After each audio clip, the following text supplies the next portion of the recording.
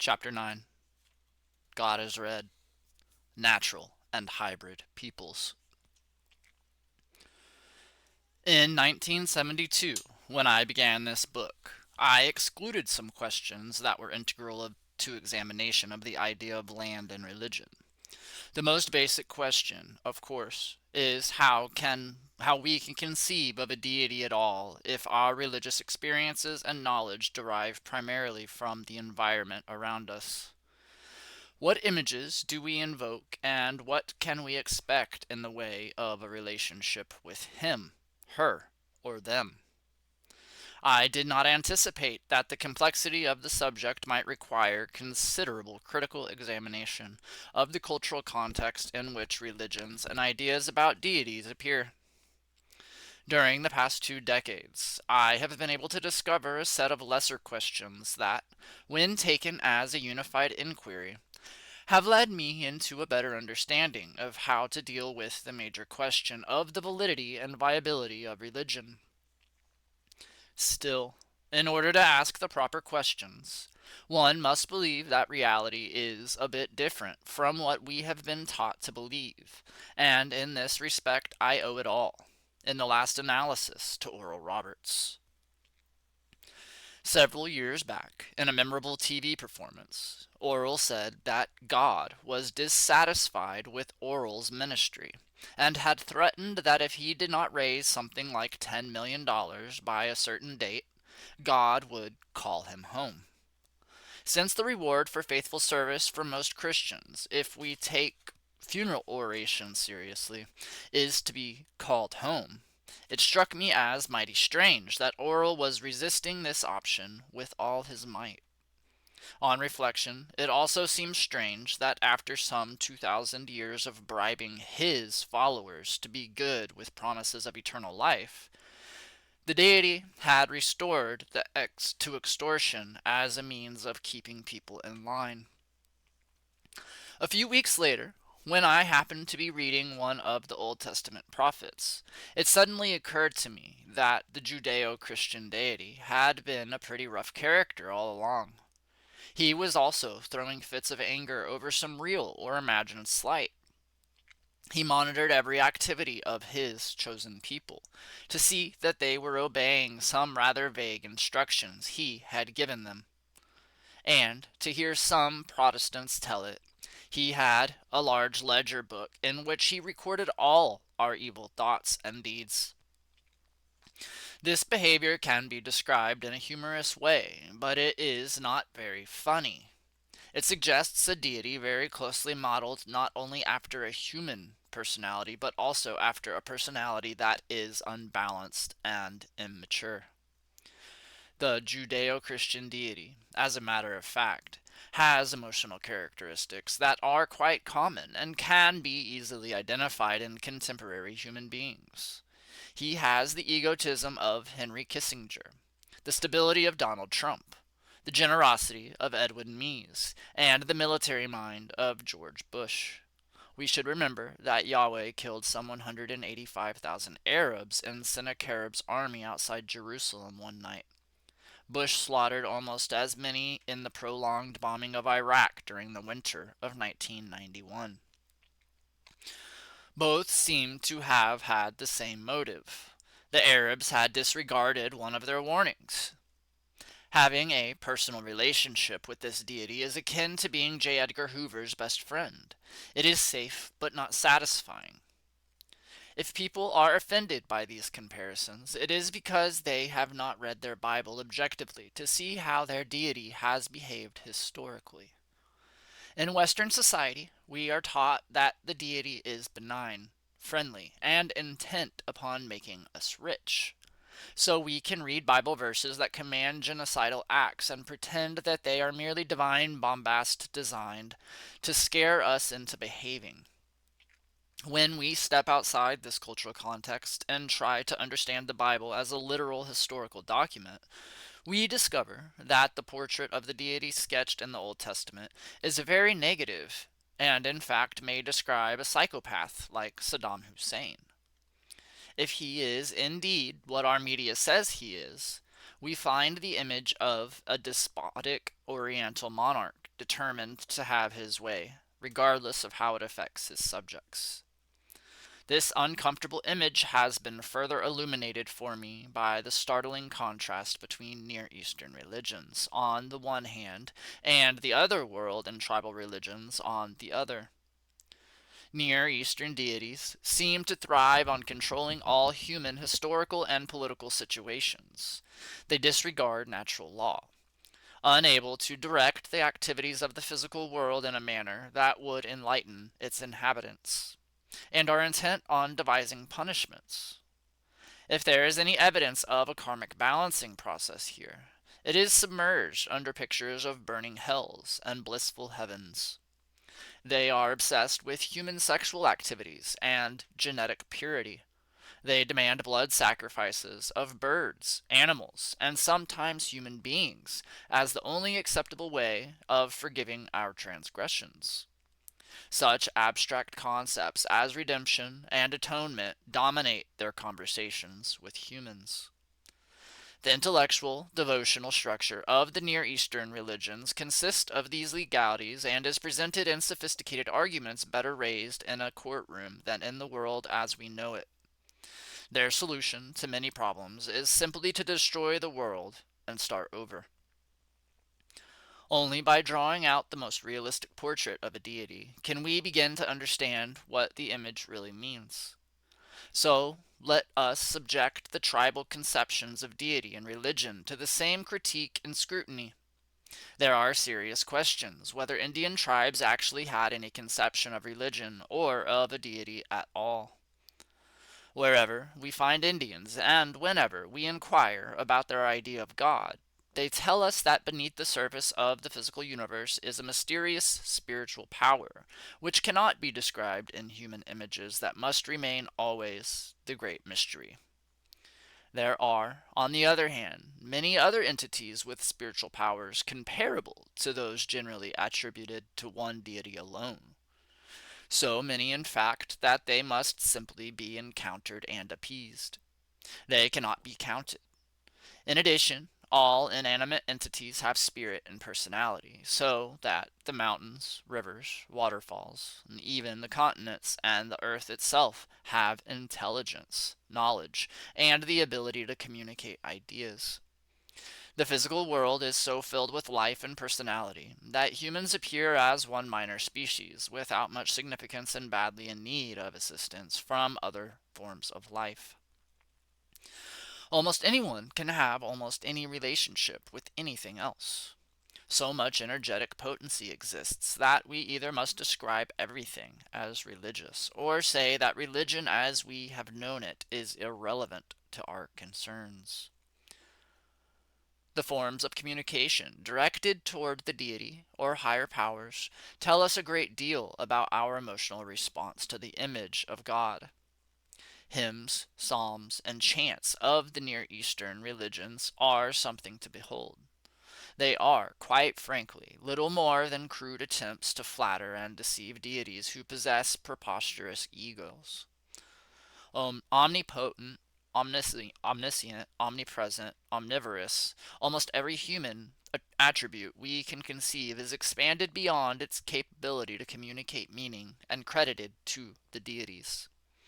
We create logical inconsistencies when we try to apply the knowledge of our theology. Thus, if God is omnipotent, can he make a yardstick with one end? Christian hymns resemble nothing less than LBJ's or Nixon's White House assistants trying to convince the president of the propriety of their cause by puffing up his already considerable ego. At times, with the modern popularization of Christian ideas by televangelists, it is difficult to remember that Cole Porter's "You're the Cream in My Coffee" is not a hymn. Indian songs and chants, on the other hand, frequently do not even mention a deity or the great mystery at all. They are directed to plants, birds, animals, and the earth, asking for assistance in performing rather mundane tasks. When they do specifically address the great mysterious power, their pleas are phrased in vague terms, primarily pleading that pity be shown to them. But these pleas do not flatter. They are more in the nature of an objective admission of the fact of human finitude. A rather obvious observation, the relationship to the natural world is also quite different between the two groups. The physical world is not often seen as a positive place in Near Eastern religions. It is a vale of tears filled with unexplained human tragedies. Animals are definitely placed beneath humans in the hierarchy of things, and religious ceremonies seek to purge nature from participation in the ritual, rather than acknowledge the existence of the material world. In many ways, the human body is seen as evil. The goal of life is to win eternal life, where followers receive imperishable bodies, in which they can do exactly the same things that were punishable offenses in the present life. This condition is known as salvation. The Indian format is precisely the opposite. Not only the natural physical world is regarded as integral to human ambitions and activities, but also even the hypothetical geometrical structures of the world receive some form of religious acknowledgement. Thus, Indians pray to the four directions, lay out elaborate sand paintings to represent the cosmos, and see in pipe bowls and sweat lodges a model of the larger cosmic whole. In contrast to the practices of Near Eastern peoples, Indians virtually eliminate the human element in their religious ceremonies and concentrate on representing the physical universe. Of reasonable importance in each tradition are the procedures and devices for predicting the future. Both groups rely heavily on dreams for information about the future. Indians seek predictions in ceremonies in which spirits tell them, or are supposed to tell them, what may happen in the immediate future. And the Near Eastern peoples have developed all manner of objective systems of prediction, from astrology to tarot cards, handwriting analysis to numerology. Most of these systems are now regarded as secular.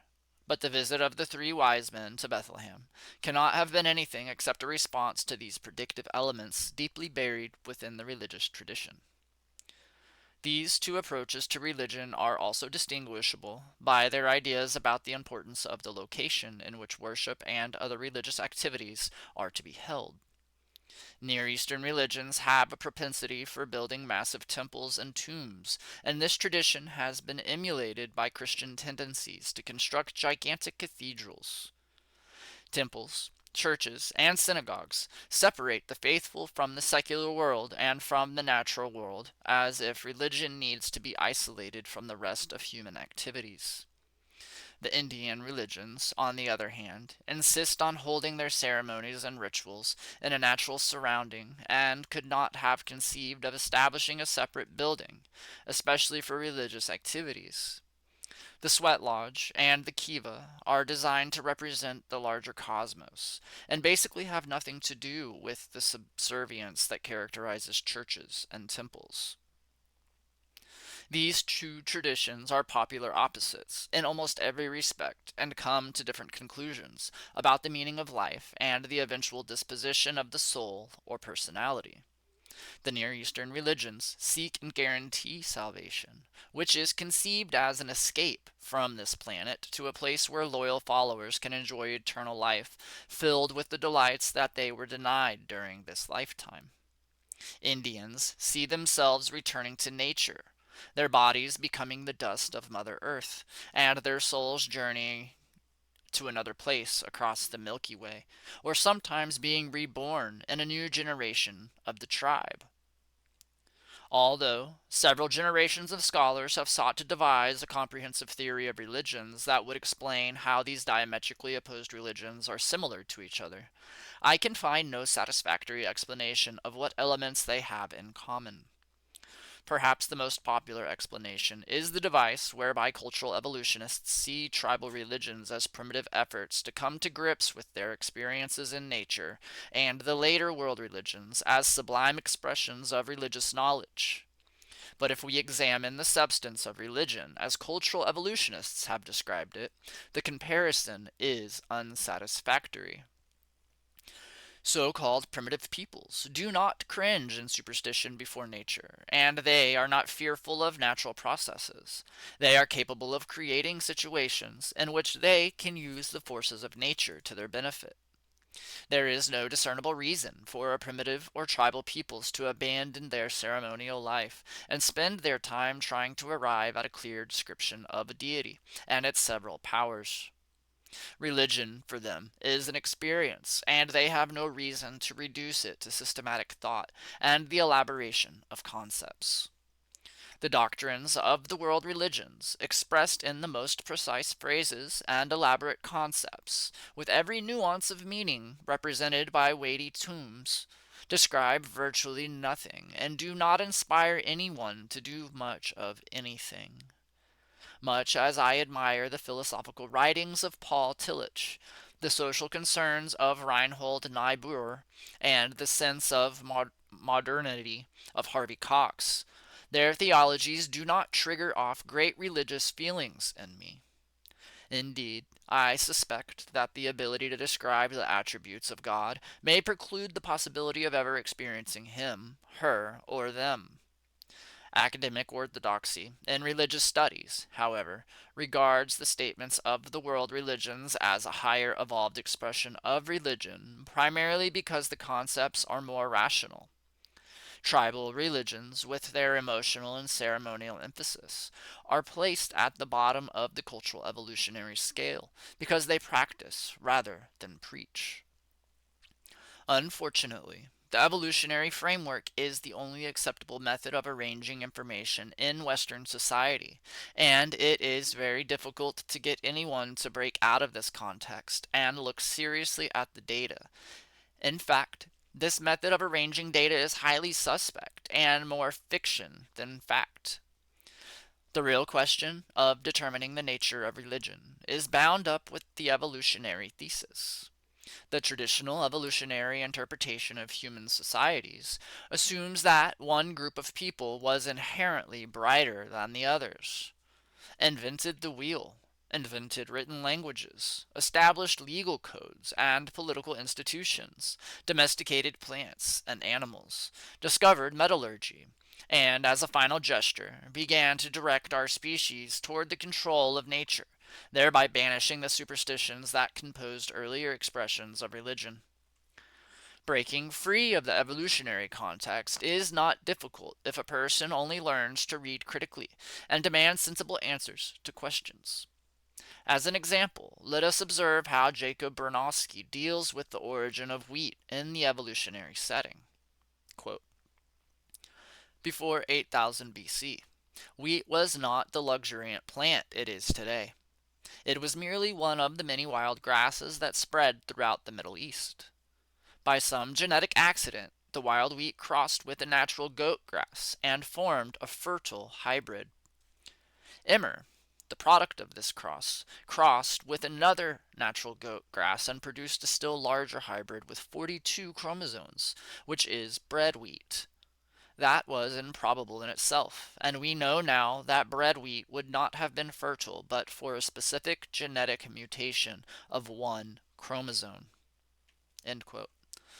So we have two genetic accidents, each producing a hybrid that was fertile, a sequence that would have been all but mathematically impossible. Then Bronowski leans back and fogs his high, hard fastball at us, and we are expected to swallow it.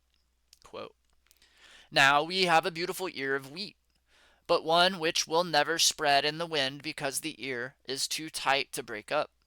And if I do break it up, why then the chaff flies off and every grain falls exactly where it grew.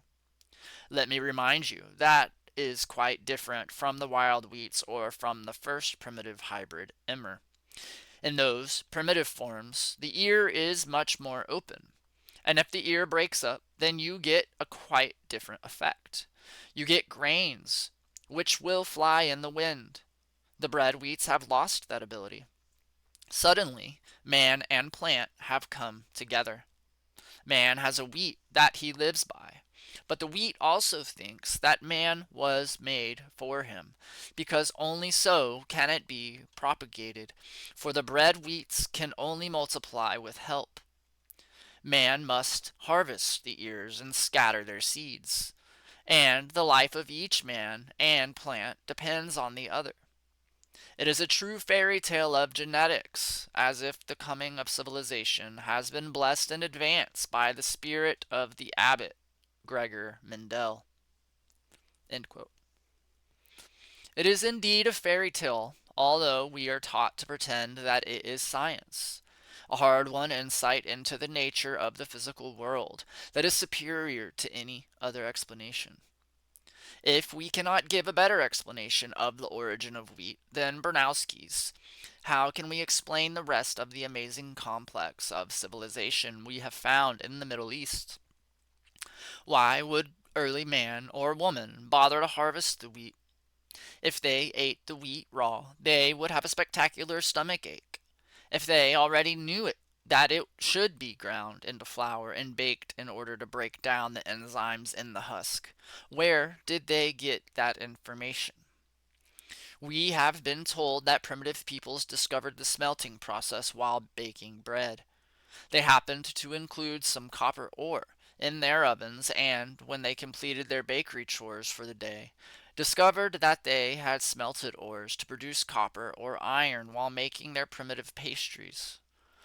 But an oven has to be in the neighborhood of 1500 degrees Celsius in order to break down ore. There would be no reason to heat an oven that hot in order to bake bread.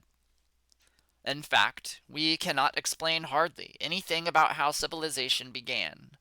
We simply find a very complex urban society when we uncover the ruins of earliest settlements anywhere in the world, and we make up fairy tales to avoid asking ourselves hard questions about the origins of these ruins. It is at this point that I could well believe the theory of the ancient astronauts as bringers of culture and technology. This makes as much sense as any other explanation. At least it enables us to explain the incredible technological advances that we see so early in human history, and it helps us avoid making totally stupid statements.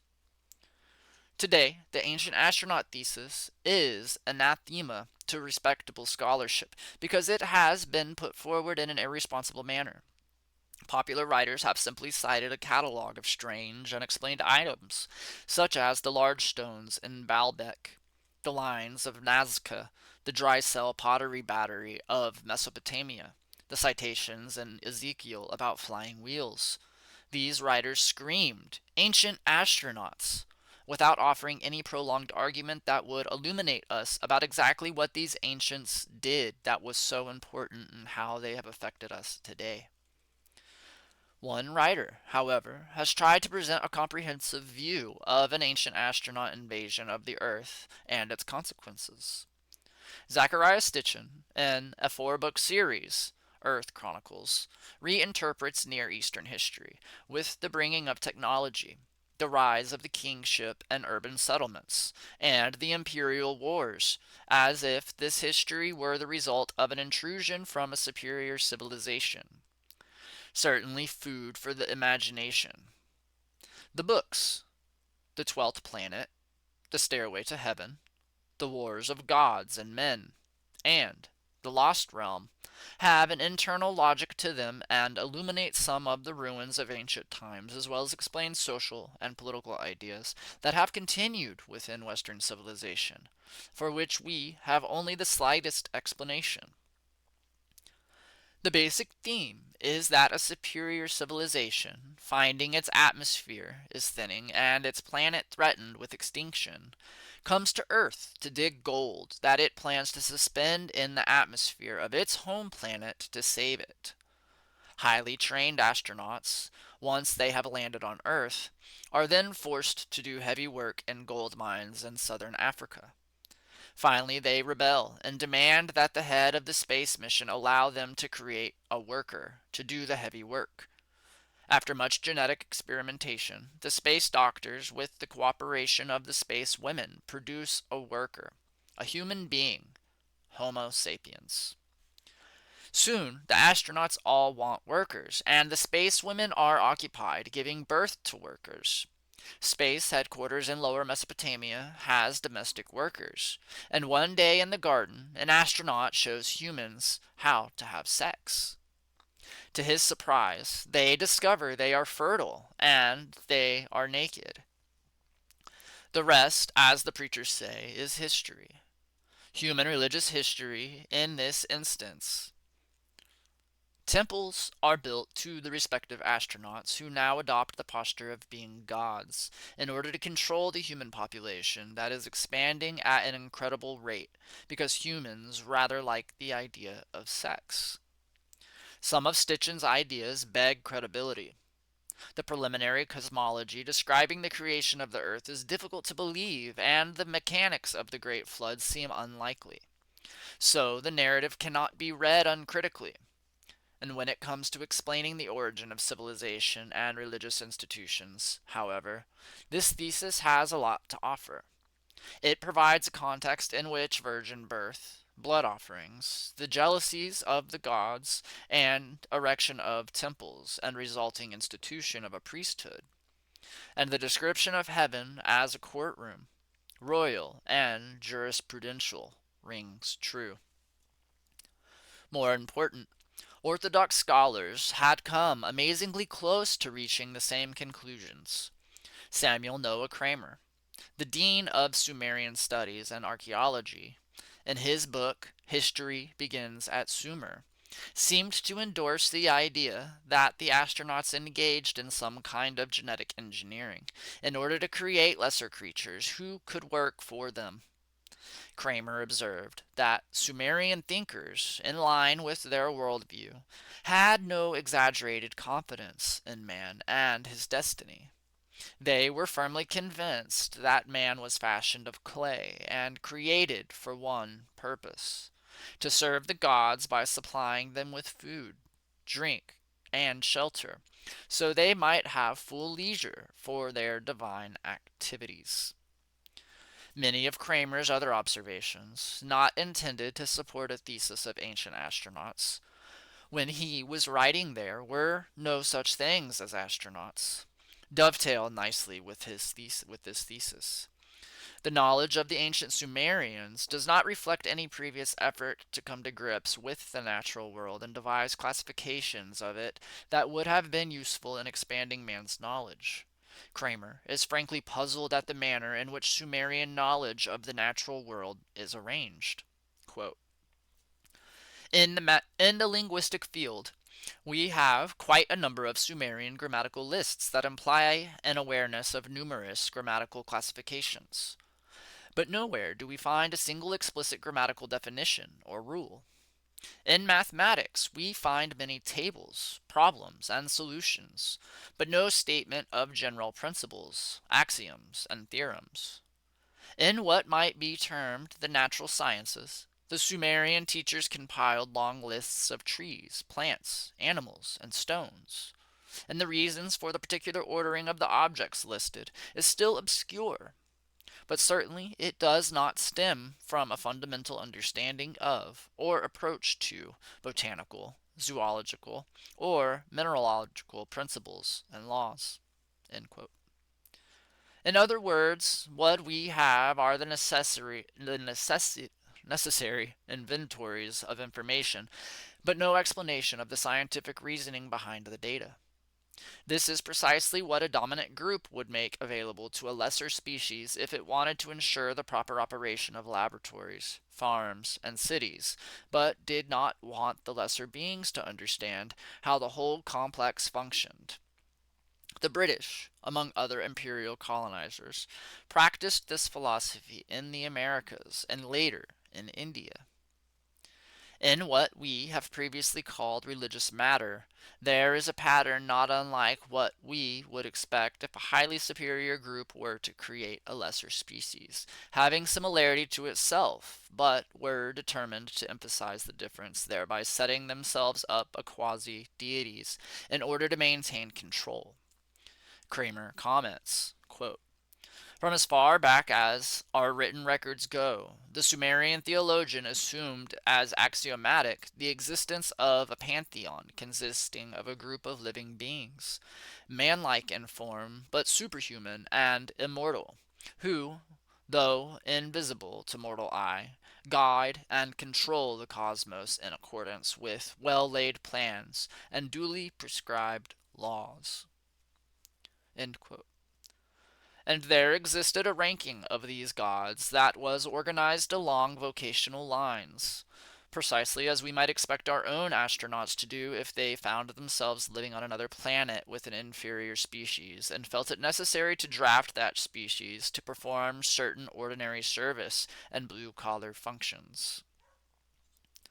Quote, it seemed reasonable to the Sumerians to assume that the gods constituting the pantheon were not all of the same importance or rank. The god in charge of the pickaxe or brick mold could hardly be expected to compare with the god in charge of the sun. Nor could the god in charge of dikes and ditches be expected to equal in rank the god in charge of the earth as a whole. And, on analogy with the political organization of the human state, it was natural to assume that the head of the pantheon was a god recognized by all the others as king and ruler. End quote. In a ranking system this complex, one has to question, why does a pickaxe or an irrigation system have to have its own deity? And why do the activities of these deities revolve around tasks that are common occupational divisions within a civilized society? When we compare this pantheon of powers and functions of the early Near Eastern religions with the arrangement of the various spirits and powers made by the tribal peoples, the contrast is even more startling. Tribal peoples are concerned with the personification of natural powers in neighborhood animals and classify their knowledge of higher powers by function, refusing to build a pantheon in which various powers become subservient to others as a matter of course. Additionally, although tribal peoples personify the force of nature, they do not place this personification within the context of a personal god.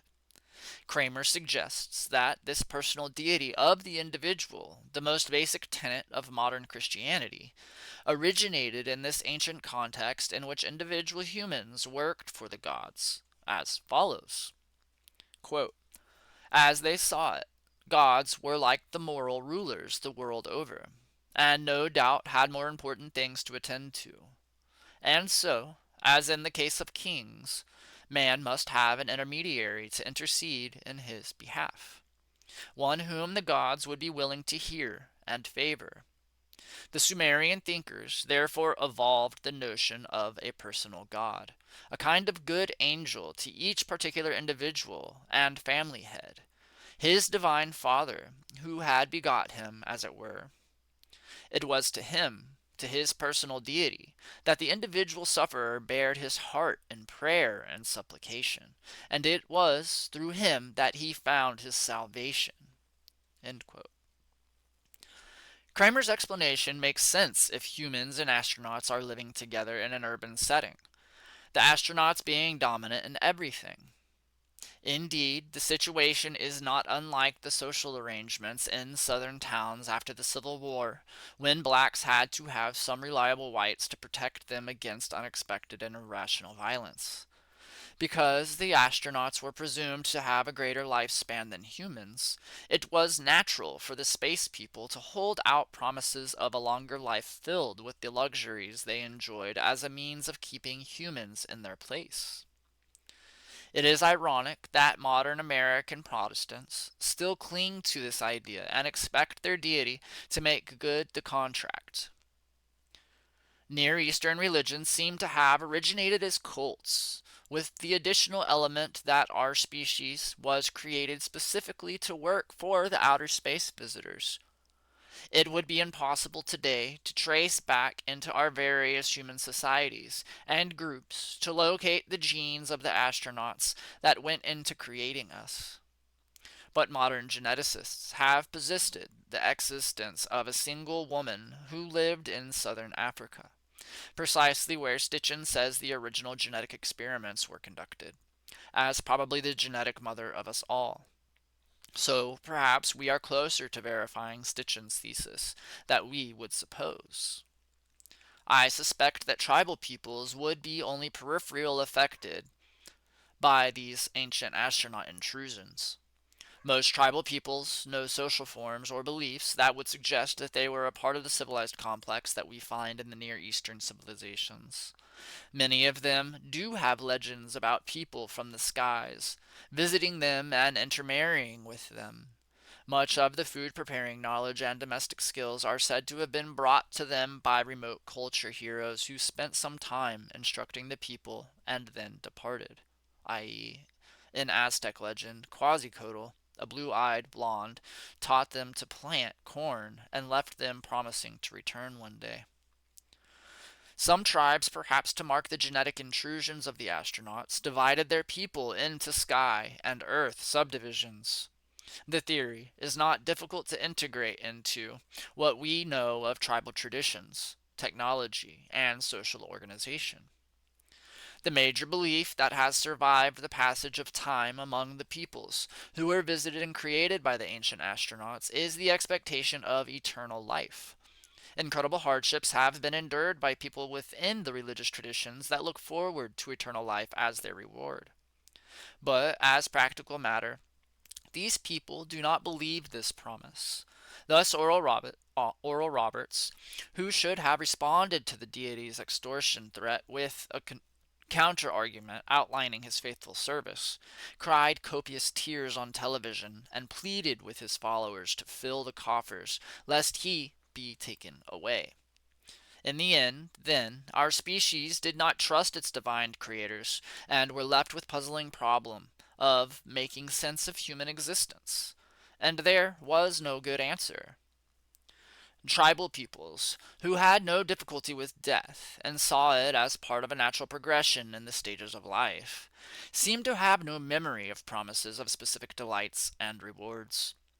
However, they have a healthy attitude toward death that is a result of living completely within the normal earth cycles of life and death. Examining how the two traditions deal with death should enable us to further understand our relationship to the earth and the meaning of life. End of the chapter. Chapter 8. Or chapter 9, sorry. And chapter 10 will be next. Chapter 10. God is Red. Death and Religion. The problem of integrating secular, chronological planetary history with the narrowly conceived sectarian view of history as defined by the experiences of the Hebrews and later the Christians has already been discussed in Chapter 7. As Arnold Toynbee says, the difficulty is that of viewing a map of the Mediterranean and pretending that it is a map of the world. But this restricted history must have a meaning, and indeed, the purpose of restricting the data is to ensure that the events of the Old Testament and subsequent Christian history are seen as the definitive events of our species, whether in fact they are or not. Individual Christian believers are probably not only very concerned about the truth, validity, or applicability of this theological contention, because it is an abstraction that has no practical bearing on their lives. It is also so commonplace in Western culture as to be uncritically accepted as a pillar of universal truth. Because the secular political version of this restricted history suggests that Western Europeans, particularly North Americans, are God's people working their way toward Judgment Day, when their sins will be forgiven and their successes applauded. Average Christians simply believe that history belongs to them. What concerns individual believers most is the promise of eternal life, that is, the denouncement of the historical process. The whole reason that we take history seriously. Two radically different propositions have been used to explain individual life and the hereafter within the Christian tradition. And because there has not been a clear statement about the afterlife, They are inevitably confused and taken as interchangeable. The Greeks developed early the idea of the immortality of the soul, and sometimes this doctrine was linked to reincarnation, as in Plato's philosophy, and sometimes it was taken as a matter of cosmic economy.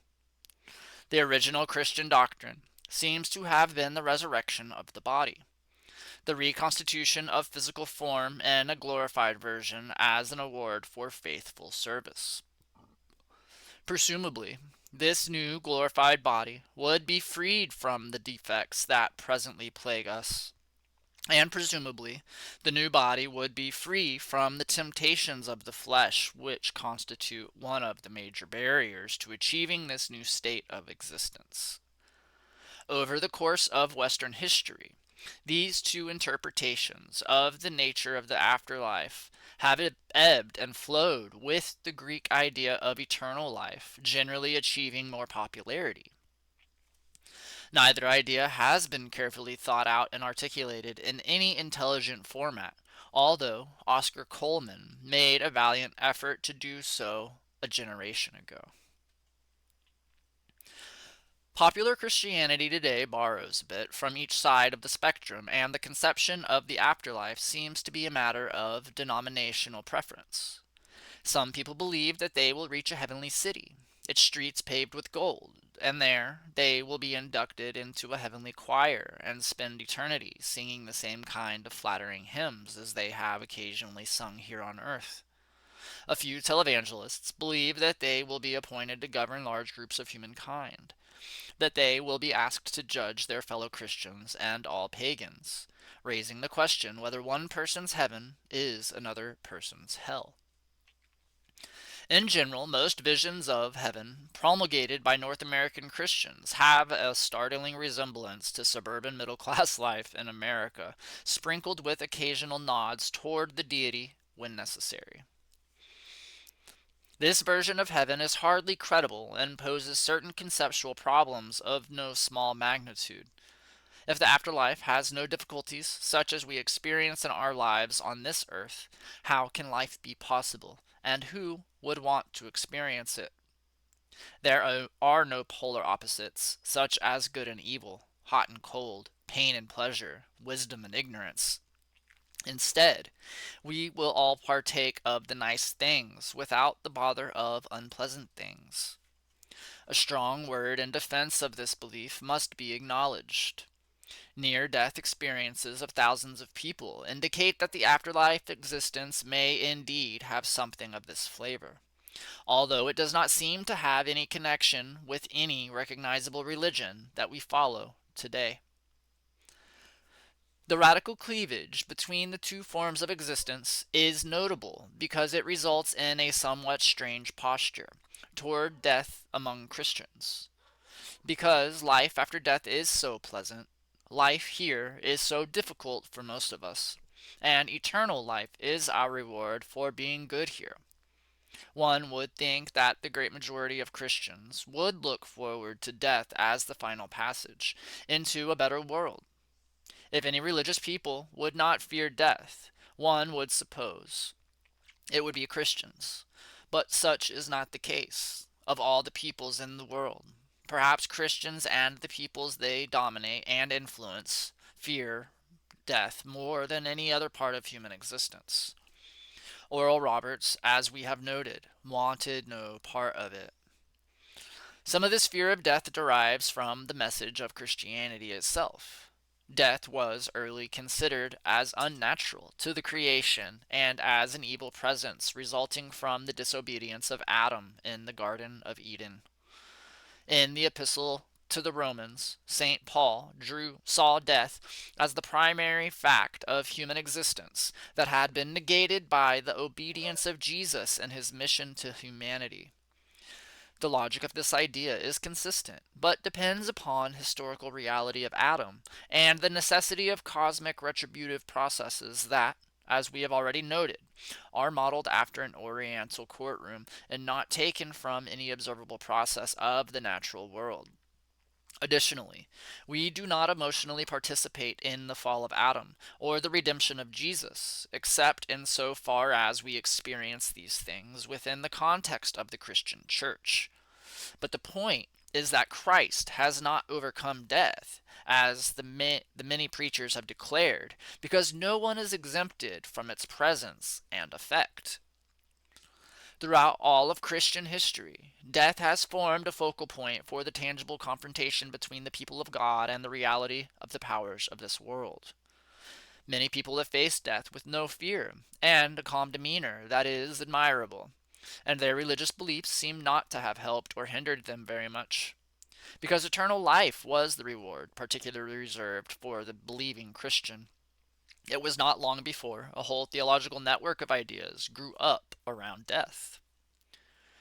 Traditionally, Roman Catholic doctrine built into the idea of confession the possibility of canceling past sins through forgiveness by receiving the sacrament, and hence one could live a scandalous life and still reach heaven intact by reserving baptism until one's deathbed, or in receiving the last rites, which wiped away all previous sins and prepared one to depart directly for heaven as the body stopped functioning. The Spanish, in slaughtering Indians, would have a priest standing by with holy water available as they disemboweled pregnant Indian women. If the fetus exposed momentarily to the outside world, breathed, or showed signs of life, the priest could baptize it before the soldiers smashed its head against the wall. Jeez. Thereby giving it an immediate audience with the Lord. They used it to absolve themselves. Like, that's sick. That's not Jesus. That's not Christ. That's not Christian. Priests used to accompany the Iroquois war parties who ravaged the Huron villages in Canada in the 1600s and baptized Hurons who were in their death throes. Therefore, baptism has been understood by Christians as a mechanical entrance into the next life. Heavily involved in the Christian concept of death has been the assertion of a day of judgment when the good and evil deeds of people would be evaluated, the good going to heaven and the evil and unbaptized people going to hell, or to some intermediate place where they can congregate until released. Perhaps it was this judgmental aspect of the religion that helped to create the fear of death. For if individuals are not certain that they had lived a good life and were reasonably certain that an eternally burning hell awaited them, death would appear as a final insult of major proportions. Exactly how much of the Christian description of the afterlife depended on the other Near Eastern conceptions of life after death is not certain, because the imagery of the apocalyptic vision in the New Testament seems indistinguishable from other non-Christian versions of that period. If the focus of the religion was concentrated on the afterlife, the life of the present world necessarily took a secondary importance in the religions of the Near East. Instead of the world being the arena in which real events and personalities played themselves out to produce a meaningful and irreversible history, the events and actions of this world had a testing ground aspect to them. What counted was the next life, not this one. While this thought was comforting to people caught in the lower reaches of the religious, social, economic, and political pyramids, these religions appear to be simply control measures for manipulating large populations, and not a realistic appraisal of cosmic reality. In the last analysis, personal responsibility became a responsibility to the set of behaviors that would guarantee eternal life, and not an ethic that would enable people to deal justly with their contemporaries. One cannot emphasize too carefully this aspect of Western religious tradition, for it was in the overemphasis on eternal life that people became separated from participation in the life cycles of the natural world, and death became something to be feared. The Protestant Reformation did not improve on the early Christian and contemporary Catholic conceptions of death and the afterlife. Salvation became confused with other doctrines, in particular with the idea of predestination and the prior selection of the elect. Justification by faith alone offered no certain guidelines of living the faith. It was then that people reasoned that God would certainly bless the elect in this life as well as in the next one, and the accumulation of wealth, by whatever means possible, demonstrated that an individual or family was among the elect. That idea of a pre-selected group of people who were known by God through eternity as His people, and who, without any apparent talent or worth, were to have eternal life, presented the ultimate in cosmic injustice. It meant that the majority of people were condemned to live essentially meaningless lives and to be punished simply for the status that had been given to them at the beginning of time. It was not difficult to secularize this doctrine of the elect so that it placed religion in a role in which it simply endorsed the social and economic status quo and admitted anyone who was able to accumulate wealth by any means possible. The Christian doctrine of life after death had another extremely unfortunate aspect. The soul was believed to live on while the body, which was considered gross and evil, was left to decay, although it would apparently be glorified during the turmoil of the second coming. At any rate, by conceiving that it was possible to separate soul from body, Christians then created the most terrible of tortures to be perpetuated on those people who were suspected of heresy. Theologians believed it was proper to crush the physical body if it meant saving the immortal soul. Thus, the Inquisition spared no torture in its efforts to get people to recant their heresies and confess their sins. The inquisitors were assured that they were saving souls, even if they were destroying people in the process. Many of the genocidal acts the Westerners committed against the Indians can be laid directly on the doorstep of religious fanatics who saw conversion and death as the only viable solution to the Indian problem. Near Eastern religions had centuries of practice before and after Europeans came into contact with American Indians. In the field of secular knowledge, there is evidence of the great impact of Christian ideas about life after death. Social scientists simply project common beliefs of Westerners onto the relics of non-Western peoples, interpreting many structures and artifacts as if they represented an obsessive concern with the next life. Legends and traditions are also twisted to fit into the pattern of Western thinking, as if the quest for immortality were universal. The Egyptian pyramids have generally been understood as the efforts of Egyptian pharaohs to achieve immortality in spite of the plain evidence, while some of the smaller structures of the later Egyptian period might have been used as tombs. The period of time required to build the large pyramids precludes them as resting places for individual pharaohs.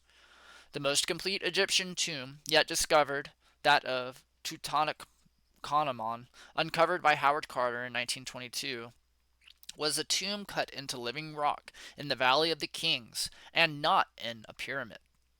Many of the objects found in the tombs were favorite possessions of the pharaohs, indicating the belief that they needed these possessions in their journey to the next life.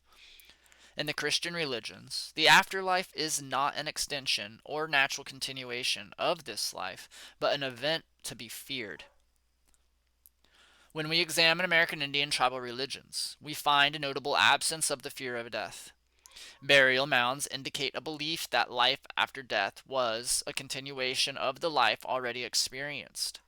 Personal possessions, familiar tools and weapons, cooking utensils, and, quite frequently, food were placed near the body so that it would be sustained in the next life. It was not contemplated that the soul would have to account for misdeeds and lapses from a previously established ethical norm. All of that concern was expressed while the individual was alive. Some tribes viewed entrance into the next life as almost a mechanical process to which everyone was subject, a natural cosmic process to which all things were bound. Many Indians perceived not only that the next life was a continuation of the present mode of existence, but also that the souls of people often remained in various places, where they had died or suffered traumatic events. and people visiting the Sand Creek location, where the Cheyennes were massacred under Colonel Shivington, have told me that they can hear the cries of the women and children who are still living near this dreaded place. Indians receiving bones from museums for reburial tell about spirits of the departed, speaking to them during the reburial ceremonies, and thanking them for helping to get their bones from the museums so they can rest in the Mother Earth. Some decades ago, I attended a burial in a Christian cemetery at Mission, South Dakota. After the body was in the grave and the several mourners were still standing at the grave, an old woman stepped forward and put an orange on the grave. The Episcopal priest who had conducted the service rushed over and took the orange away, saying, "When do you think the departed will come and eat this orange?" And one of the Sioux men standing there said, "When the soul comes to smell the flowers." No one said anything after that. The Indian ability to deal with death was a result of the much larger context in which Indians understood life. Human beings were an integral part of the natural world, and in death they contributed their bodies to become the dust that nourished the plants and animals that had fed people during their lifetime. Because people saw the tribal community and the family as a continuing unity regardless of circumstance, death became simply another transitional event in a much longer scheme of life. Some tribes made up medicine bundles containing bits of hair of the deceased, flesh or claws of the animals and birds most closely related to the family, and other intimate things of the deceased. This bundle was kept in the family dwelling for a year after the death and treated as if the person was still present with the family. In that way, the trauma of losing the person was extended over a period of time, and people could be comforted that, while the deceased was not visibly present, he or she was spiritually and emotionally present.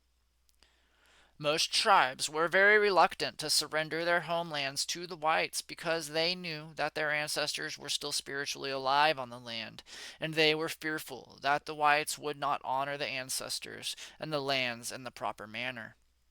If life was to mean anything at all, it had to demonstrate a certain continuity over the generations, and this unity transcended death. At a treaty signing, sessions in the Illinois country in 1821, the Potawatomi chief, Mitia, spoke of this continuity as the basic reason for his reluctance to cede the tribal lands. Quote, "A long time has passed since first we came upon our lands, and our people have all sunk into their graves. They had sense. We are all young and foolish, and do not wish to do anything that they would not approve, were they living. We are fearful we shall offend their spirits if we sell our lands, and we are fearful we shall offend you if we do not sell them. This has caused us great perplexity of thought, because we have counseled among ourselves, and do not know how we can part with our lands. My father, our country was given us by the Great Spirit, who gave it to us to hunt upon, to make our cornfields upon, to live upon, and to make our beds upon when we die." End quote. This idea of identity and continuity of life lay behind the posture of many of the tribes as they approached the whites. It could be said to be a more fundamental reason than any other for the Indian resistance to white invasions of tribal land a century ago and even today. Young Chief Joseph, the famous Nez Perce leader, remained at peace with the white settlers until they began to invade his valley. When he was finally forced to fight to protect himself, he recalled the promise he had made to his father as the older Joseph lay dying.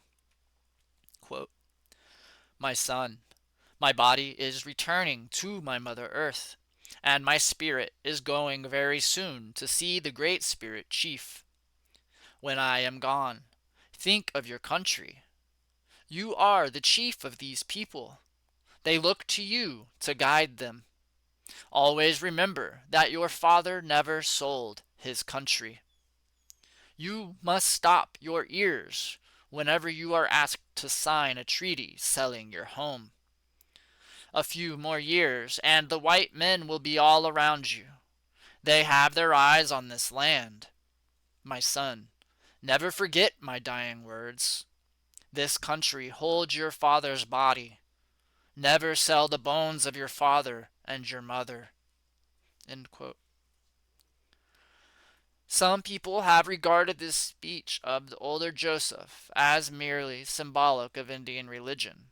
But we must recall that for tribal people, symbolism is not the communicative image of Westerners, but the expression of a reality that Westerners often refuse to acknowledge. This conception of land as holding the bodies of the tribe in a basic sense pervaded tribal religions across the country. It testified in a stronger sense to the underlying unity of the Indian conception of the universe as a life system in which everything had its part. It is doubtful, however, if any of the tribal religions considered life after death to be radically changed from the life they were living. Chief Seattle, on signing the Treaty of Medicine Creek in 1854, gave a famous speech in which he summarized his beliefs about the nature of the lands his tribe had given up. If ever an Indian could have been said to have anticipated D.H. Lawrence, Albert Camus, and William Carlos Williams, Seattle's speech would certainly merit first consideration. In it, he distinguished between tribal beliefs and the attitude of the Christians who were taking control of the land, at least in a legal sense.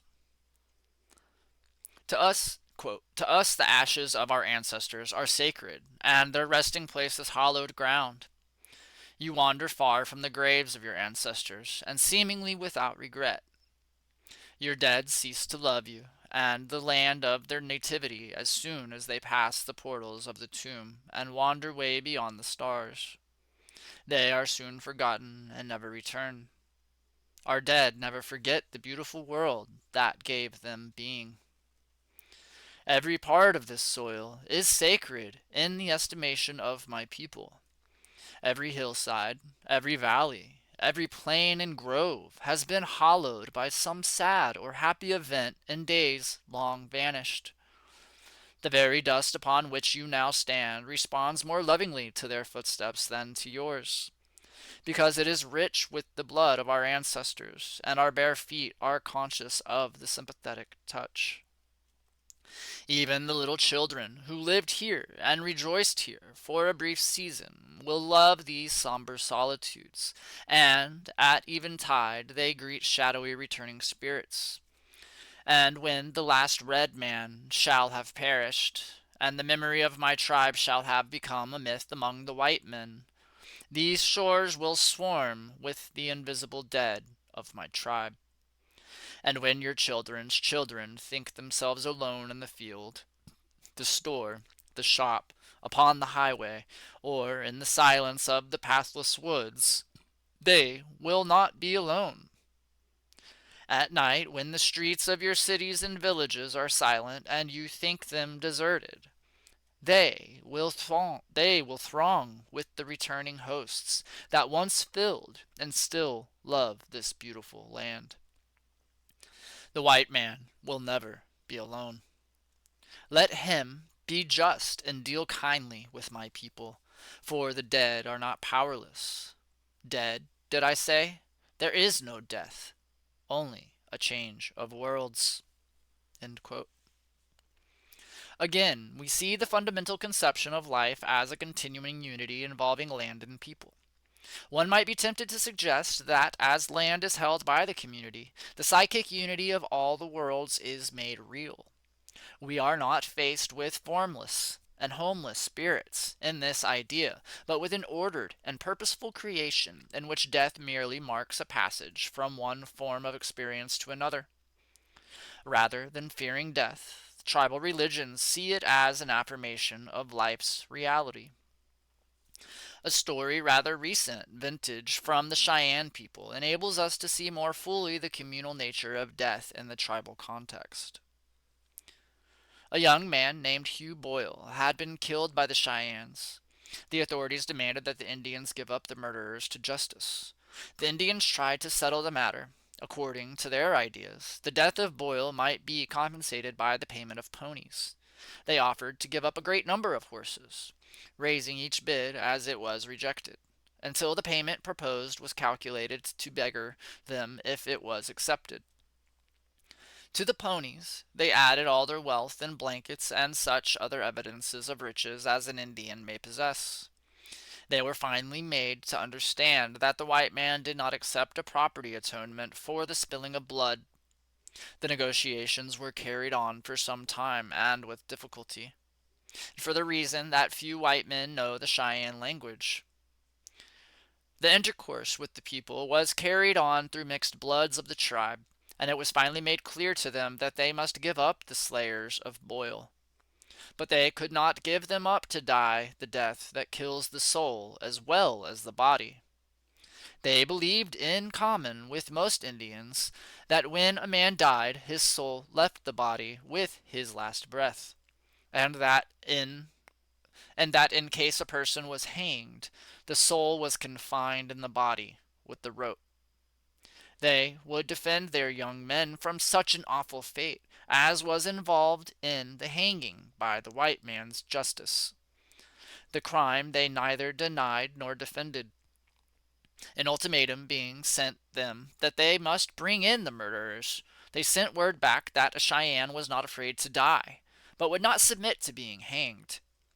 That the two young men, Head Chief and Young Mule, would show the whites how a Cheyenne could die. They appointed a date for the affair, September 13th, 1890, and they intended that it should be magnificently spectacular. They were to bend their necks to the white man's justice, but they proposed doing it in a fashion that would impress the soldiers and the people at the agency. Special Indian Agent James A. Cooper had asked for troops, and one troop of the 1st Cavalry had been sent to the agency to make the arrest of the two men by force, if necessary. The Cheyennes gave up diplomacy when the troops arrived, and word was sent that the two Indians would give themselves up and be ready to die. They appointed to die with their weapons in their hands. They would shoot at the soldiers, and the latter would have to kill them in defending themselves. The proposition was a rather startling one, but there was nothing to do but accept it. An attempt to arrest the men in their camps would assuredly have precipitated a bloody conflict. The proposition of the Cheyennes was for a spectacular form of suicide, and the matter was arranged on this basis. The Cheyennes accepted it all as a matter of course. The young men went about their affairs, as usual, unmolested, and spent much time in visiting with and saying good-bye to their relatives. The night before the date set for the finish, there were some solemn dances, in which the Indians all took part. They were to meet death as warriors, and there was no reason why they should be mourned for. The morning of the appointed day, the two men were anointed by the medicine men. They painted and decorated themselves with great care, and wore all their finery.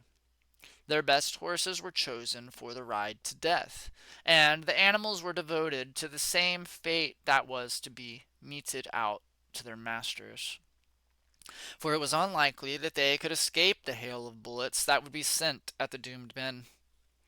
Thus, attired and mounted, as warriors should be, the two rode down the slope from the northeast to the agency, where the troops were drawn up. The agency is located on a flat, with a rather sharp declivity across Lame Deer River. The flat is almost surrounded by elevations, and on the ridge to the west the Indians, probably every one on the reservation, were assembled to see the young men demonstrate to the whites how a Cheyenne could die. Beside the agency office, the troop of cavalry was drawn up. Alongside of them stood the agency Indian police, close to their headquarters. The agency people were scattered about, out of what might be the line of fire when the shooting began. Never was a stage so set for so spectacular a tragedy. At the time appointed for the coming of the men, they appeared at the top of the hill to the northeast, and dashed down the hill at the best pace their horses could make. As they rode, they sang the death song of their people, and before reaching the level ground, they began shooting into the ranks of the soldiery and Indian police. The fire was answered at once, the cavalrymen firing rapidly, but ineffectively. The Indian police, or one of them, made better practice, for one of the Indians went down with his horse in a heap just as he reached a little clump of bushes. The bullets of the police and soldiers could not find the other man. They fired at almost point-blank range, but his life was charmed. He rode, shooting and singing, past the cordon of troops and policemen, out beyond the agency, then turned and rode deliberately back. He had passed the troops a second time before the fire of the soldiers and the police was effective. The primary concern of the Cheyenne community was the preservation of life. When, however, it was evident that the men could not be saved, the concern shifted to preserving human dignity. The young men perfectly reflected the tribal belief, for they did not fear death, only a meaningless death that would discredit their community and violate their religious beliefs. The symbolism of dying as warriors was not something that extended beyond the grave, as in the Germanic vision of the afterlife, in which warriors were rewarded for their exploits by continual feasting and access to beautiful and pliant maidens. The Cheyenne response can only be understood as an affirmation of life, not as preparation for a radically different type of existence.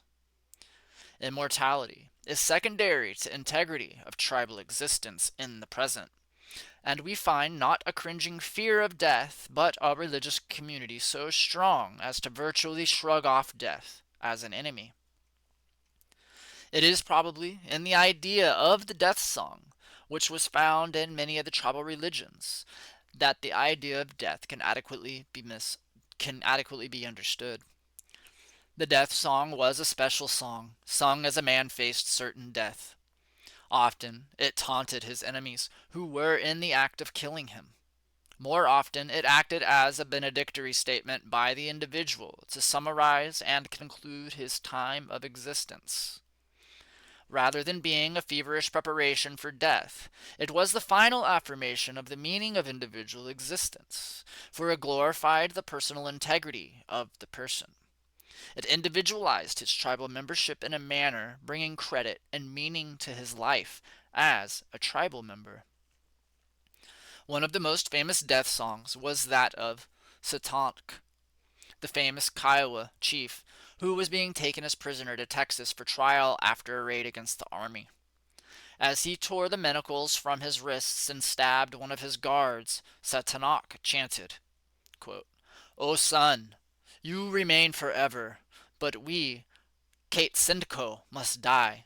O earth, you remain forever, but we, Kate Sindko, must die." End quote. Here we find no cringing to confess sins and imagined failures. The specific events of one's life as judged by external standards pale beside this basic affirmation and acknowledgement to the rest of creation that finitude is but a role drawn by a person in this form of existence. The singular aspect of Indian tribal religions was that almost universally they produced people unafraid of death. It was not simply the status of warrior in the tribal life that created a fearlessness of death.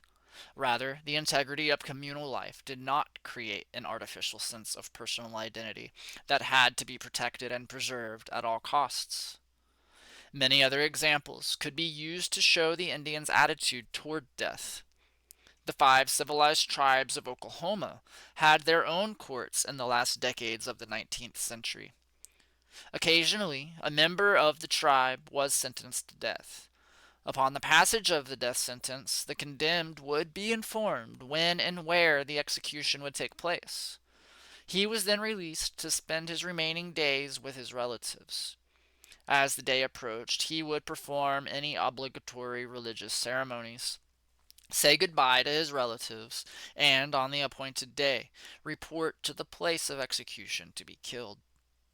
While this behavior was common among Indian tribes, how many Christians, fully believing in the hereafter, would act in comparable manner? Some tribes had special ceremonies to be used in conjunction with the dead.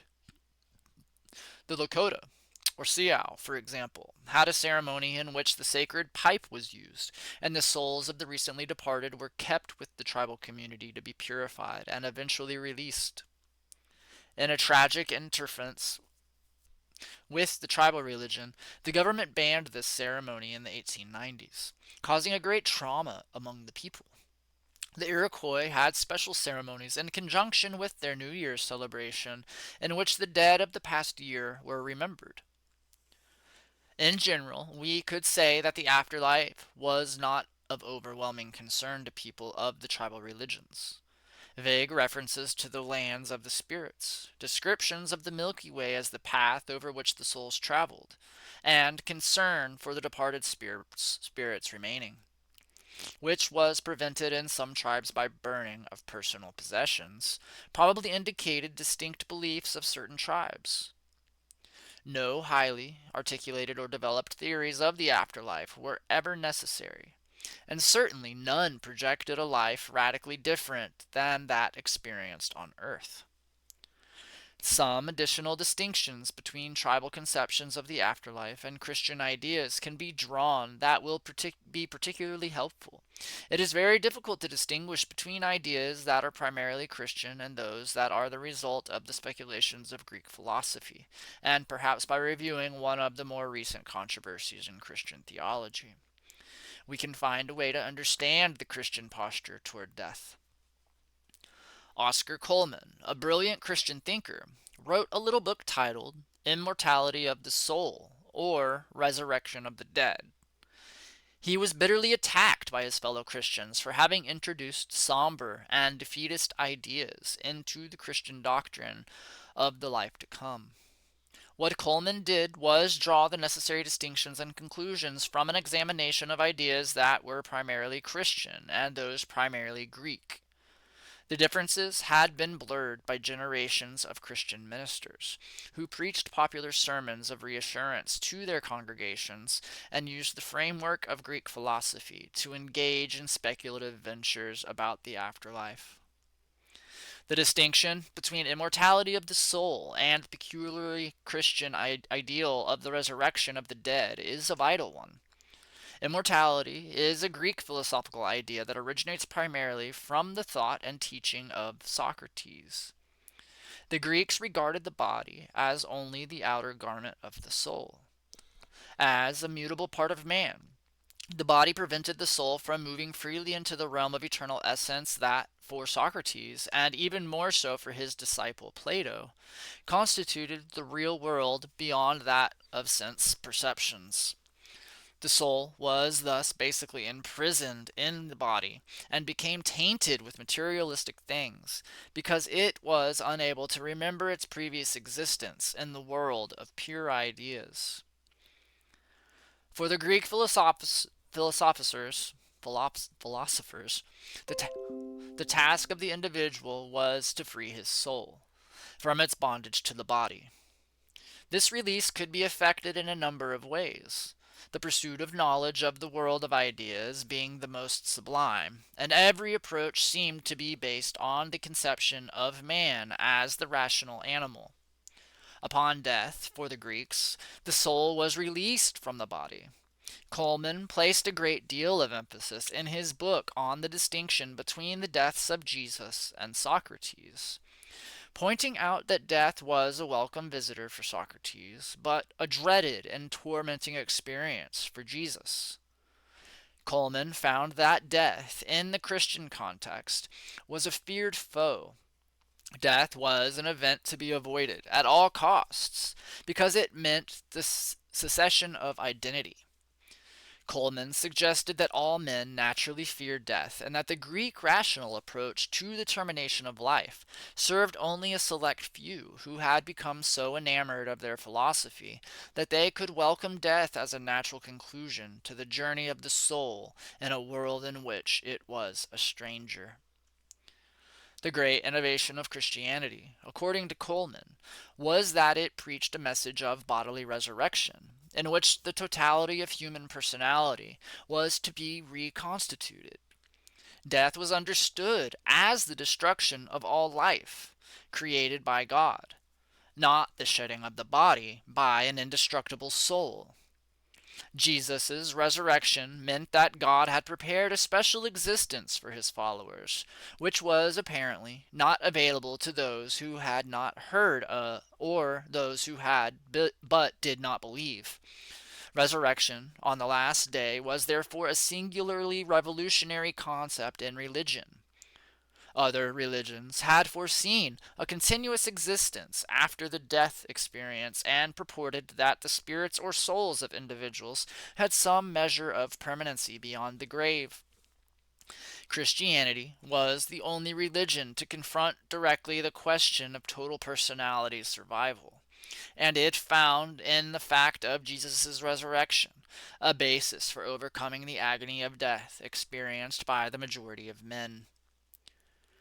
Coleman's thesis is as revolutionary today as it was when first published nearly 4 decades ago.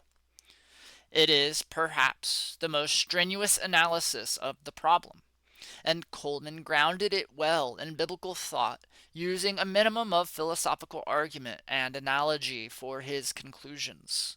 It is doubtful if the majority of contemporary Christians would support or believe Coleman's distinction between immortality of the soul and the resurrection of the dead.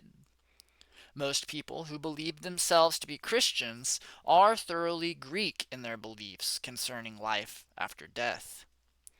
Tribal religions show an almost total absence of concern about either doctrine, but both doctrines would appear to tribal peoples as separating the body and the spirit of man in a detrimental manner. A majority of the tribal religions simply assume some form of personal survival beyond the grave. As Chief Seattle remarked, death is merely a changing of worlds. Christian cemeteries reflect a curious mixture of belief, and one cannot say for certain whether they are based on the premise of the bodily resurrection or on the idea of the immortality of the soul. The use of stone gravestones indicates a determination not to allow the body to become a part of the soil.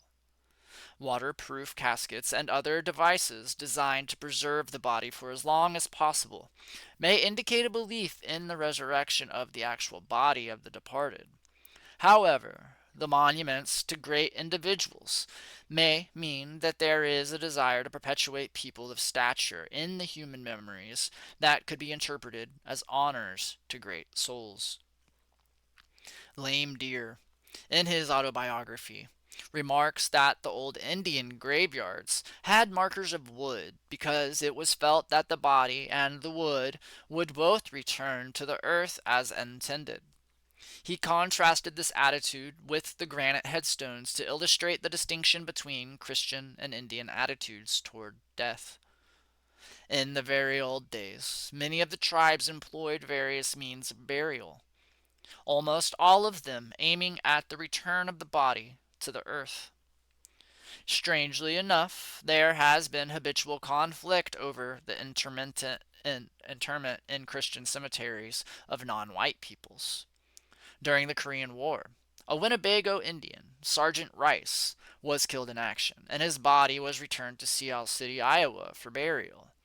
But the good Christians in Sea City forbade his burial in a cemetery reserved for whites.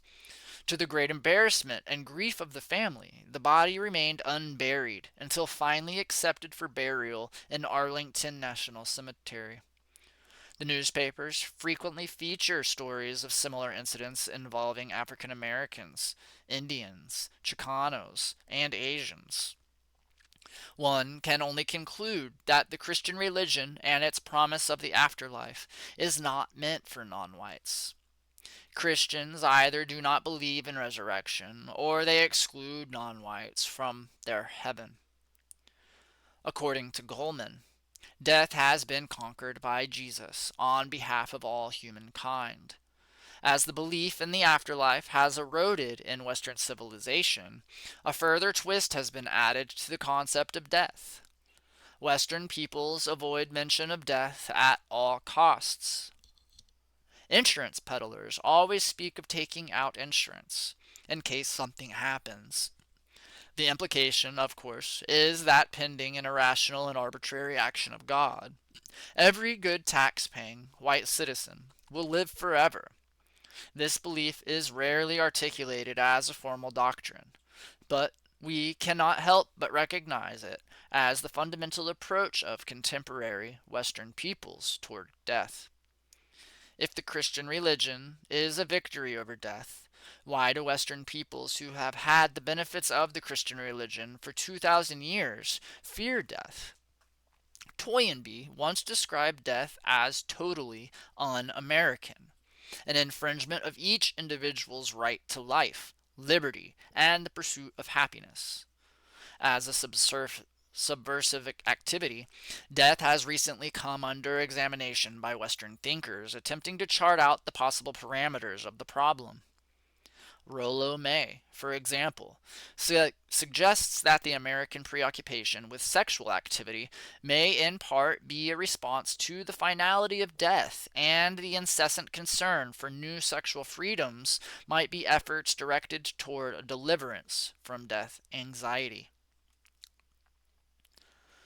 Regardless of how we attempt to explain it, the fundamental distinction between tribal religions and the Christian religion, including secular Western attitude toward death, must revolve around the conception of creation.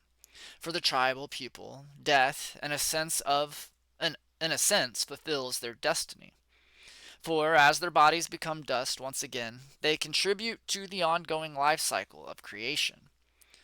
For Christians, the estrangement from nature, their religion's central theme, makes this most natural of conclusions fraught with danger. Believing that they are saved and interpreting this salvation as accumulating material possessions, Western people cannot accept death except as a form of punishment by God. The Christian facing death often cries out to God, "What have I done?" The priest or clergyman has only the relentless logic of theology to present. Death is feared and rarely understood. People somehow want to see the death of their loved one as part of God's plan, i.e., God needed Elvis to sing in heaven. It is in the face of death that Indian tribal religions have their magnificence. Big Elk, an Omaha chief, delivered a funeral oration in 1815 at the death of Black Buffalo, a fellow Omaha, and counseled his fellow chiefs as follows, quote, "Do not grieve. Misfortunes will happen to the wisest and best of men. Death will come, and always out of season. It is the command of the Great Spirit, and all nations and people must obey. What is past and cannot be prevented should not be grieved for. Misfortunes do not flourish, particularly in our path. They grow everywhere." End quote. While death is truly a saddening event for people of tribal religious traditions, it is an event with which every person and nation is faced, and not an arbitrary, capricious exercise of divine wrath. Even today, this attitude persists in Indian societies, and the natural grief occurring with the loss of a loved one is rarely translated into personal feelings of guilt, inadequacy, or sin, which appear to plague Westerners. The community regroups and continues to exist, while individuals are lonely.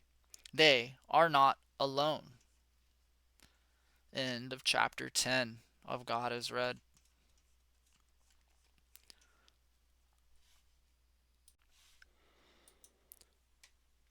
Chapter 11. God is Red. Human Personality. Western peoples have become accustomed to thinking of religious activity as involving a radical change of human personality.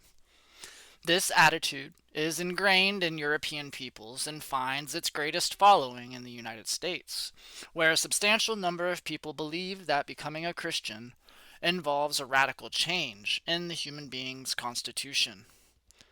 In contrast to this attitude, the Indian tribal religions do not necessarily involve any significant change in human personality, but encompass within the tribal cultural context many of the behavioral patterns spoken about by Christians.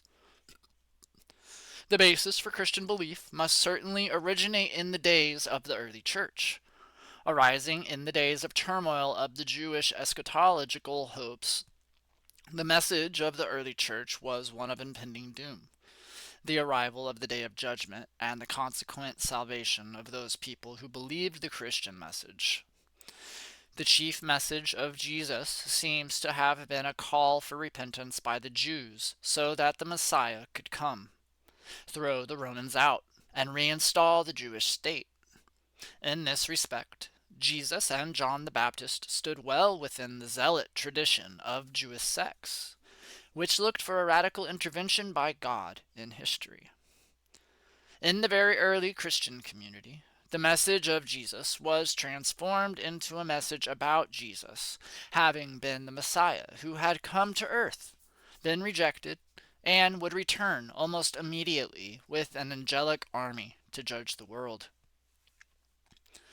This message was further transformed with the conversion of Paul, who later articulated a theory of cosmic redemption based on the crucifixion of Jesus, and the subsequent beliefs that he had risen from the dead and appeared to his disciples, and then to Paul on the road of Damascus.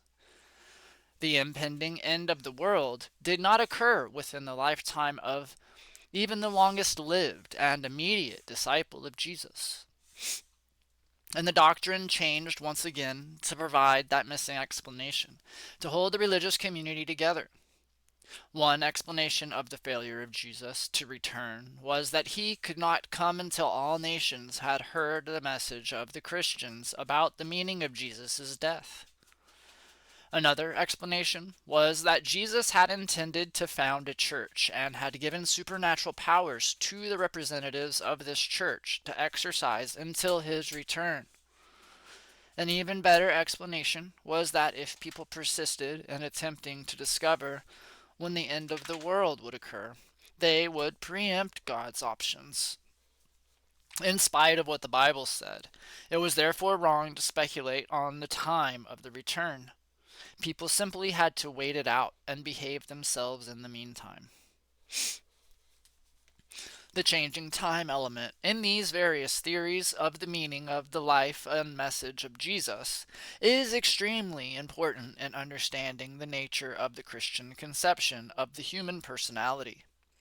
It indicates that the various theories were fundamentally accommodations to the incidents in the life of the early Christian community, and not intended to reflect a reasoned, mature, or even rational understanding of human beings. If we refer to the immediate urgency felt by Jesus and John in gaining the confidence of the Jews, they in fact knew what the kingdom of heaven was at hand. The initial demand for repentance appears as quite similar to recent power movements in American society. These power movements, i.e., the Black Panthers, anticipated a violent revolution in the United States that was to be followed by a prolonged period of peace and justice during which minority groups would control the nation and not make any of the mistakes made up to that point in American history. In the same manner, Jesus and John called for a general repentance of the Jews so that the Messiah could come and restore the Jewish people to international sovereignty by driving out the Romans. Repentance was thus a short-term shifting of alliances of individual Jews from one religious sect of Judaism to another before the impending arrival of the last days. Their call was not an effort to bring into fruition another manner of viewing life, but an attempt to restore to the Jews a sense of national pride and group integrity before the peoples of the world were judged. The Dead Sea Scrolls have made it fairly clear that Palestine at the time seemed to abound with religious communities. Many of them looked forward to divine military intervention on behalf of the Jews. In this respect, the ghost dance of the American Indians of the last decade of the last century looked forward to the same type of divine intervention.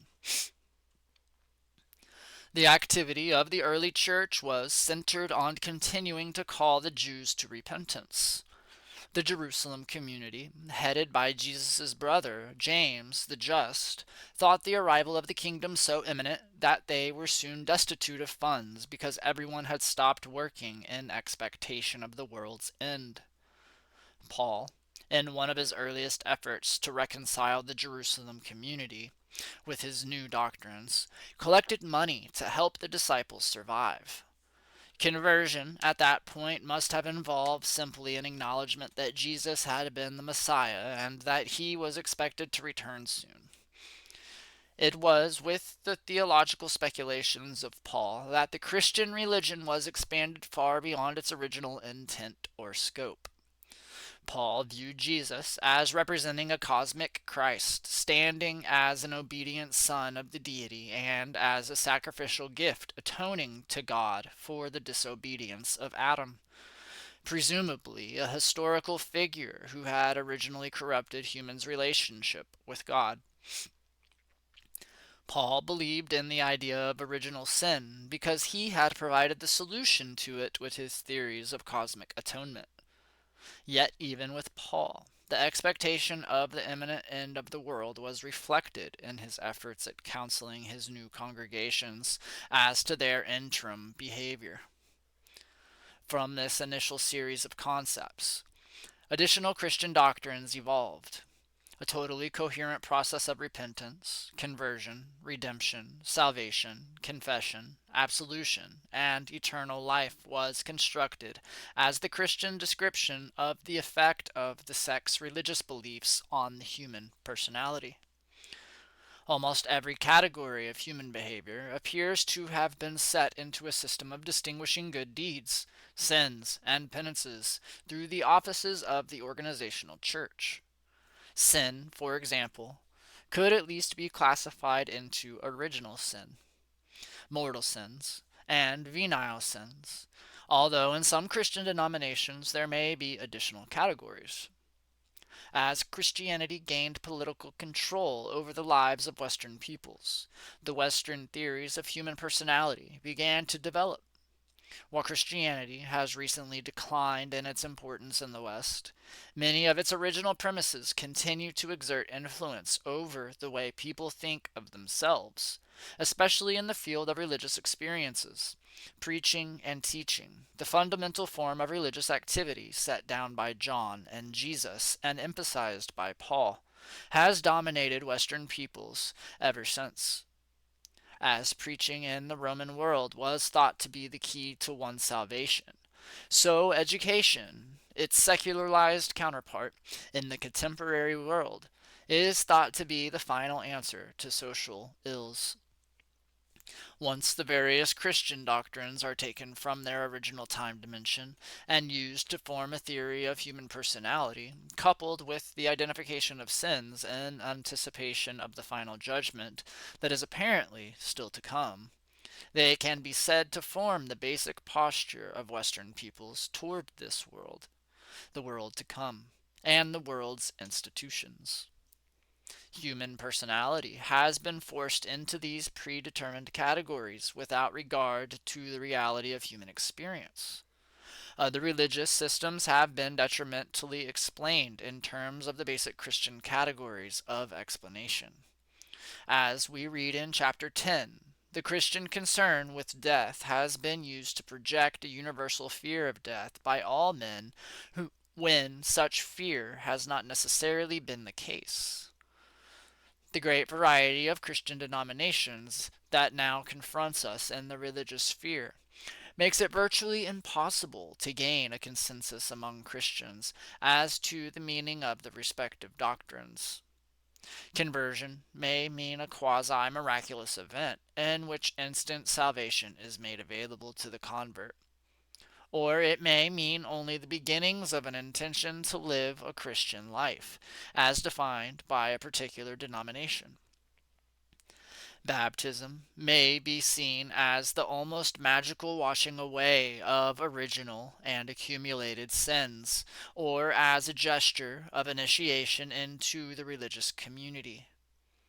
One can hardly determine what interpretation of any Christian doctrine would receive the support of a majority of Christian believers, because it is doctrinal disagreement that creates the Christian denominations. What we are more interested in, however, is what effect in practical terms the various sequences of the Christian life, from initial conversion to eventual salvation, have on individuals and societies. What distinguishes a Christian from any other person is difficult to determine. The track record of individual Christians and Christian nations is not so spectacular as to warrant anyone seriously considering becoming a Christian. From Pope to Pauper, Protestant to Catholic, Constantinople to the United States, the record is filled with atrocities, misunderstandings, persecutions, genocides, and oppressions so numerous as to bring fear into the hearts and minds of non-Christian peoples. One aspect of Christian history that is so appalling is the almost continuous warfare between Christians. Hearsay hunters seem to abound in Christian history as a regular part of its religious experience. Persecutions for religious purposes appear to dominate many periods of Christian existence. The first settlements on the shores of North America's east coast were apparently made by people fleeing religious persecution, while settlements in the southwest featured religious persecution of the native inhabitants, especially after their conversion. The response of many Christians to the reminder that their religion has failed to bring peace on earth, or even a semblance of it, has been that the people who committed the numerous sins filling the pages of Western and world history were not acting in a Christian manner.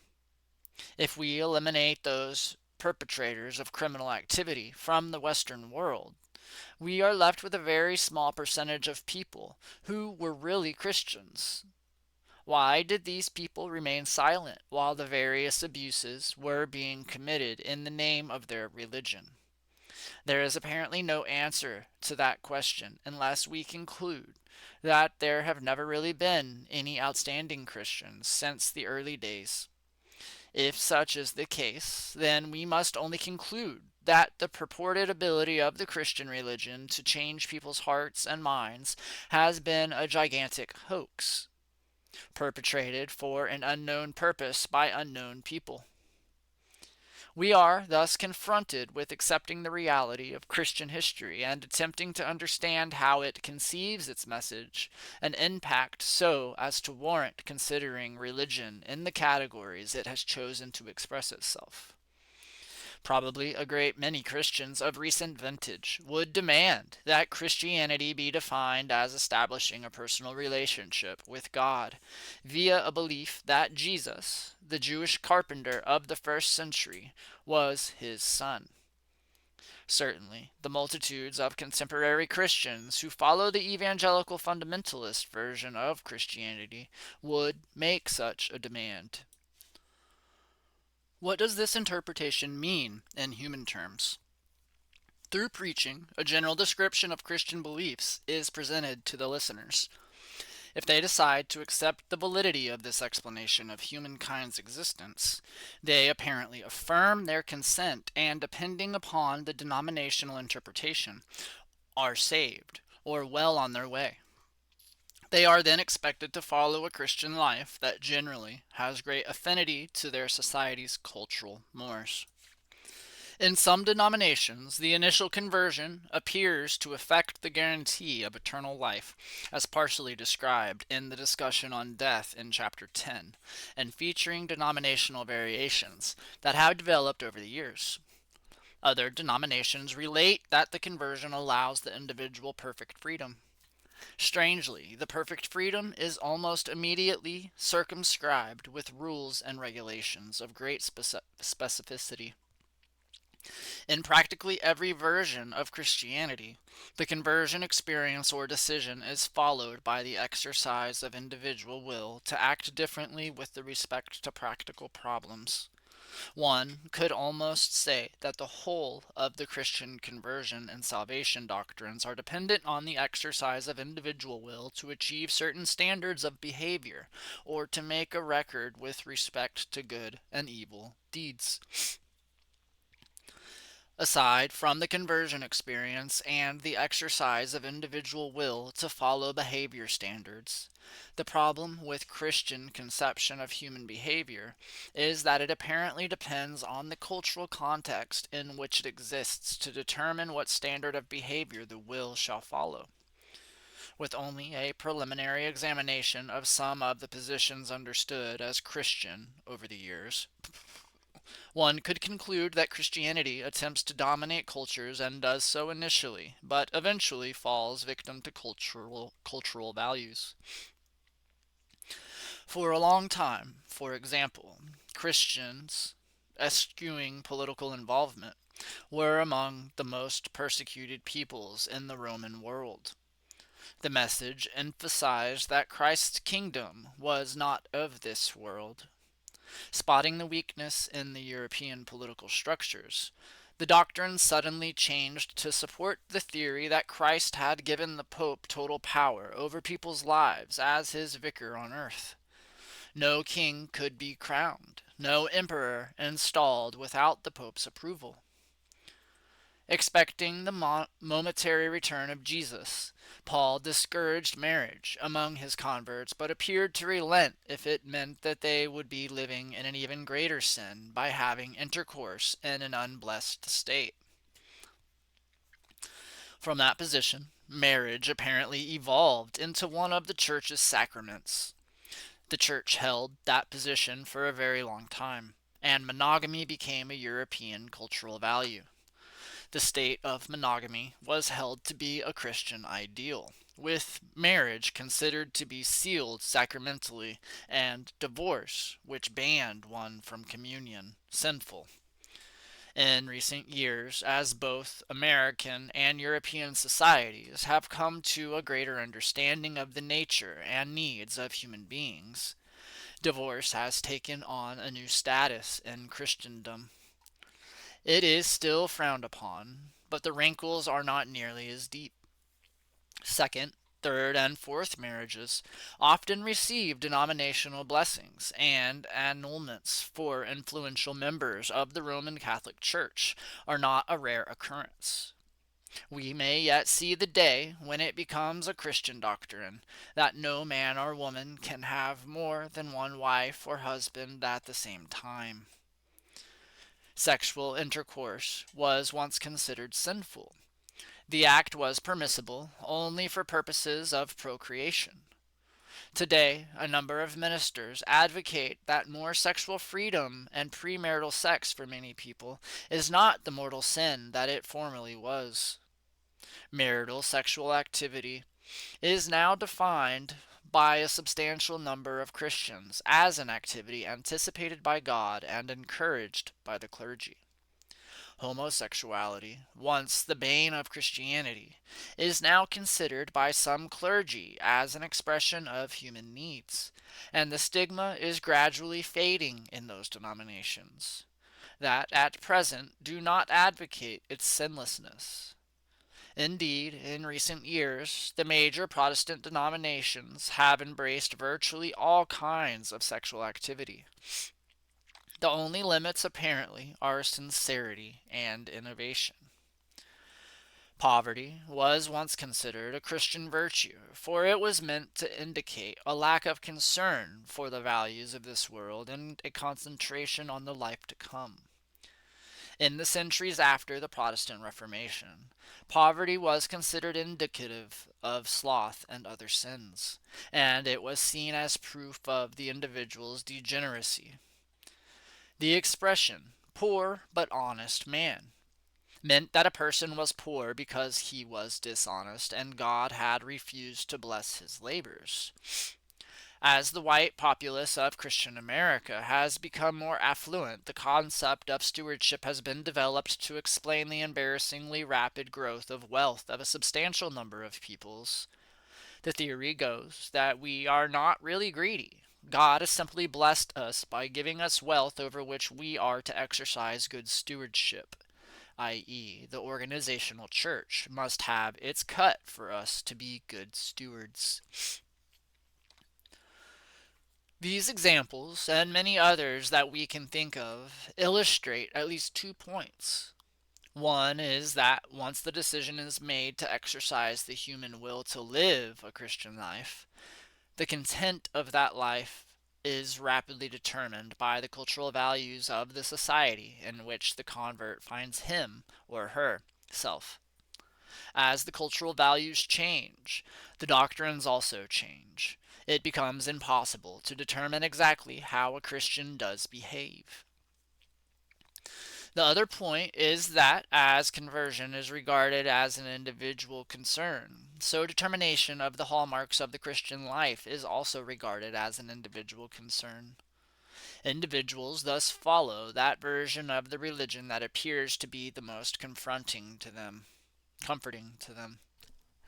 Shopping for prestige churches as an individual climbs the social, political, or economic ladder is not unheard of.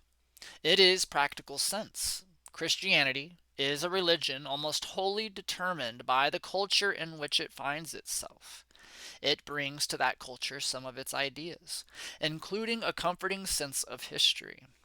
But in practical terms, it quickly bends to whatever forces are most dominant in that culture, as individual Christians are forced to follow a course that they would imagine to be most religious in a cultural context, strange to the world of Roman dominated Palestine. Because the Christian religion is conceived as personal, individuals are both victims and victors of the religion. It is to their personal evaluation of events and values that the religion responds. It never allows them to forget the impossibility of ultimate success, for they are, after all, sinners. But it allows them to escape the consequences of that sin by making them sole determining factor of what they shall do and what they shall consider religious activity. Ambrose Bierce once defined a Christian as one who follows Christ's teachings insofar as they are not incompatible with a life of sin. Bierce was not underestimating the practical side of the Christian religion. Today, we are suffering the impact of 2,000 years of Christian individualism. Social problems continue to mount with no apparent solution in sight. Yet the United States appears to have a substantial number of devout Christians inhabiting it. We conducted a long war in Asia that was prolonged primarily for political reasons by 2 presidents. Yet both of these men were apparently Christians in good standing. Prominent church leaders, such as Dr. Billy Graham, did not call them to account as being anti-Christian or non-Christians for the wastage of human life. In the Gulf War, some church leaders did make an effort to prevent bloodshed, but their religious objections proved irrelevant to George Bush Sr. The rising rate of mental illness, especially the alarming rise in multiple murders and police brutality and civil disorders, would indicate that there is something amiss. The continued proliferation of psychologists, psychoanalysts, group therapy, psychodramas, and other phenomena indicative of attempts to heal the spiritual problems of modern people should tell us that at least part of our conception of the nature of religion has been mistaken.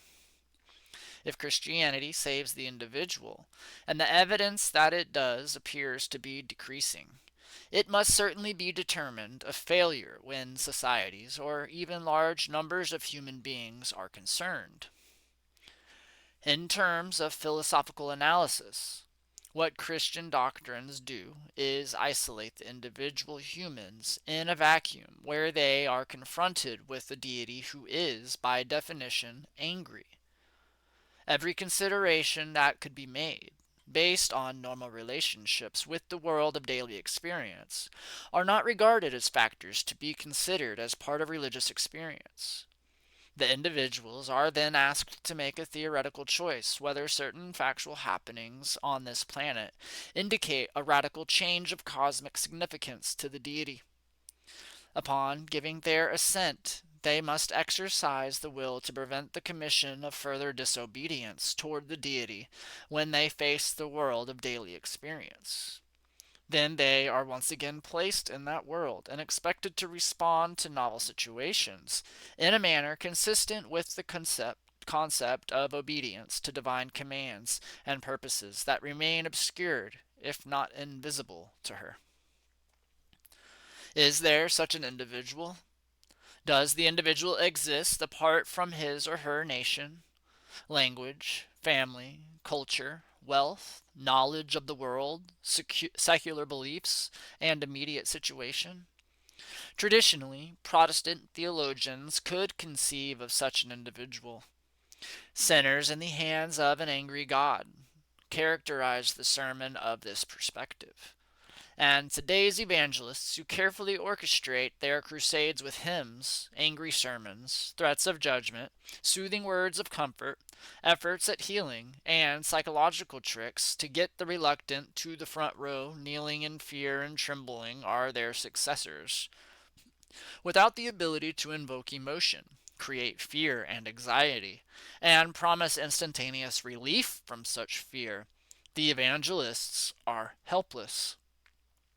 It is by artificially creating that solitary individual through deliberate manipulation of his or her emotions that they give credence to their version of the Christian religion. And theologians are notably absent in the solutions of social problems, in the ongoing work of local communities, and in the examination of the nature of human personality and its problems.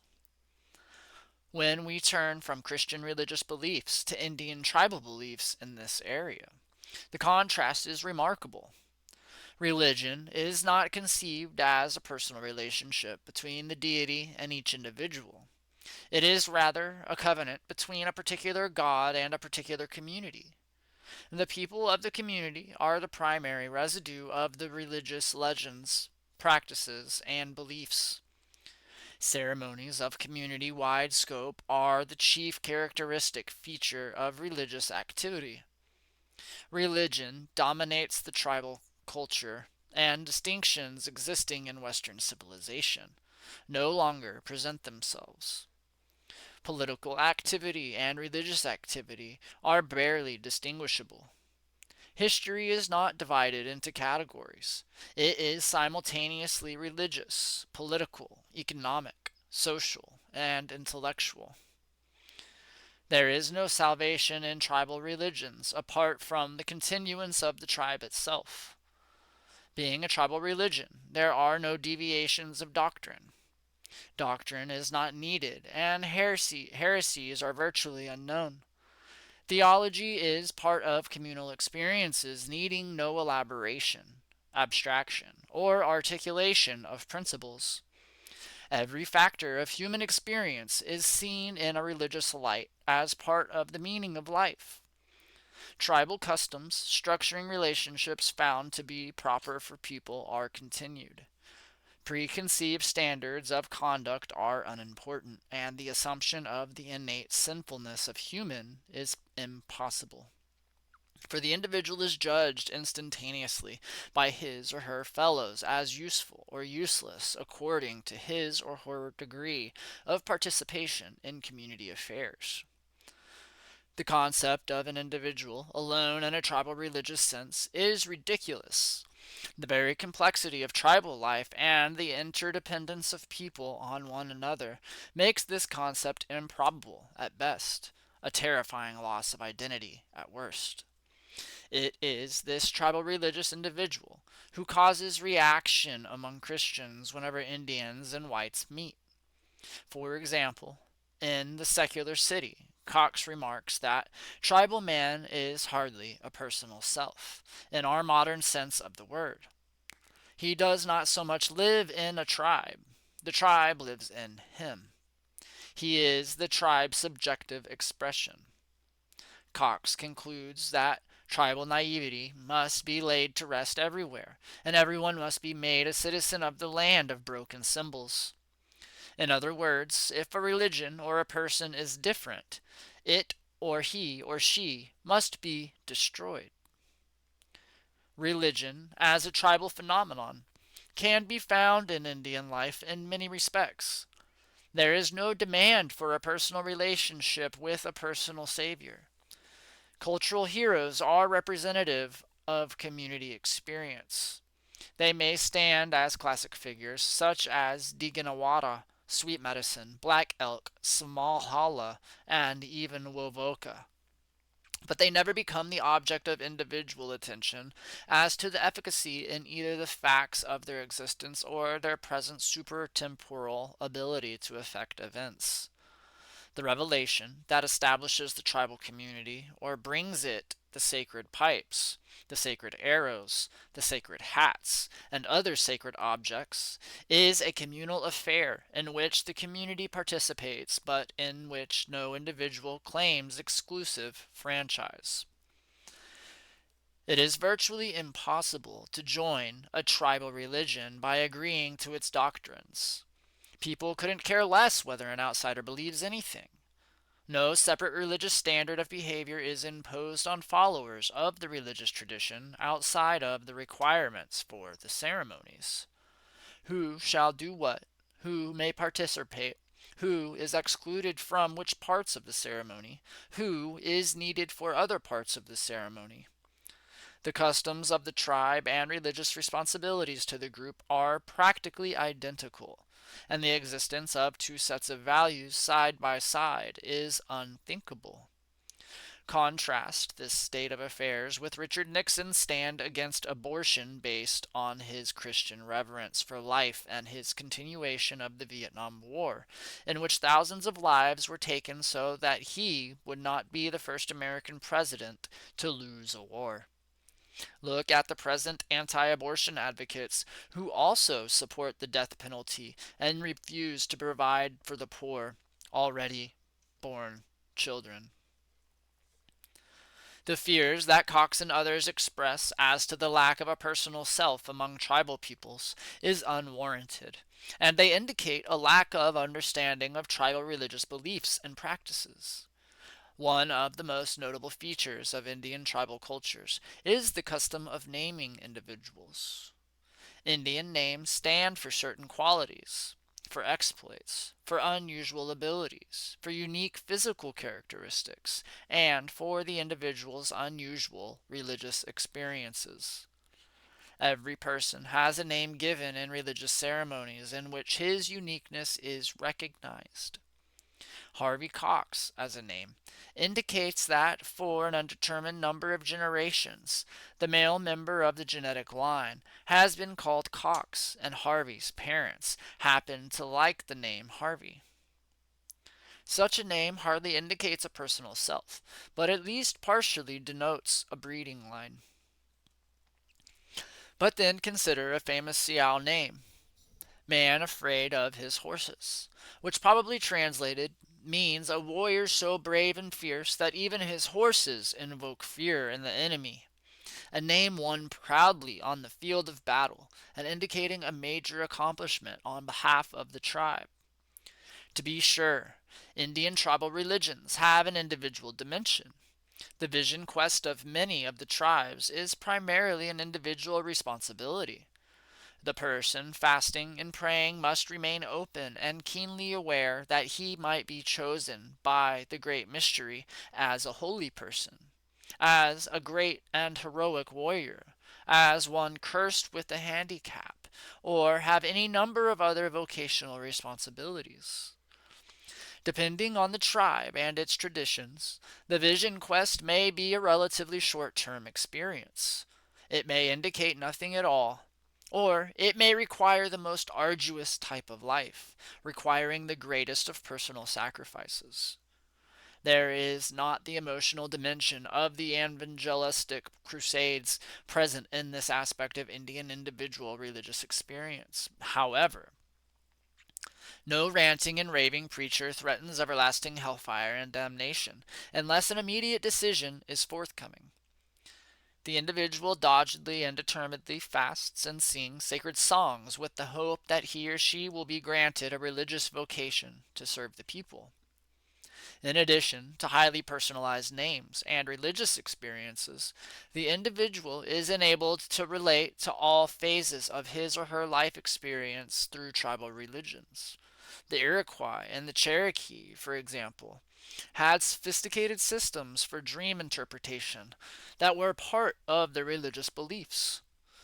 A great majority of the tribes recognized the religious aspect of dreams and made some provision for understanding them. Western psychoanalysis has only recently come to understand the uncharted field of dream analysis as an indication of personal mental health.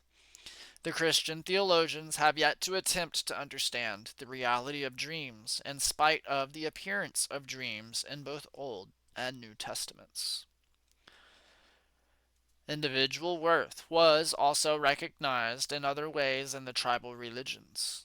The keepers of the sacred medicine bundles, for example, were people who had been carefully watched for their personal characteristics, and were chosen to share some of the tribal mysteries and responsibilities in a religious sense. The priesthoods of some of the tribes were filled with people who had been carefully trained after they had demonstrated their personal integrity. These people were chosen by the men and women responsible for maintaining the tribal religions. Young people and casual participants did not choose a religious office within the tribes as a career because they liked people, which has so often inspired the Christian clergy to become ministers.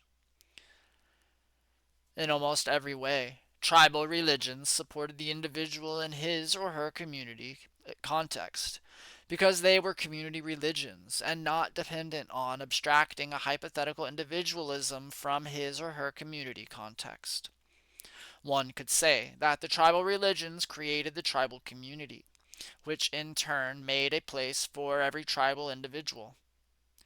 Christianity, on the other hand, appears to have created solitary individuals who gathered together every 7 days, constitute the church, which then defines the extent to which the religion is to be understood and followed, with the individual as the primary focal point and his or her relationship with the deity as his or her primary concern. The group is never on certain ground as to its existence, but must continually change its doctrines and beliefs to attract a maximum number of followers. It is always subject to horrendous fragmentation over doctrinal interpretations.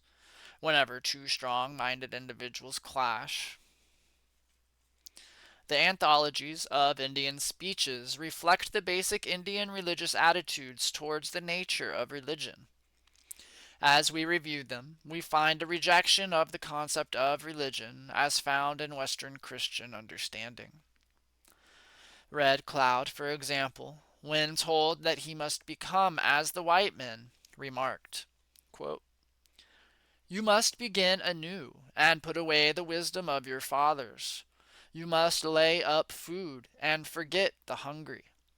When your house is built, your storeroom filled, then look around for a neighbor whom you can take advantage of and seize all he has." End quote. Sitting Bull asked in Canada why he did not surrender and return to the United States to live on a reservation, replied, quote, "Because I am a red man. If the Great Spirit had desired me to be a white man, he would have made me so in the first place. He put in your heart certain wishes and plans. In my heart he put other different desires. Each man is good in his sight. It is not necessary for eagles to be crows." End quote. Chief Joseph once met with the U.S. Commission that wanted him to secede the Wallowa Valley in Oregon, which the Nez Perce owned. During the negotiations, he was asked why the Nez Perce had banned missionaries from their lands. Joseph answered, quote, "They will teach us to quarrel about God, as Catholics and Protestants do on the Nez Perce Reservation in Idaho and other places. We do not want to do that. We may quarrel with men sometimes about things on earth, but we never quarrel about the Great Spirit. We do not want to learn that." End quote. A Delaware chief complained about the Nadehutton massacre in 1782, when 90 Christian Indians had been killed by whites because two Indians, not of the group, had injured a white man some miles away from the settlement. Quote, "And yet these white men would be always telling us of their great book, which God had given them. They would persuade us that every man was bad who did not believe in it. They told us a great many things which they said were written in the book, and wanted us to believe it. We would likely have done so if we had seen them practice what they pretended to believe, and acted according to the good words which they told us. But no, while they held the big book in one hand, and the other they held murderous weapons, guns, and swords, wherewith to kill us poor Indians. Ah, and they did too. They killed those who believed in their book as well as those who did not. They made no distinctions." End quote. Old Tassel, the famous 18th century Cherokee leader, remarked on the continuous demand by the whites that the Cherokees accept the white civilization. Quote, "Much has been said of the want of what you term civilization among the Indians. Many proposals have been made to us to adopt your laws, your religion, your manner, and your customs. We do not see the propriety of such a reformation. We should be better pleased with beholding the good effects of these doctrines in your own practices, than with hearing you talk about them, or of reading your newspapers on such subjects." End quote. Red Jacket, the great Seneca orator, encountered a young missionary named Cram, who was sent by the Evangelical Missionary Society of Massachusetts to visit and convert the Iroquois.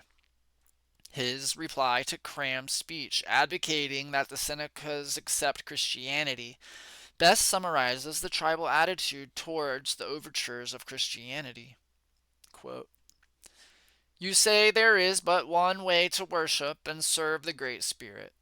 If there is but one religion, why do you white people differ so much about it? Why not all agree, as you can all read the book? Brother, we do not understand these things. We are told that your religion was given to your forefathers, and has been handed down from father to son. We also have a religion which was given to our forefathers, and has been handed down to us, their children. We worship in that way. It teaches us to be thankful for all favors we receive, to love each other, and be united. We never quarrel about religion, because it is a matter which concerns each man and the Great Spirit. Brother, we have been told that you have been preaching to the white people in this place. These people are our neighbors. We are acquainted with them. We will wait a little while and see what effect your preaching has upon them. If we find it does them good, make them honest and less disposed to cheat Indians, we will consider again of what you have said. End quote. Ernest Thompson Seton compiled a series of quotations on American Indian religious behavior entitled The Gospel of the Red Man, an Indian Bible. The selection is designed to indicate the spiritual qualities of the various tribes and so naturally presents the best side of Indian life. One selection, however, seems to be so typical and universal an example of the nature of tribal life that is reproduced here to show how the tribal religious systems worked with respect to the most modest of tribal members. Seton cites Tom Newcomb, who had been his guide in 1912 and 1914 in his travels in the West. I tell you, I never saw more kindness or real Christianity anywhere. The poor, the sick, the aged, the widows, and the orphans were always looked after first. Whenever we moved camp, someone took care that the widows' lodges were moved first and set up first. After every hunt, a good-sized chunk of meat was dropped at each door where it was most needed. I was treated like a brother, and I tell you, I have never seen any community of church people that was as really truly Christians as that band of Indians. The question that arises, of course, is how were the tribal religions able to produce behavior that surpassed the actions of the Christians if Christianity was to be considered as the one and true religion? Why does Christianity give rise to perpetual bickering and arguments over God and religion, which became anathema to the Indians who observed it? One cannot say that a fundamental defect is inherent in the genes of Europeans that makes them unable to follow their religious beliefs. One can only conclude that while Christianity can describe what is considered as perfect human behavior, it cannot produce such behavior. Perhaps the closest approach that any Christian community has made to the type of behavior described by countless observers of Indian religion is that of the Amish communities of the Midwest. By every criteria that measures social integrity, the Amish appear to rank far above the other communities and other denominations of Christianity. Hardly a Christian denomination can approach the record of the Amish for lack of delinquency, lack of idleness, lack of alcoholism, lack of divorce, lack of any statistic that would indicate social disintegration. Need it be noted that the Amish have settled on and related to definite lands, that they hold themselves in a tight communal setting, and that they adhere to customs with the tenacity of belief that amazes outsiders and brings them to as many clashes with civil authority as any group in the nation. That the Amish can make their religion work indicates not so much the validity of their religion, but that they have created a specific community that relates land, community, and religion into one integrated whole. To a lesser degree, the Mormons have also accomplished this task. The proper response of human personality to religious experience would seem to involve the factors that Indian tribal religions have traditionally emphasized, which the Amish and Mormons at least partially emphasized or practice, and that has distinguished American Indian people from the rest of America. In a sense, then, religion must relate to land, and it must dominate and structure culture. It must not be separated from a particular piece of land and a particular community, and it must not be determined by culture. End of chapter 11. Chapter 12. God is Red. The Group. The Christian religion's doctrine of creation was developed very early and is fundamental to the articulation of the basic Christian theology. It has since been absorbed into the general set of assumptions about the nature of the world so that few people concern themselves with the implications. The subsequent expansion of the Christological doctrines has been so extensive that their relationship to the doctrine of creation has been largely ignored or forgotten. It may be unnecessary, also, to place much expectation on a renewal of the examination of history by adherents of the Christian religion. The linear conception of history as an exclusively European franchise has been so secularized and, in recent years, so militarized that it is no longer a wholly Christian phenomenon. While Christians abstractly maintain that God rules history, as we have seen, there is no great tendency to identify exact events in which this control of history is exercised. Instead, the more Christians appear to confront the problems involved with historical interpretations, the more they shy away from maintaining that any specific event has been the scene of divine activity. History, at least in its most concrete sense, has become largely a symbolic and parabolic matter. Of more concern for the present situation with which we are confronted may be the community context in which religions arise. The present trend in a Christian religion is to interpret religion and religious experience as a wholly individual phenomenon. The right wing of Christianity has embarked on a Jesus movement, in which the major focus is getting right with God on a personal basis and an almost total neglect of the social conditions of the various nations and communities in which these believers live. In large measure, this tendency is opposed to another tradition of the Christian religion that has always placed a heavy emphasis on the existence of the church as a community of the saved and the quasi-saved.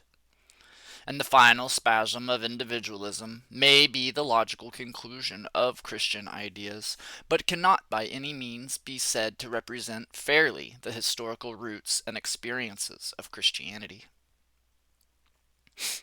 The Old Testament laid down the definitions of the existence of a religious community in a number of related and rather significant doctrines.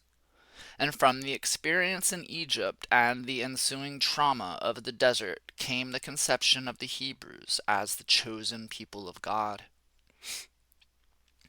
In a historical sense, we can well understand that having survived a disastrous natural holocaust fairly intact would tend to make people believe that they had been particularly chosen by a deity to represent his interests here on earth.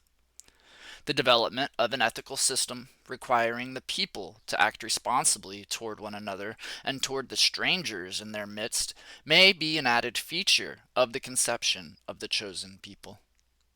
However, the idea that religion was conceived as initially designed for a particular people relating to a specific God falls well within the experiences of the rest of humankind and may conceivably be considered a basic factor in the existence of religion. Even within the ethical systems of the later prophets of the Hebrew religion, however, the chosen people concept did not spill out from its ethnic boundaries. Isaiah and Jeremiah are more concerned with Israel's example as a people to the nations of the world than with a universal ethical humanism into which secular Judaism has lapsed. The absence of missionaries indicates that while the conception of God, particularly the God of Israel, may have narrowed in the centuries before the advent of Christianity, there is no impelling reason within the Hebrew religion to convert non-Hebrews to the religion of the nation. And the crisis that ensued in the doctrine of the chosen people with the advent of Christianity was profound. If Jesus were really the Messiah and John the Baptist were Elijah, then Judgment Day should have come with the death of Jesus, or shortly thereafter. Such was not the case. The community of Jesus' followers lingered on in Jerusalem for many years after his death, and it was apparently on the edge of starvation when Paul discovered their plight and sought contributions for them in Asia Minor. Inherent in the Jerusalem community state was the problem of the salvation of a few of the Jews who had followed Jesus, and the subsequent damnation of the remainder of the Jews who had not heeded his preaching. It was essential to hold the Jerusalem community intact, to maintain that the Jews had rejected their status as chosen people, and that the real meaning of Jesus' life and death had been to open the gates of salvation to non-Jews. This struggle began as Paul developed his theology, and the subsequent doctrines of creation, and history, and atonement. And without these doctrines, preaching to the Gentiles would have been futile, as they could not have been saved at any cost. The Christian God thus became dislocated, not only in time and space, but also ethnically. In opening the religion to Gentiles, the whole conception of the chosen people was radically changed from an identifiable group or nation to a mysterious conglomerate of people who could not be identified with any degree of accuracy. Granted that during the first few centuries of Christian existence, the followers of the religion could be readily identified. It was not as religious people that they received identity, however, but as subversives, political malcontents, and enemies of the Roman Empire. The long-haired peace protesters of today and the Christians of the early Christian era share at least that particular feature. They both spoke of concepts totally foreign to the political structures of the society in which they lived, and both were persecuted for their beliefs. Fortunately, for our day, the peace protesters did not have the exclusive concept of the invisible community that the early Christians maintained. The existence of fellow travelers, as well as identifiable Christians, thrown into the arena, made it necessary to develop the conception of the community of saints as a body of believers that could not be readily identified. The Church, perhaps the most standard definition of the Church that has been advanced by Christian theologians, is the body of Christ. That is to say, the historical aspects of Jesus as an identifiable human being were early consumed by the development of the idea of the Church as the invisible body of the Christ. No one knew or could know who belonged to it until the final judgment, when everything would be revealed. And as a community, then, and as a community to be identified as the Jews had once identified themselves nationally, the Christian church was virtually invisible during its ascendancy to political equality in the Roman Empire. And as the empire began to disintegrate, the only institution to which people could cling was the Christian church. It had adopted the basic political structure of the old Roman administrative apparatus and transformed it into an ecclesiastical hierarchy. The transition from a social milieu primarily political to one that emphasized religious certitude was fairly smooth. In the absence of strong political leaders, Christian bishops and clergy often handled problems of local importance and concern. And by the end of the first Christian millennium, the church hierarchy had established itself as the supreme ruler of Europe. And by cleverly combining a claim to divine sanction with the ambitions of rising European political leaders and the need of these leaders for divine sanctions to their authority, the professional clergy was able to solidify itself as a favored group within the continent's dominant feudal system. And as the trend toward strong national governments increased, the church was able to protect itself by expanding its functions to account for the changing conditions. Ecclesiastical courts were thus set up to maintain a favored position for church officials in the face of the development of the kingdom's secular courts. The high point in church influence was probably the insistence that God had specifically given the governments of the world to the Pope. whom the Pope recognized, therefore, was rightful ruler of the nation. The clash over this doctrine invokes familiar pictures of Henry of Germany kneeling in the snows, begging the Pope's pardon for his arrogance in attempting to claim heir presumptive of the Roman Empire without the blessing of the Holy Father. And for Europe, the Christian Church had become the first overt conspiracy. And with the Protestant Reformation, the Christian Church was shattered into a number of national organizations, each claiming a direct relationship with the essential teachings of the Christian religion to the other's detriment and degradation. Again, the conception of the church as the body of Christ was emphasized as the symbol of the community of believers. But again, the most important aspect of the church was the visible organization, assuming command of people's religious lives. And to the degree that each church claimed primacy in delivering divine commands, it also placed less emphasis on religious experience itself and concentrated on the discipline needed to maintain itself politically and economically. Today, we inherit nearly 500 years of church growth and organizational control over the religious lives of people. And the multitude of Christian churches in America testifies to the misplaced energy that has gone into maintaining special doctrinal divergencies by disciplined organizational groups. The Lutherans in America, for example, trace themselves back to national origins in Europe rather than to any profound doctrinal differences, although doctrinal differences do occur. And among the Presbyterians, the American Civil War resulted in the creation of two churches that took opposing sides in the conflict. If, as each ecclesiastical structure would maintain, the church is the body of Christ, Christianity is indeed in sad shape, if it is in any shape at all. And the last 2 decades have seen two developments in church organization that are, to say the least, baffling. And the Lutherans have overcome more than a century of ethnic separatism and have been busy merging the various denominations together. The Presbyterians have resolved the Civil War division and come together again. Discussions have been held to form a superchurch by some of the major mainstream Protestant denominations. But the leaders of the various mainstream churches have devoted considerable time and study in preparing a calculated surrender to secular values and practices. And most ministries have given way from their male supremacy, and now accept women as priests and pastors. And there is great debate on accepting and blessing homosexuality.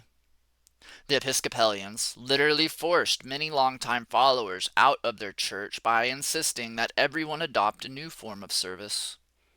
And some church members, discontented with the radical changes in familiar services and doctrines, have fled to more conservative churches, and many have simply become nominal members of their denomination.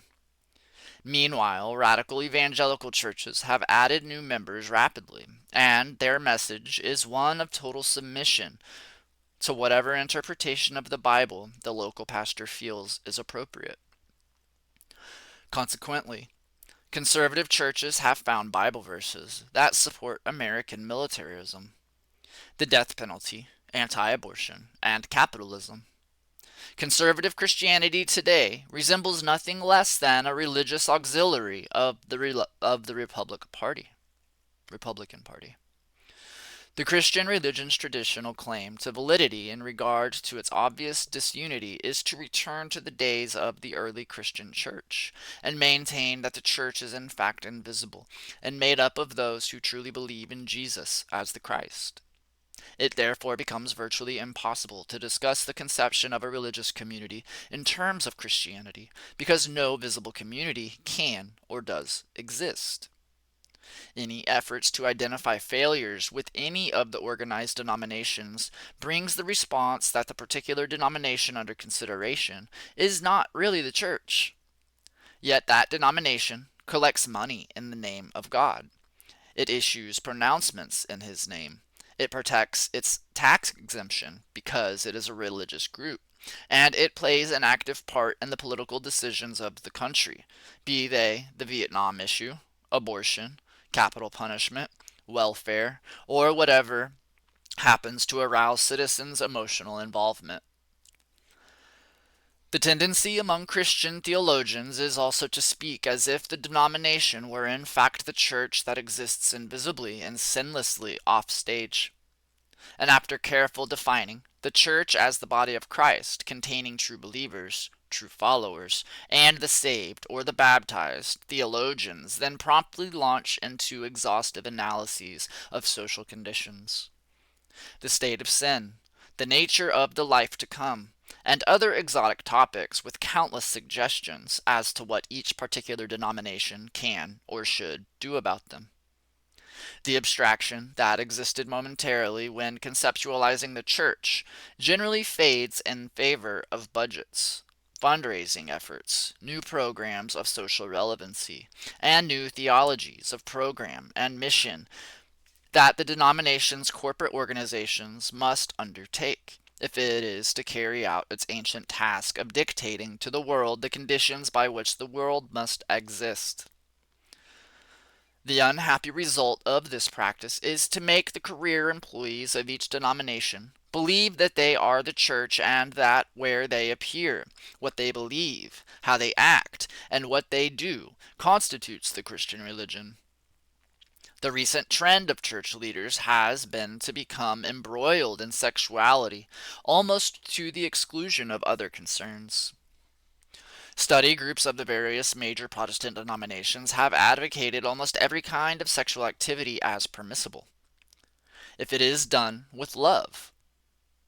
It is not uncommon to see church pronouncements stating that even the clergy have a right to unrestricted sexual practices that would have been prohibited by both church and secular law a generation ago.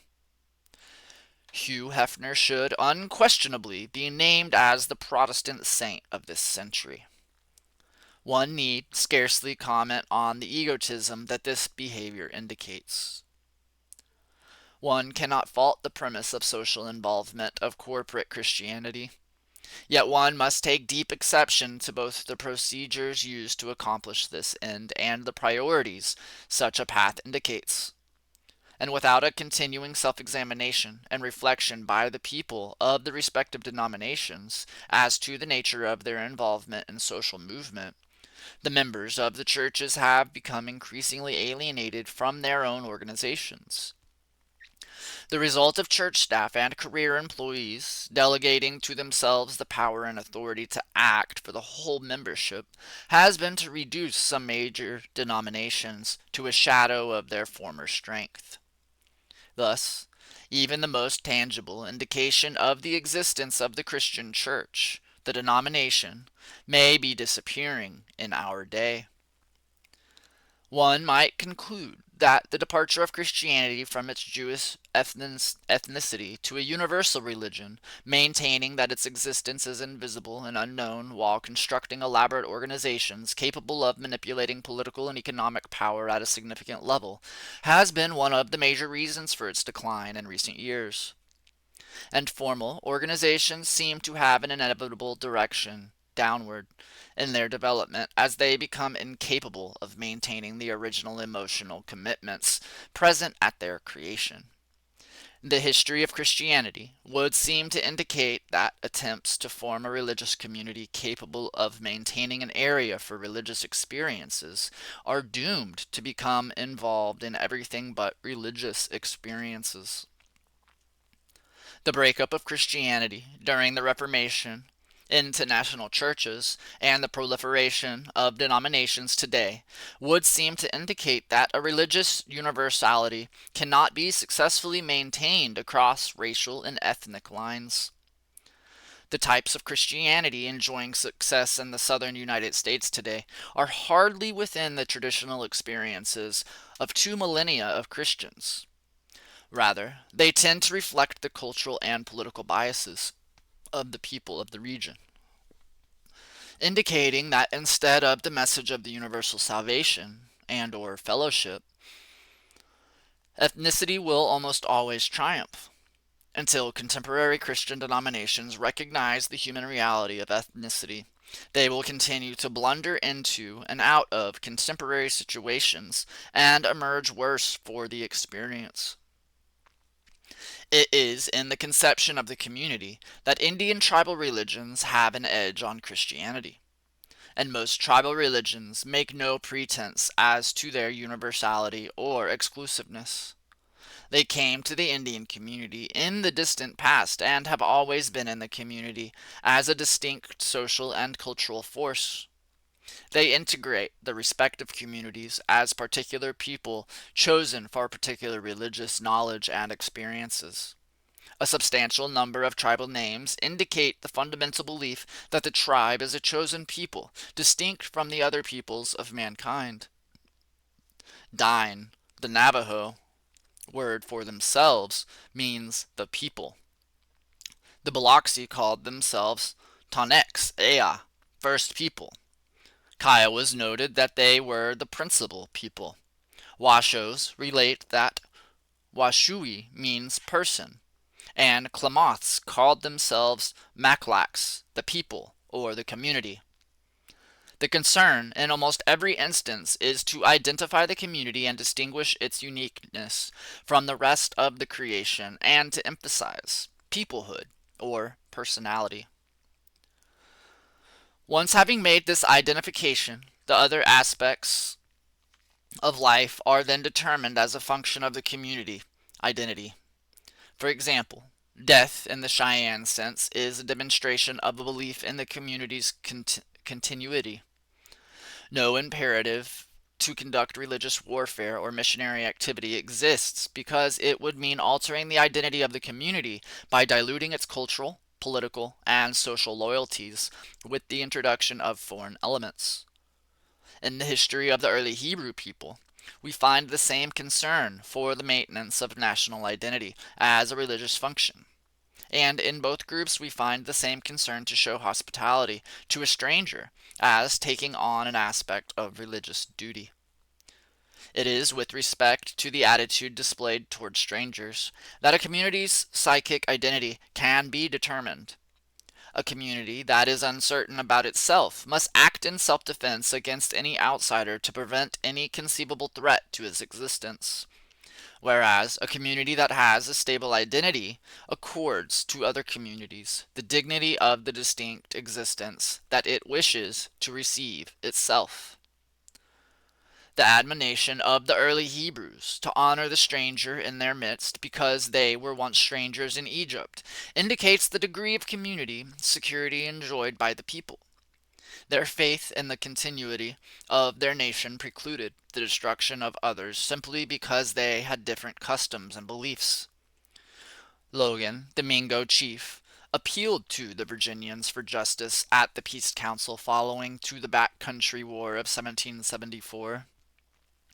I appeal to any white man to say if he ever entered Logan's cabin hungry, and he gave him not meat, if he ever came cold and naked, and he clothed him not. Such hospitality characterized the tribal religious communities precisely because they were communities limited to specific groups, identifiable to the world in which they lived, and responsible for maintaining a minimum standard of hospitality and integrity.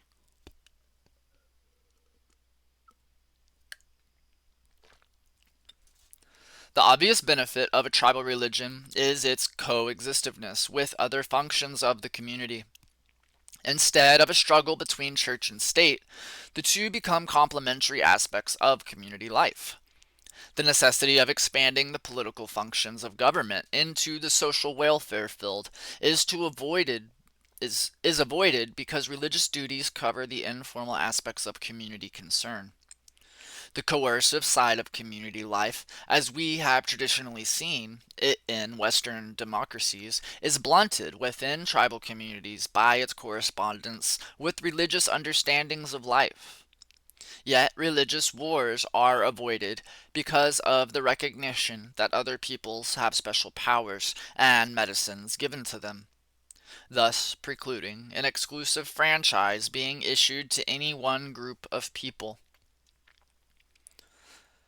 In the closing decades of the last century, the Indian tribes could not be broken politically until they had been destroyed religiously, as the two functions supported each other to an amazing degree. Some Indians agents were able to keep control of reservations because of their use of Indian police. The tribal members would not kill their own people, and those Indians still resisting the army refused to kill the tribal policemen. When religious ceremonies were banned and the reservations turned over to missionaries and political patronage appointees, the decline of both the traditional political leaders and the religious solidarity of the people was accomplished in a very short time. The Indian Reorganization Act made some restoration of tribal religion possible by abolishing the rules and regulations that forbade the practice of tribal religions on the reservations.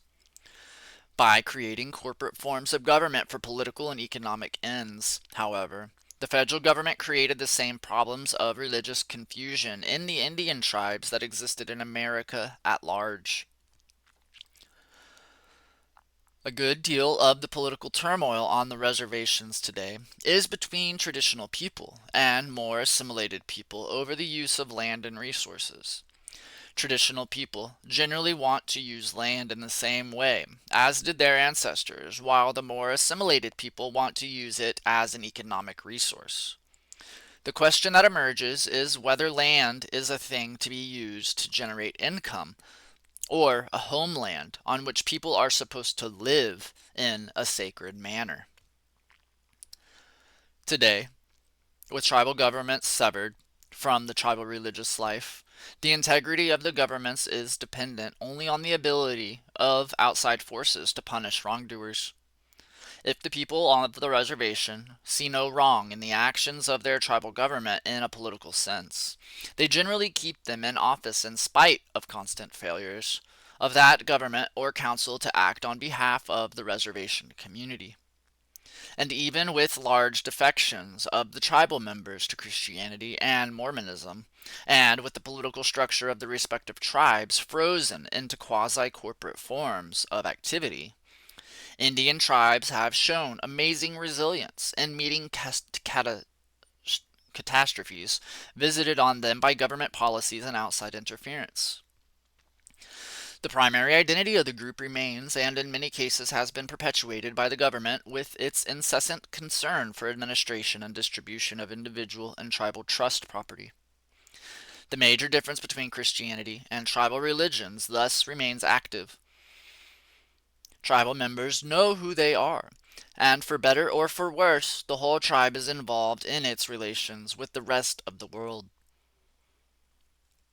The opposite is true for Christianity. Mention the failures of either the religion or Western culture as influenced by Christian thinking, and the average Christian will tell you that Christians were not really responsible. Question any outstanding evangelist, theologian, or church leader today as to the orthodoxy of his theology or practice, and people will deny that he is remotely related to Christianity. The self-critical mechanism for analyzing behavior is thus missing from Christianity, whereas it is consumed within the tribal communities. No one will reject a tribal member as not belonging to the tribe, and he may be viciously attacked as corrupt, as having assimilated, or as being a stupid traditional. He is never disclaimed as a tribal member. This, of course, refers to tribal members and not to those, such as Chief Red Fox, who make claims on Indian ancestry without any Indian being aware of either the person or the person's claim. Another phenomenon existing in tribal religions that does not exist in Christianity is the absence of a paid professional religious staff. Tribal religions do not have the massive institutions that Christianity requires to perpetuate itself. And while the Indian religious leaders may receive gifts for their work in conducting ceremonies, there are no pension plans, regular working hours, vacations, and the other benefits the professional Christian clergy enjoys. The Indian religious leader views his religious powers partly as a blessing and partly as a curse because of added burdens of social responsibility. The Christian clergyman looks up to the church hierarchical scale and begins plotting from the time of his ordination how quickly he can reach the apex of the pyramid. The scramble for rich parishes, seats on seminary faculties, appointments to church national staff positions, and boards of directors is quite irreligious and could not only take place in direct opposition to the concept of religion, not as a part of it. Indian religions, consequently, do not need the massive buildings, expensive pipe organs, fundraising drives, publications, and other activities that the Christian denominations need to perpetuate themselves. The religious ceremonies of the tribal religions are carried out with a minimum of distracting activities. Many take place in sacred locations, where the people can be in contact with spiritual powers that have always guided the tribe, and other ceremonies can be performed as the occasion arises, and wherever the need is shown. And many Indian religious ceremonies have been held in apartments within the large urban areas far from the sacred lands of the tribe. Take away the large buildings and other secular achievements of Christianity, and it would vanish within a decade. Unless the Christian God is confined within a quasi-Gothic stone structure, he cannot operate. Needless to say, he does not do very well even with his real estate. The two concepts of community are carried over into secular life. Today, the land is dotted with towns, cities, suburbs, and the like. Yet, very few of these political subdivisions are in fact communities. They are rather transitory locations for the temporary existence of wage earners. People come and go as the economics of the situation demand. They join churches and change churches as their business and economic successes dictate. Lawyers and doctors climbing the ladders of affluence will eventually become Episcopalians and Presbyterians. Businessmen will gravitate to those churches in which their level of secular concern is best manifested. And within each town and city exists many denominational branches of Christianity. Each competes with the others for financial and political control over an extensive portion of community affairs. People may live side by side for years, having in common only their property boundaries and their status as property taxpayers. At no point do the various denominations serve to integrate cities, suburbs, or even neighborhoods.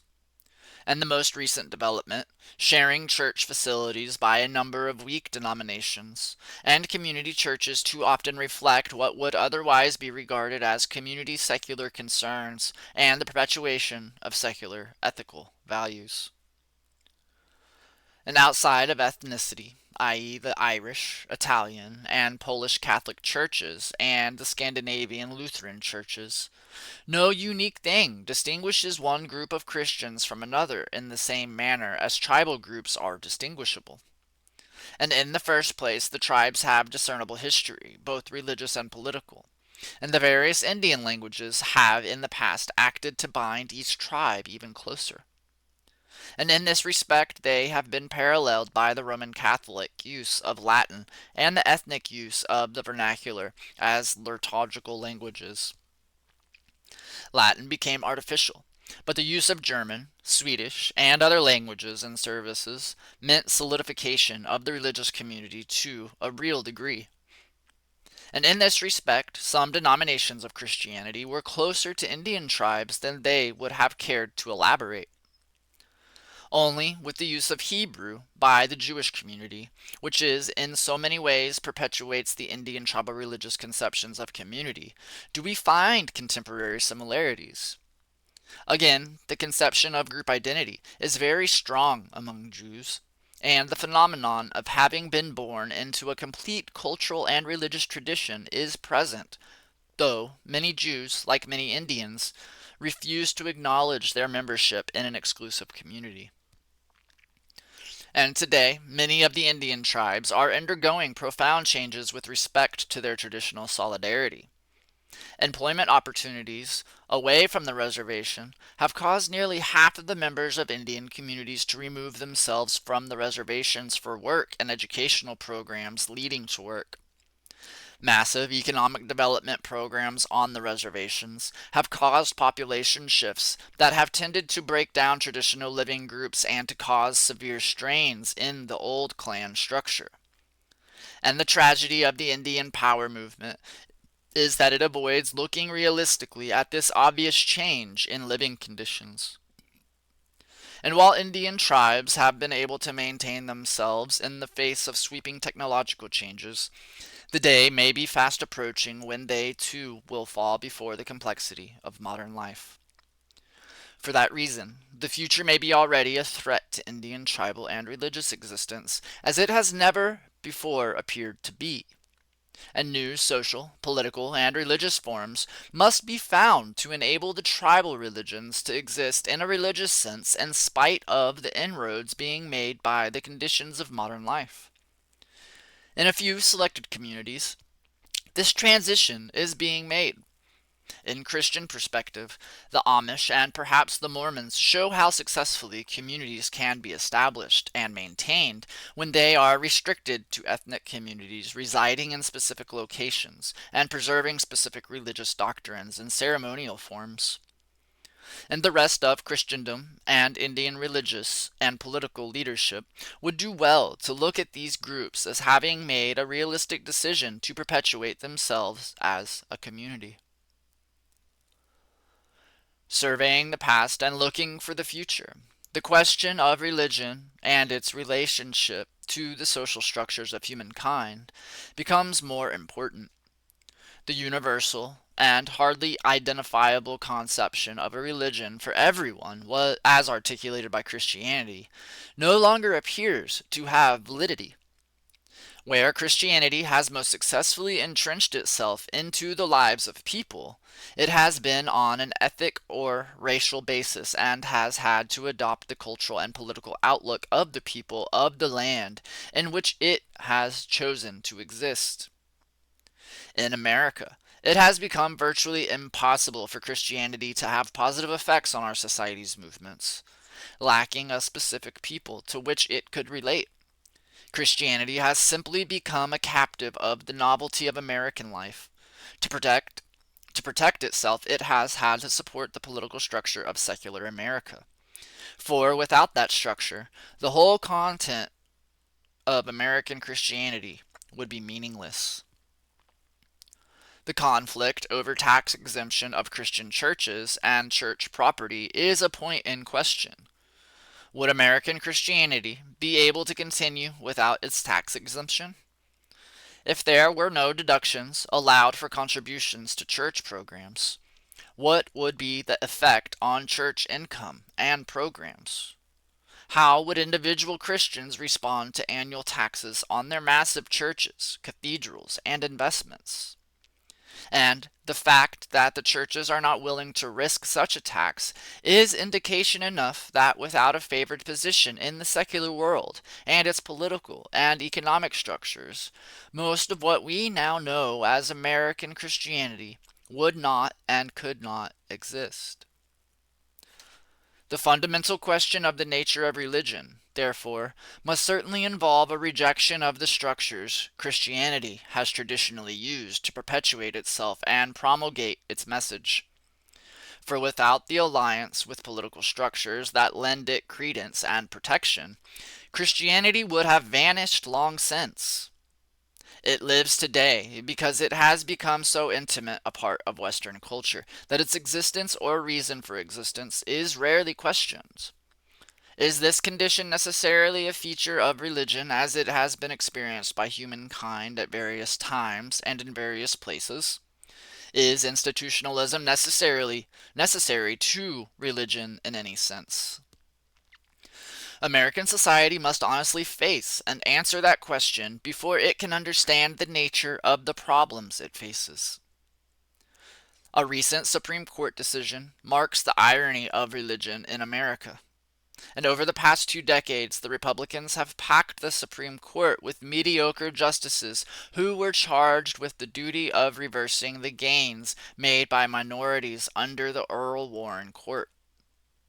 In Employment Division versus Smith, 1990, the Supreme Court ruled that the state laws covering drugs were sufficient to preclude use of peyote by members of the Native American Church.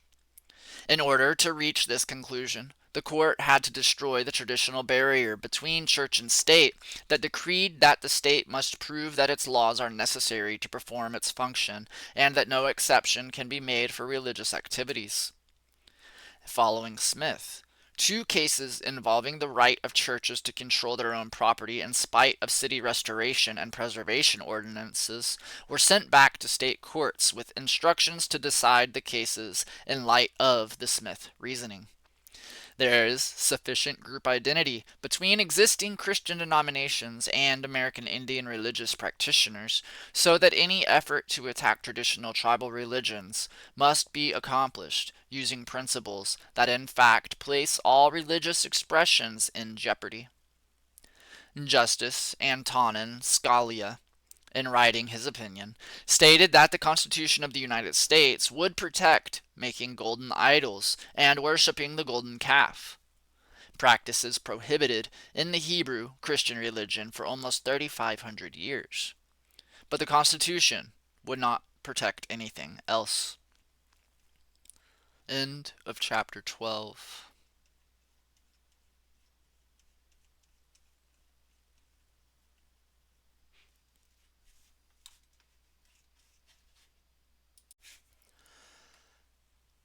Chapter 13. Christianity and Contemporary American Culture. We have noted previously that Christianity is often defined by the cultural context in which it appears, and that, with few exceptions, it is unable to influence that culture to accept its doctrines. Intertwined with cultural and religious change is certainly the historical era in which the contact is made between a religion and a culture. And Christianity may have done yeoman service in calming the Germanic tribes and enticing them away from barbarism. But the ferocity of which Nazi ideology wreaked its havoc on Europe should cause us to wonder how much savagery Christianity actually abolished from the psychological makeup of European man. American Christianity, in particular, appears to be a willing captive of American culture. The trend of recent years has only accentuated the traditional role of Christianity in American society as one of the buttressing official folklore and patriotism. It is extremely difficult to discern whether American Christianity follows the culture, expressing its variations religiously, or whether it really does open up new avenues of social reality for consideration. At best, we can worry that religion is in deep trouble when it finds it's necessary to make itself attractive to a society in the hopes that the society will consider it worthy of its attention. Perhaps the most publicized movement of recent years among Christians has been the Jesus movement. Theories abound as to the exact origin of this movement, but at least one reputable theory is that it came as a desperate effort by young people to get off drugs. Whether these young people were tired of drugs or whether drugs were in such short supply that they were forced to find a substitute may be the thesis of a future sociologist. At any rate, Jesus became a drug substitute for a significant number of people. Recounting how Jesus was a perpetual high, numerous young people adopted the complete fanaticism that had characterized the earlier flower children, civil rights, and anti-war movements. There does not seem to have been a theological basis of any depth within the Jesus movement. Evangelists hailed it as the greatest development in religion in recent years, foreseeing a new generation of the clean-shaven, white buck-wearing Christians with whom they became familiar in the 1950s. Strangely, the chief characteristic of the Jesus movement was its absolutism, which led to violent intolerance of other ideas.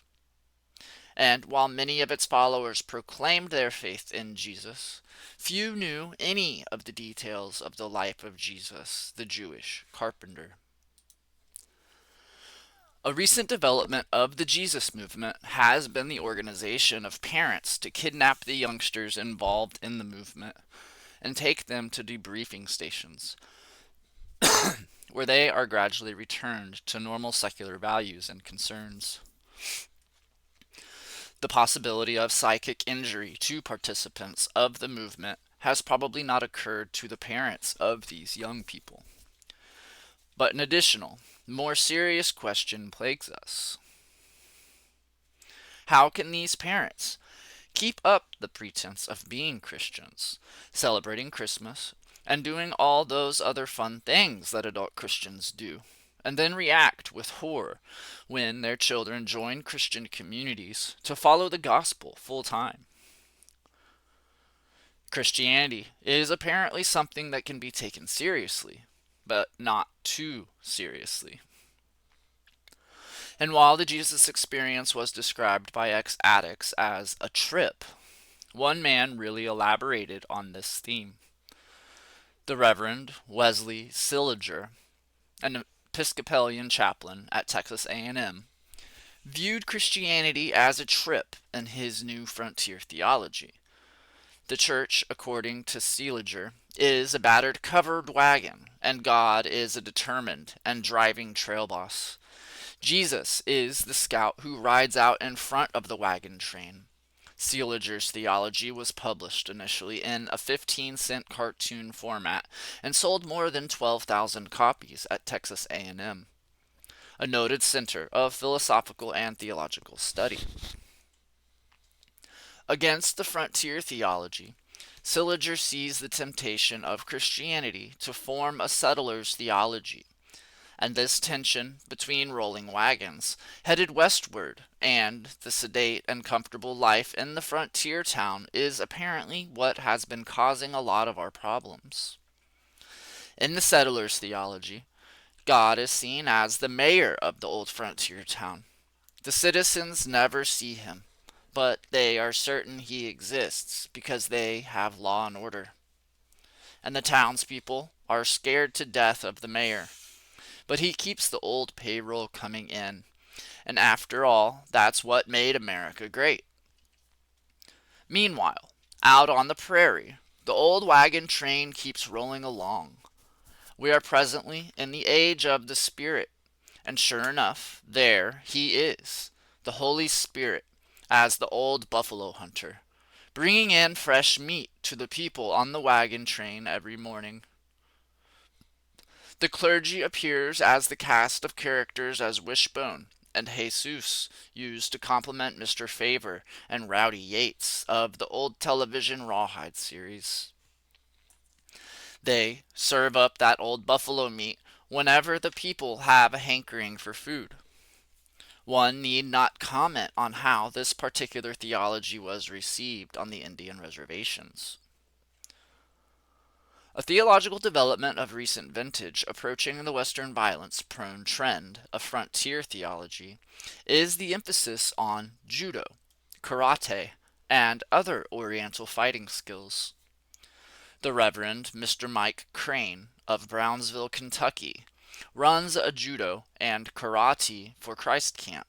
Karate is, according to Crane, useful in fighting off the devil. We are teaching young people how to defend themselves against man, the good pastor has said. Then we talk to them about how to defend themselves against Satan. Crane travels around the nation giving demonstrations and preaching sermons. To emphasize his point, he often shatters a 300-pound block of ice. Crane is not unique, however. because karate is the coming thing in the Christian ideology. Dean Blakeney, a fellow Christian who studied karate at North Georgia College and Tennessee Temple Theological Seminary, is also using karate to bring home the message of God's reconciliation with a sinful world. Blakeney, apparently, is further advanced in the Christian life, for, besides karate, he uses swords and curved Turkish Gurkha knives in his ministry. Recently, he placed a potato on the stomach of one of the faithful and split it with a sword without harming the fellow Christian who he noted had already been saved. Then he cleaved a watermelon into two pieces with his Gurkha knife, and to the amazement of his audience. He finally, his final knife act on behalf of the Lord, was serving a banana, which was placed near the neck of one of his disciples. Blakeney performed all these Christian feats in the cafeteria of the New Testament Baptist Church in Miami in the fall of 1972. His performance was clearly superior to the feats recorded in the New Testament when Peter attempted the same feat and bungled, severing the ear of the servant of the high priest of the temple in the Garden of Gethsemane. Blakeney lined up 4 concrete blocks and 1/2 inches thick and drove his head through them, shattering them. He explained, "These concrete blocks represent your life, and one day the devil is going to try to break your life just like I did these blocks." Blakeney's final sermonette left something to the imagination. He had 4 men place a 150-pound slab of ice on the stage. "I'd like to do the devil what I'm about to do to this ice," he chanted as he gave the ice a massive and highly religious karate chop. The block of ice remained firm as Blakeney lost his first encounter with the devil. Had he had a sudden lapse of faith? Was his faith half as strong as that of Crane, who splits 300-pound blocks of ice with little emotion and considerably less pain? Or was it simply denomination differences that allowed Crane to vanquish the devil, but tore victory from Blakeney's grasp? Christians, Crane and Blakeney, were not alone in their belief that Christianity is relevant to athletic ability. And Paul Anderson, an Olympic weightlifting champion, preached a sermon a couple of years back in which he credited his strength to his religious faith. And during this historic revelation, Anderson lifted 200 pounds with one arm. Not one of his devout audience apparently felt religious enough to duplicate the feat, and immediately raising the question of the relative effectiveness of the Christian faith as opposed to simple athletic training. Other signs of the efficacy of the Christian faith were noted by the Reverend Noel Street, a British spiritual healer who visited the United States in 1970. He noted to have a good spiritual life with mental and physical health, one must live a Christian life. Later, he elaborated on this prescription, adding that one should also be a strict vegetarian, do yoga, or any good regular exercise, and avoid smoking and alcohol. Like Christian karate, yoga is a difficult word to find in either the Greek or Latin versions of the Bible. Some Christian churches have refused to venture into the new realms of religious realism, with new theologies remaining fairly close to familiar American traditions. The Cathedral of Tomorrow, for example, has followed the New Testament teachings on the talents, wisely investing in earnings and business. It owns the Unity Electronic Company of New Jersey, the Nassau Plastic and Wire Company of Long Island, and land for a shopping center near its headquarters in Cuyahoga Falls, Ohio. Its best investment so far, however, is the Real Form Girdle Company of Brooklyn, New York. Knowing this, we can conclude that Christianity is in good shape in Cuyahoga Falls, Ohio. The Cathedral of Tomorrow did not stop with mere business investment, however, but launched into the sale of bonds for Mackinac College, gift annuity plans, life income agreements, and other security deposit agreements. The Ohio Department of Commerce, as well as 6 other states, has ordered a halt to these sales. Whether the cathedral was religious or not, it was plainly an enterprising group, and that, after all, is what made America great. The prize for merging religion and business must go, however, to the promoters of Hollyland, USA, a proposed $50 million biblical Disney type theme park that was to be built on the Alabama Gulf Coast. The original promoter of Hollyland, USA, a man named Bill Kaywood, convinced a number of devout fundamentalists that the park would bring in an extra 3 million souls. Plans were made to erect a 157-foot statue of Jesus on a 57-foot base. The sculpture would be taller than the Statue of Liberty and would be visible for miles down the highway each way.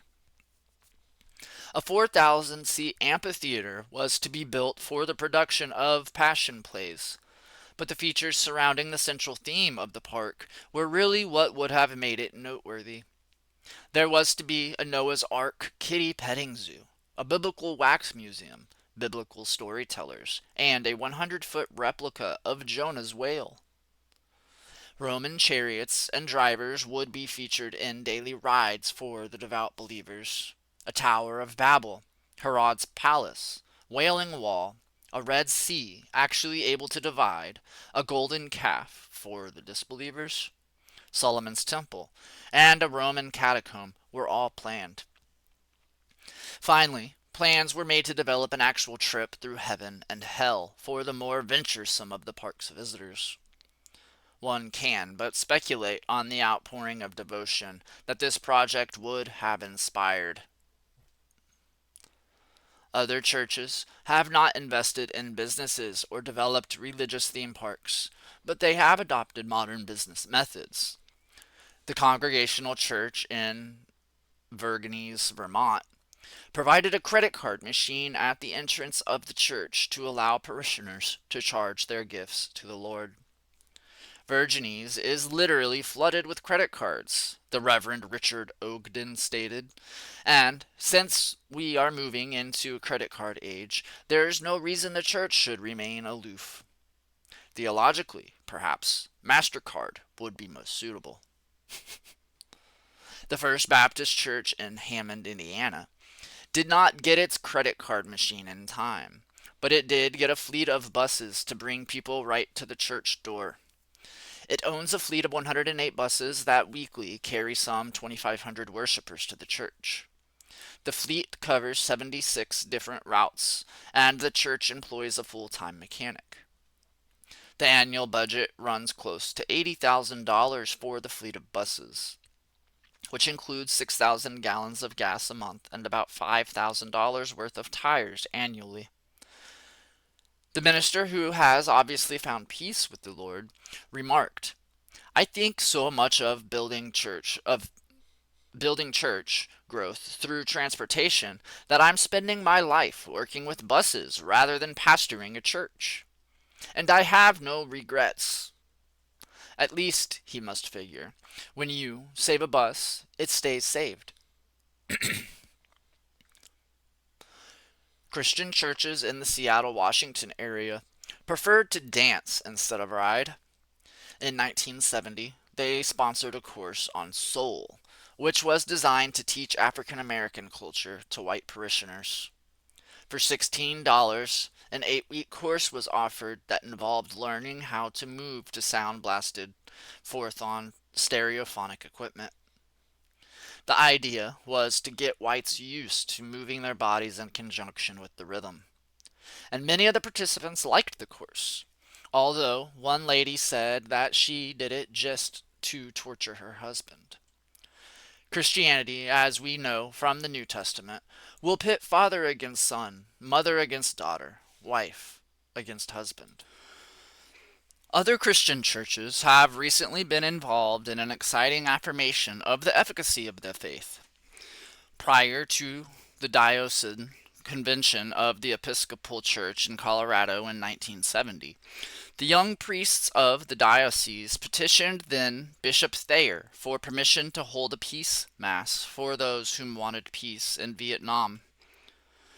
And Bishop Thayer, a direct lineal descendant of the apostles according to official Episcopal doctrine, is reported to have told them that there are other ways of achieving peace besides praying for it. Sometimes, even when prayer works in its mysterious ways, it places a tremendous strain on the recipients of its benefits. Oral Roberts, longtime minister of the Pentecostal Holiness Church and nationally known faith healer, joined the Methodist Church. His success in the healing arts was unparalleled in modern times, since it enabled him to build Oral Roberts University in Tulsa, Oklahoma, which now has a fine basketball team with national ratings. Roberts is also a director of the Tulsa Chamber of Commerce and a director of one of the city's largest banks. And where the old chose martyrdom for Pete and Paul, he obviously had bigger things in mind for Roberts. And life has not been a bed of roses for Roberts in spite of his recent rise to prominence in Oklahoma. He told a Denver Post reporter of the great relief he had in joining the Methodist Church and leaving behind the great burden of faith healing. Faith healing was a great burden, Roberts commented to the reporter, because people expected miracles. And perhaps the most important Christian event of recent times was Explo 72, a giant rally held in June 1972 at the Cotton Bowl in Dallas, Texas, a city of brotherly love. It was conceived and carried out by Bill Bright of the Campus Crusade for Christ International, one of the many fundamentalist-oriented groups working on college campuses. More than 75,000 gospel-preaching, sure enough young Christians came to Dallas to conduct a historic rally on behalf of fundamentalist Christianity.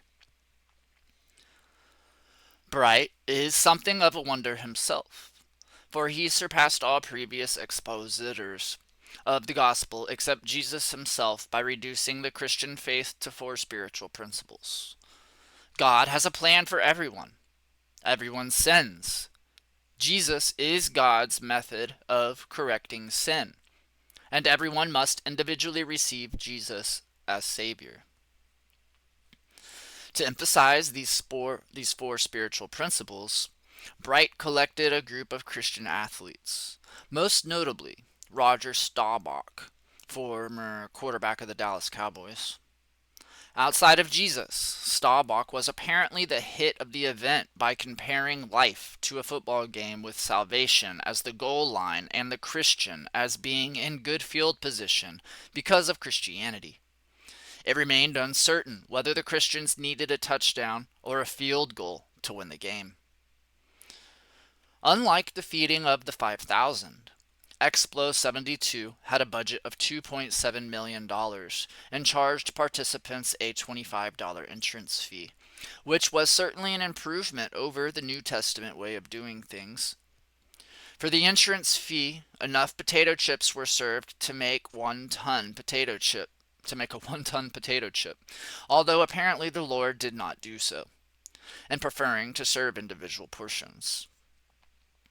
The event was billed as a religious Woodstock, and it was advertised on 800 billboards, 100,000 bumper stickers, and 5,000 t-shirts.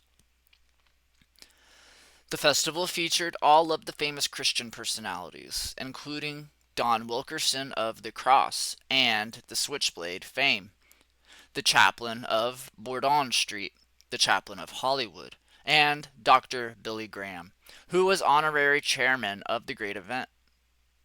Graham expressed his confidence in the ability of the participants to distinguish false prophets from true ones.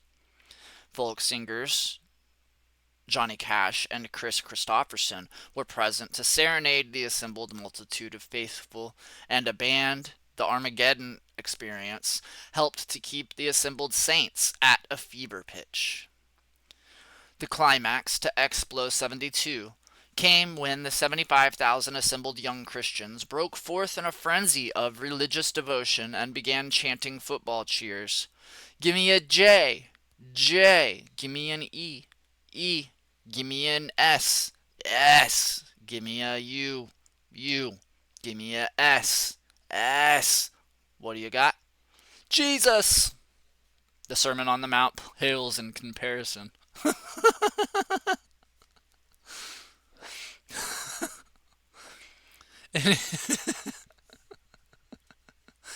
Oh, that's great. Anyone who could not distinguish between Christianity and contemporary American culture on the basis of X plus 72 was simply not receiving God's signals in the great football game of life. Had not Graham himself been present as honorary chairman, people might have had cause to wonder. But Graham had given his whole life to an exposition of the gospel, and although he had previously been unable to reduce it to the four spiritual principles, he was still highly regarded. And among Graham's achievements was his informal chaplaincy at the White House, which aroused the ire of Reinhold Niebuhr, who could very possibly not distinguish between true and false prophets, being a liberal and all. Niebuhr protested that Graham and the White House prophets were reducing religion to a civil obedience course that helped to cover problems, not solve them. Graham was very hurt at this charge, remarking that he was simply a personal friend of the president and not a political man. He later said that he would vote for Richard Nixon, basing his choice on the president's obvious morality and integrity. And perhaps Graham felt that a man who could remain oblivious to Watergate, the ITT affair, the Lockheed loan, the Hughes loan to his brother, and who would maintain a committee to re-elect him months after his re-election, must have the highest morals in the nation. Dr. Graham felt that his presence at the White House in no way endorsed the policies of the president. When asked to comment on the Vietnam situation, Graham replied that he spoke out only on the moral issues. And Graham's role in contemporary Christian thinking is buttressed by his lack of doubt. Having never attended a seminary, he did not have the opportunity to study Christian history or doctrine and had no chance to be led astray by the facts. He once related that he had no doubts whatsoever about Christianity since 1949, when he was converted on a golf course in Florida, calling into question, perhaps, Roger Staubach's theology, which viewed Christianity and life as football games. Some years ago, when Graham addressed a men's group in England, he compared life to a golf course in which one need only follow the rules to be greeted by the Lord after the game was over. Perhaps the greatest golfer of them all. While Graham is probably the most admired Christian in the modern world, it is difficult to distinguish his theological position as a religious leader and judge of morality from his participation in American cultural forms. He apparently swallows almost all of the traditional mythologies of American life without any critical analysis of whether they in fact relate to the Christian religion. In 1971, he was the Grand Marshal of the Rose Bowl parade, and he has consistently used sports metaphors as vehicles for his preaching.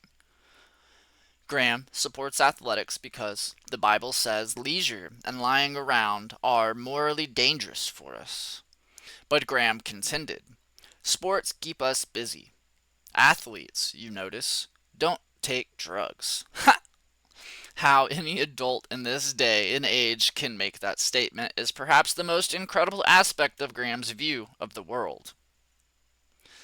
In the political arena, it was virtually impossible to tell Graham from the rest of Nixon's aides.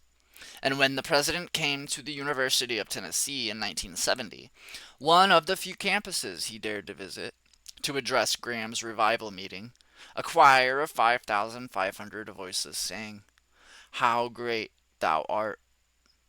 As Nixon was seated awaiting Graham's introduction, there remained some question as to which thou the choir was trumpeting. The avowed purpose of inviting Nixon to speak in Tennessee was to show the younger generation that the president is listening to them. This attitude meshes with his interpretation of religion as a buttress of civil and political structures. He was reported in Newsweek to have said, "I'm for change, but the Bible teaches us to obey authority." And Graham's crusade frequently is held in conjunction with other events of less theological stature. During his appearance at Madison Square Garden in 1969, a special hall was set up near the garden where rock and roll, interspersed with confessions of faith, continued all night after the famous evangelist sessions. Poor Graham was thus connected with at least some of those who did not take the command to obey seriously. But the participants apparently dug the session. It's amazing to hear those band members talk about Christ. One young visitor to the hall was heard to remark, the, Rev- the Reverend John Guist, leader of the sessions, called it getting back to the biblical principle of going where the people are. He probably could have added that the Christian church itself was founded on a rock. The confusion between Christianity and American culture is not simply a phenomenon of evangelical and right-wing Christianity. The liberal counterpart has made its contribution to making Christianity relevant to the modern world. The Lutheran Youth Congress, meeting in San Diego in 1972, originated the Jesus cheer, later repeated at the Cotton Bowl. In 1970, the United Church of Christ in Chicago held an unusual ordination ceremony that indicated it also had seen the light and was trying to make making religion relevant to American culture. The ordinated wore a multicolored vest with 17 symbols representing his concerns sewn on it. Included were symbols of joy and sorrow, a black fist, a Star of David, a peace symbol, a herald's trumpet, and wheat seeds. Two leotarded dancers conducted a moving prayer against a background of shifting images projected on the walls of the museum in which the service was held. Kent Schneider, the newly ordained minister, celebrated. He is director of the Chicago Center for Contemporary Celebration and will teach others to celebrate. He noted, "Celebration is an idea whose time has come. We will drink to that. Celebration may be the name of the game over on the left wing of the Christian spectrum, as football cheers seem to characterize the right wing." The Reverend Harvey Cox, author of Secular City and the liberal guru of the Boston area, decided in 1970 to combine all the elements of religion into one massive presentation. Choosing a congruence of holy days, Jewish Passover and Orthodox Easter, Cox gathered his disciples at the Boston Tea Party. A converted warehouse discotheque near Fenway Park, a projector flashed images on the walls to represent pictorially the agony of Vietnam, while participants wrote graffiti on the walls of the building. A rock band called the Apocrypha played "I Can't Get No Satisfaction," and at daybreak the crowd rushed into the streets, chanting, "Sun, sun, sun." Liberal Christianity had finally come of age. Right on, as the liturgy of the day related. Women's liberation had even intruded itself into what was normally been made a male domain. In November 1972, a group of women from the Roman Catholic, Presbyterian, Methodist, Episcopal, United Church of Christ, and other denominations held a sister celebration. And at the Washington Square Methodist Church in New York City, choosing Reformation Day, the traditional commemoration of Martin Luther's nailing of his 95 theses on the church door. Theses on the church door. The women wrote their own unique service. It featured the liberation of apples. The service began with the reading of the Genesis account of the creation and fall, but rapidly assumed a relevant status. We were told that we were agents of evil, corrupters of perfect creation, the leader chanted. We fell for all that, the congregation replied in unison. We were told that we were subordinate beings, derived from man, not uniquely created, the leader continued. We fell for all of that, the faithful responded. The service featured apple juice, which was tagged the ferment of freedom. The woman added a new myth of Lilith, who was first created co-equal with Adam, but abandoned him because she refused to be subservient to him.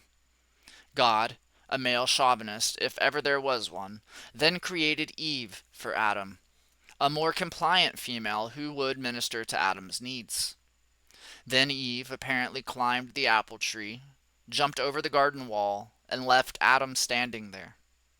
This version does add dimension to the traditional Christian story of the creation. The flexibility of the conception of Jesus appears to be another feature of the contemporary Christianity.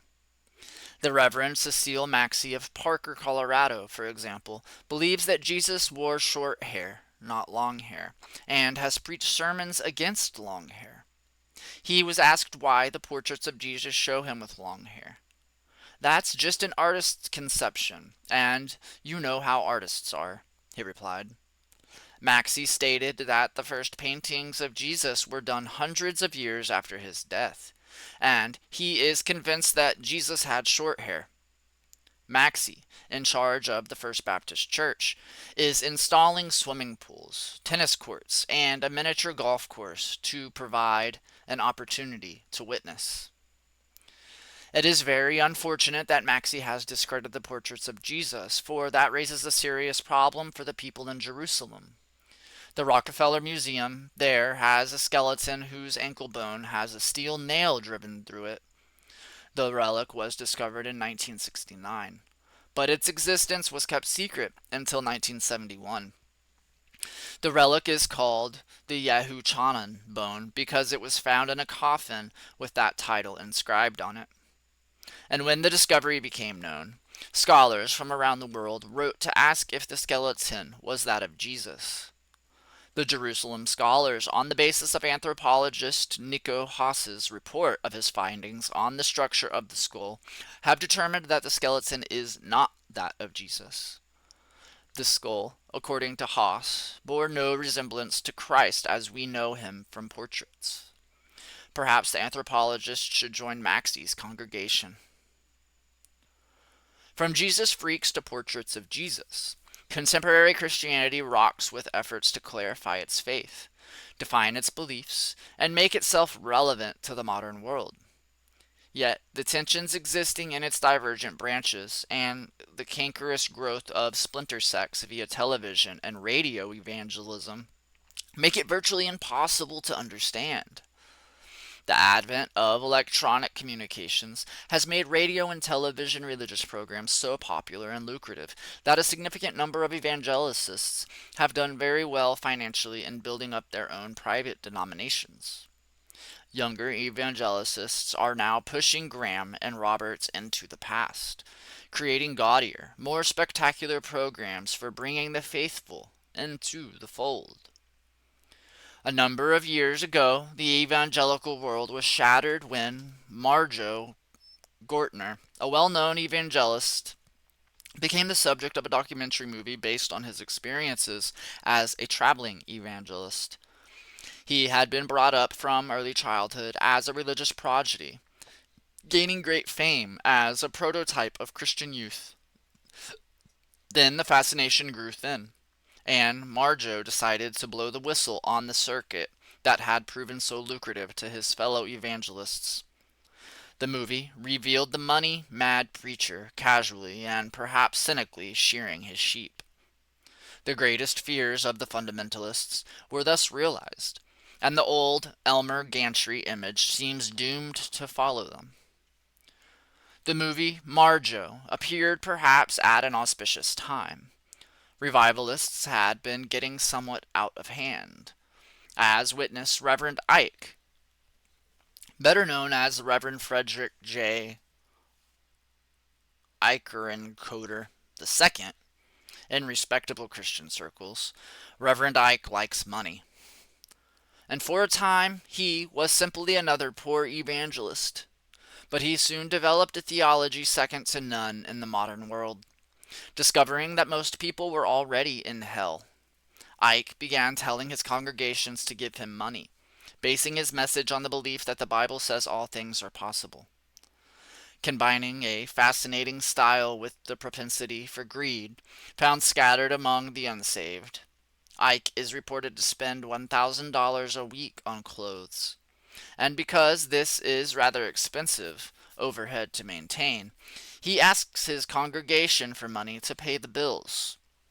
They caught it up. And as for Jesus, who is the standard product of other evangelists, one thing even Jesus didn't do, Ike preaches: he didn't save the world. As the various branches of American Christianity gather to continue to grow, Dr. Carl F. H. Henry, a noted Christian theologian, sees a rise of atheism on a world basis, without a recovery of those lively spiritual convictions and vitalities through which the church itself came into historical existence. Henry maintains Christianity is unlikely long to remain either a serious contender among world religions or an effective alternative to communist or any other ideology. The fall of the Iron Curtain and the Berlin Wall revealed that communism never was a viable ideology.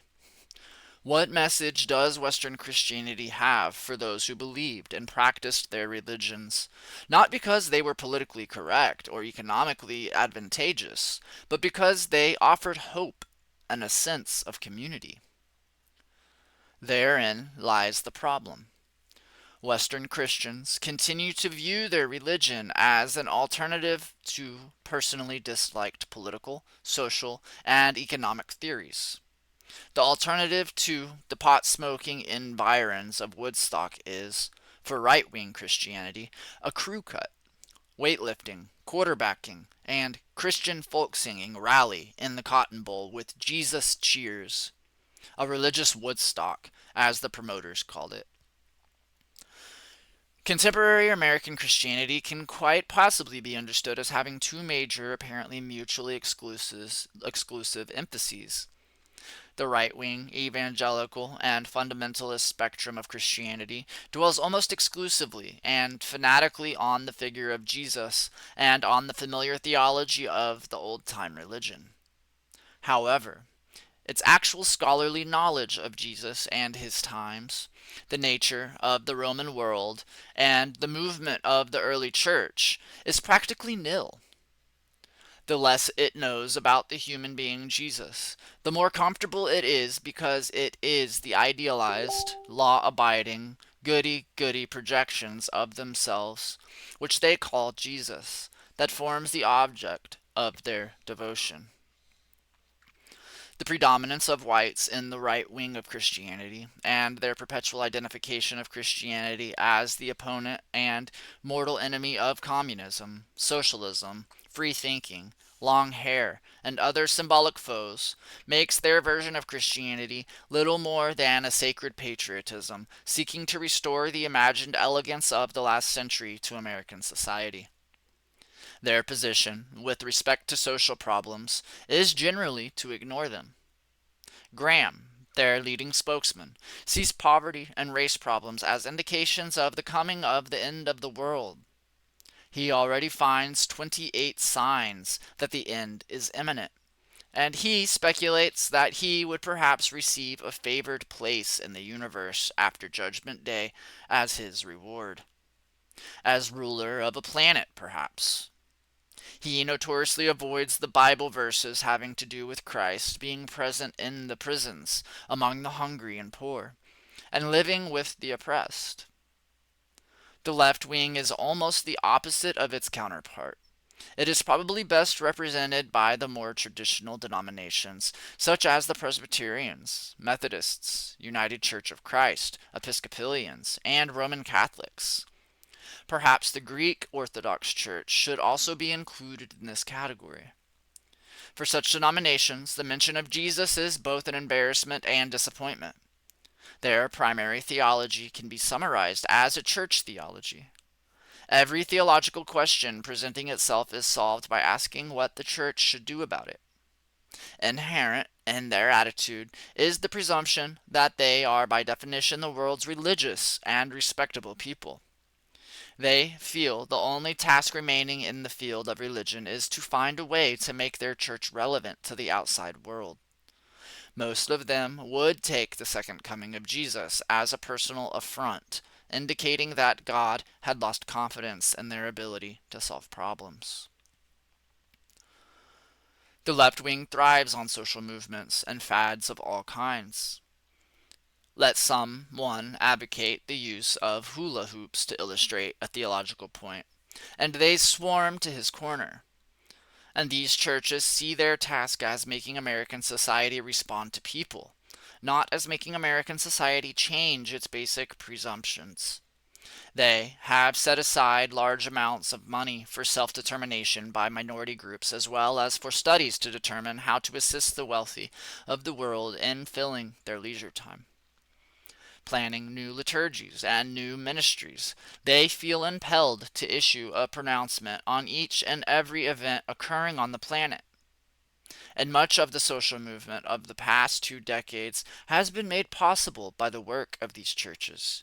And, in that respect, they are probably more in tune with the state of American society than their fellow Christians on the right. Today, we find that the right wing of Christianity is growing quite fast, while the left wing, battered from indiscriminate support of demagogues in the power movements, is losing both members and financial support.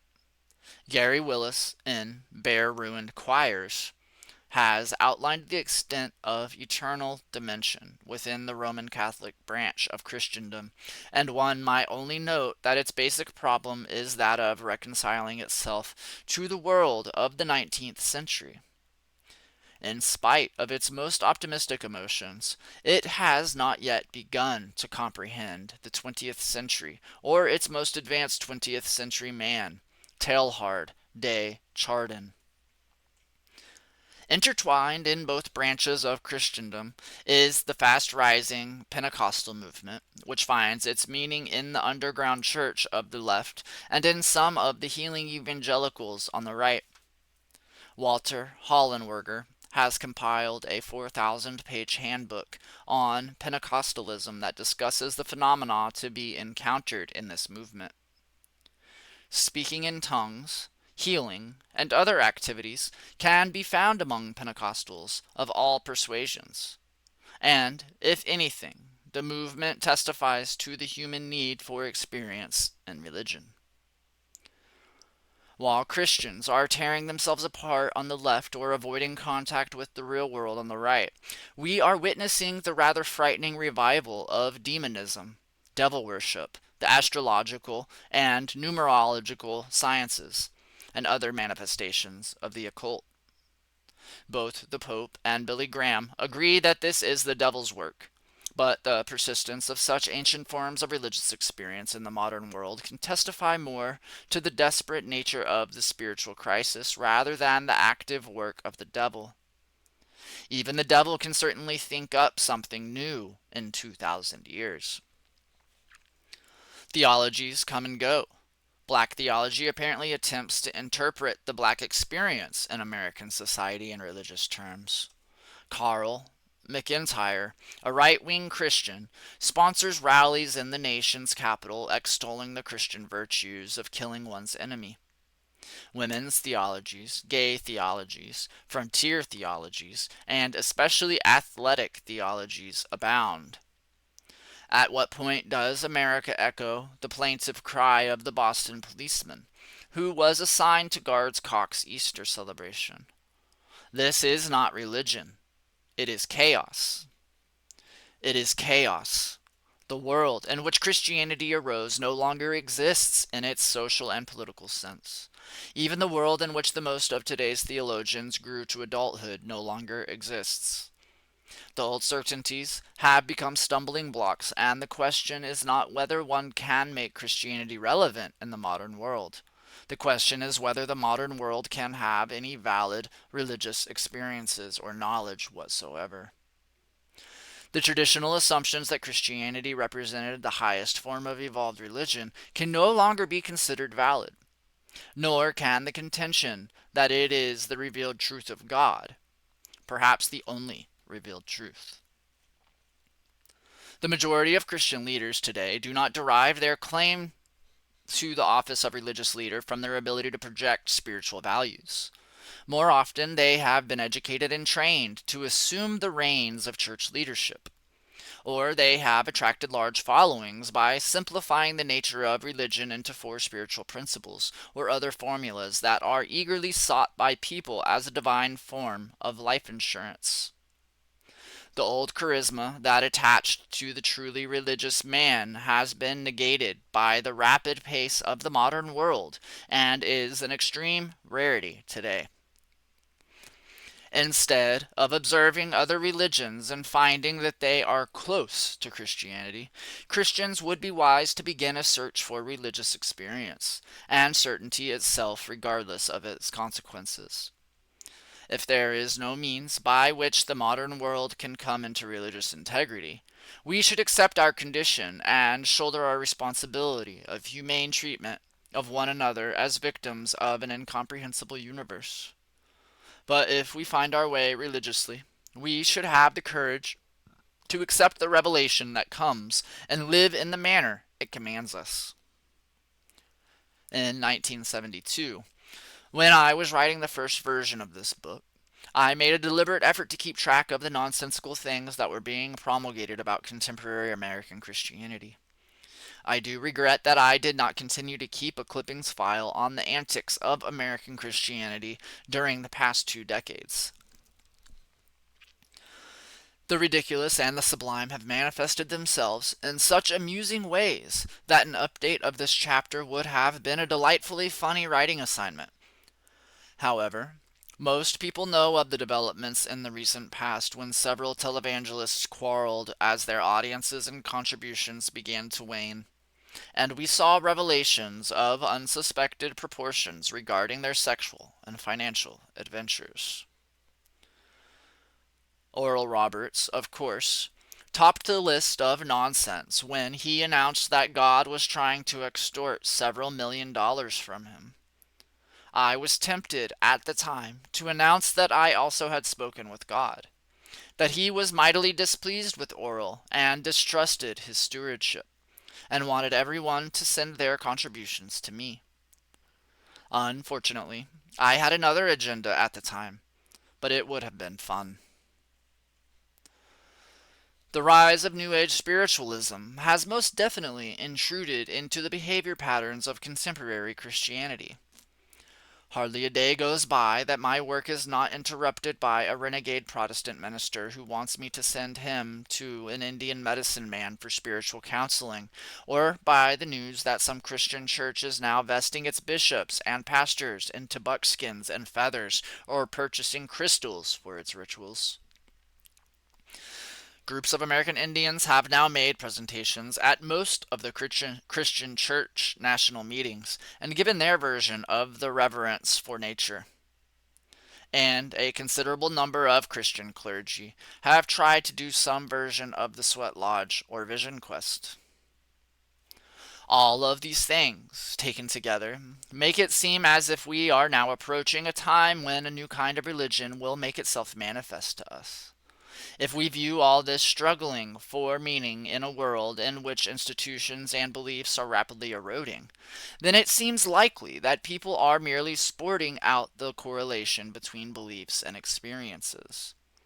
Thus, the religions that depend on the articulation of doctrinal propositions to maintain themselves are doomed to disappear beneath their own silliness.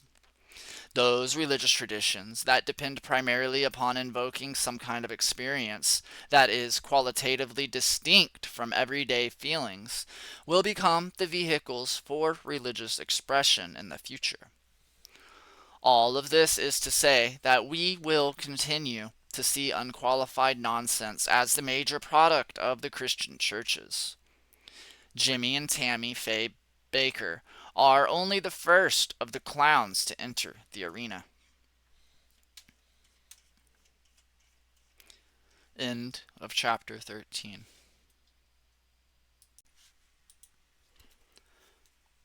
Chapter 14. Tribal Religions and Contemporary American Culture. We have seen some examples of the deviations created in religious behavior when a cultural defines a religion. In a great many areas, tribal religion defined culture. This aspect of Indian life can be seen fairly clearly in the speeches and attitudes of the old chiefs and warriors. Their refusal to consider land as a commodity to be sold, and their insistence that the lands held a great and sacred place in their hearts and the hearts of the people, must be understood in its context of the last century, when they faced the monumentous decisions of giving up some of their lands in an effort to preserve the remainder of it for themselves and their children. There can be no doubt that not only times have changed, but also cultures, since the white man first set foot on the continent. Tribal cultures have shifted to confront the changes forced on the people by the tidal wave of white settlement. The recent Indian activist movement has attempted to recoup the lost ground and return to the culture, outlook, and values of the old days. The fundamental question facing tribal religions is whether the old days can be relived, whether in fact the very existence of an Indian community in the modern electronic world does not require a massive task of relating traditional religious values and beliefs to the phenomena presenting themselves. One small example might indicate the extent to which this problem is a daily irritation to Indian people. In some of the traditional pueblos, modern conveniences are rejected, even electricity, and the children of the pueblo attend the public school system, however, and have become accustomed to having cold milk. For the children to have cold milk at home, the pueblo must install electricity. But this innovation will violate the people's religious beliefs. A generation gap of no small distances emerges.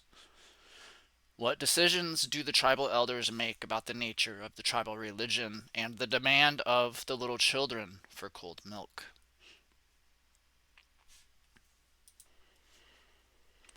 Again and again, Indian people are faced with the puzzling unveiling of the distinctions between the Western Christian world and themselves. Sacred bundles of the tribe reside in the State Museum, and for centuries they were revered by the people, serving to focus their attentions on their religious experience as a people. During the period of religious oppression, the government forbade the practice of Indian religions, and one day the sacred bundle was given or sold to the museums or stolen from the tribe. Everyone had given up on the idea that they would ever again be allowed to practice their own religion, and the sacred bundles were considered as the remaining artifacts of paganism. In a scene being played out across the country today, the younger people of the tribe, trying to revive the tribal religion, need the sacred bundles. An old man has been found who has preserved the tribal religion. He is old, and unless he can train the young, the religion will be lost. What can be done? The sacred bundles are no longer in Indian hands. Do we storm the museum? Will the whites understand why we need the sacred bundles back? We have been taught to look at American history as a series of land transactions involving some 300 Indian tribes and a growing U.S. government. This conception is certainly the picture that emerges when tribal officials are forced to deal with federal officials. Claims commissioners, state highway departments, game wardens, county sheriffs, and private corporations. Yet it is hardly the whole picture. And perhaps nearly as accurate would be the picture of settlement phrased as a continuous conflict of two mutually exclusive religious views of the world. The validity of these two religious views is yet to be determined. One, Christianity, appears to be in its death throes. The other, the tribal religion, is attempting to make a comeback in a world as different from the world of its origin as the present world is different from the world of Christian origins. Can tribal religions survive? Can they even make a comeback? Even where the two religious systems have clashed, the picture is not clear as to villain and hero. Father A. M. Bede, a missionary of DeSalle at Fort Yates, North Dakota, told Satan, "I am convinced now that the Medicine Lodge of the Sioux is a true church of God, and we have no right to stamp it out." Yet they did try to stamp it out while recognizing the wrong they were doing. Some Christian missionaries successfully bridged the cultural gap and became more important to the tribes than most of their own members. The Reverend Samuel Worcester, a missionary to the Cherokees in the 1830s, remained a faithful friend to the tribe in defiance of the state of Georgia. He persisted in his recognition of the Cherokees as a people, following their cultural development, obeying their laws, and giving continual assistance. For his loyalty, he was imprisoned by Georgia, and his appeal for release was heard in the U.S. Supreme Court in the famous case Worcester versus Virginia, in which Chief Justice John Marshall gave the definitive statement on the status of Indian tribes under the Constitution. At the opposite end of the spectrum is the Reverend John M. Chivington, an infamous Methodist minister from Denver, Colorado. Chivington served briefly as a colonel in the Colorado Volunteers during the Civil War. Finding no Johnny Rebs to fight, he turned his attentions to the Indians. He planned, led, justified, and celebrated the massacre at Sand Creek, Colorado, in an unexpected dawn attack on a friendly band of Cheyenne and Arapaho Indians in which hundreds of helpless people were needlessly slaughtered. The actions of the Colorado Volunteers remain even today as one of the most barbaric examples of human behavior. Between these two extremes are hundreds of cases of Christian people who reflected well both their religious beliefs and their cultural values in their relationships with Indians. Some were staunch defenders of the tribes they knew. Others behaved in a rigid authoritarian manner without a trace of human feeling. In fairness, one cannot judge the religion of the whites as either good or bad when it came into contact with the tribal religions, only that no consistent set of values ever emerged as peculiarly and gloriously Christian. After 4 centuries of pressure and religious imperialism, many tribal religions disappeared. Some disappeared because the tribes were destroyed or were reduced to such few members that the survivors, dropping their own religion, joined larger tribes and accepted the practices of the host tribe. It has only been in fairly recent times that a number of religions have emerged that cross tribal lines, and foremost of these has been the Native American Church, which uses peyote in its ceremonies. And although universally respected among Indians, the Native American Church has come afoul of the drug laws of the various states and now faces severe repression. Oppression of the people who use peyote sacramentally connecting them with the drug war, is ludicrous. Very few people belong to the Native American Church, and its services are always held in the most isolated locations and attended by a handful of people. Traffic in peyote is almost non existent, and it has been used successfully in helping Indians escape from alcoholism. But it is, culturally and theologically, foreign to American culture, and consequently is seen as a threat to social stability. The establishment of reservations generally involved the creation of mission stations at agency headquarters. Some of the treaties gave the missionaries lands on which they promised to build schools, houses for teachers, hospitals, and farms. The tribes failed in many cases to appreciate that allowing the missionaries to enter the tribal lands would inevitably result in religious conflict and dissension among tribal members. We have already seen how Chief Joseph refused to have missionaries around, fearing that they would teach the people to quarrel about God. As the reservations became more permanent, the churches devoted themselves wholeheartedly to converting the people. Religious controversies increased, and missionaries soon became one of the most focal forces in demanding that tribal political activity be suppressed because it was apparent to them that the religious and political forms of tribal life could not be separated. Soon, plans were underfoot to ban tribal religious ceremonies. The ignorance of the Indian agents assisted the missionaries in their endeavors because they interpreted any Indian ceremonial as a war dance. By the time of the Allotment Act of 1887, the Dawes Act, almost every form of Indian religion was banned on the reservations. In the schools, the children were punished for speaking their own language. Anglo-Saxon customs were made the norm for Indian people. Their efforts to maintain their own practices were frowned on, and stern measures were taken to discourage them from continuing tribal customs. Even Indian funeral ceremonies were declared to be illegal, and drumming and any form of dancing had to be held for the most artificial of reasons. The record of Indian resistance is admirable, and when people saw that they could no longer practice their ceremonies in peace, they sought subterfuge in performing certain of the ceremonies.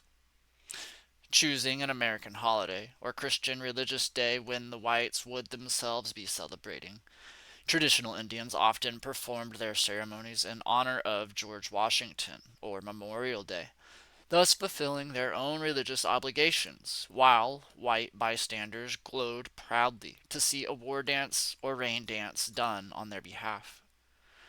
The Lummi Indians from western Washington, for example, continued some of their tribal dances under the guise of celebrating the signing of their treaty.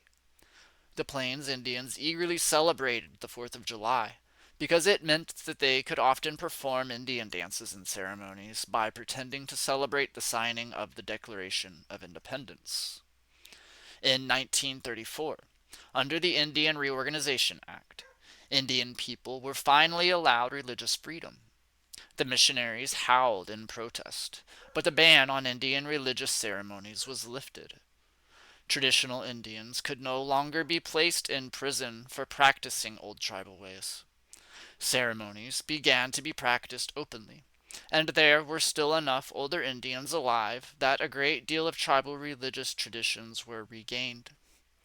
The great black elk, today perhaps the best remembered of the Sioux holy men, was still alive in 1934. It is said that he had frequent conferences with the holy men from other parts of the tribe living on different reservations.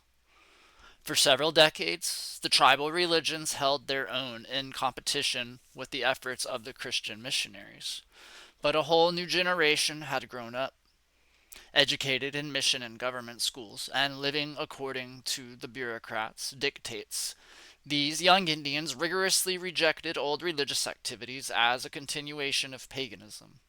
Yet, as more Indians went off the reservation, went to war, attended college, and lived in the cities, The situation began to change. The Indian people had always been somewhat in awe of Western technology. It seemed to imply that their God was more powerful than their tribal religions and medicine. The great expansion of the American Indian horizon in the 1950s had tremendous effect on attitudes toward tribal religions, which provided a very important link with the tribal past. Often through healing ceremonies performed by the holy people of the tribe, sickness were cured that urban white doctors could not cure. In one decade, many American Indians began to see that whites and their Christian religion had fatal flaws. And in the last several decades, tribal religions have seen a renewal that astounds many people. The Pueblos of New Mexico and the Navajos of Arizona managed to retain much of their ceremonial life throughout the period of religious suppression. The Hopi, in particular, preserved many of their ceremonies with relative purity. The Apaches also kept a number of their tribal ceremonies. And in the Northwest, some of the tribes kept their ceremonies by holding them in secret on the isolated reservations, lacking sufficient federal resident staff to prohibit them. These tribes, quite frankly, continued their ceremonies by making them once again a total community affair to which everyone was expected to come. Other tribes have experienced an increasing interest recently as specific ceremonies become the objects of people's affection. Naming ceremonies in some tribes have become more numerous as urban Indians seeking a means of preserving an Indian identity within the confusion of the city have asked reservation people to sponsor naming ceremonies for them. They travel sometimes thousands of miles and spend thousands of dollars to be able to participate in such events. Religious conflict has become pronounced on some reservations, as Christian Indians have had to make room for traditional Indians in tribal affairs. The continuous conflict on the St. Regis Mohawk Reservation in upstate New York is a classic example of such strife. And for nearly 2 centuries, the Roman Catholic Church dominated the affairs of the Mohawks, who remained on this side of the border after the Revolutionary War. Edmund Wilson recounts how he visited a ceremony where many of the Christian Mohawks sat silently in the night, listening to the songs and activities of the traditional Mohawks being held a short distance away. And such was the overt situation until recently. In 1972, open conflict broke out at St. Regis as the impending wave of traditionalism threatened the political stability of a few figurehead Christian Mohawks who had been dominating tribal affairs for nearly a generation. The largest Indian newspaper in North America, Akwesasne, notes, operated by traditional Mohawks on a sharing the cost by contribution basis, was harassed continuously. Questions were raised about whether Canadian Mohawks and their adopted friends should be allowed to live on the reserve. The fundamental question was that of defining contemporary Mohawk culture and outlook.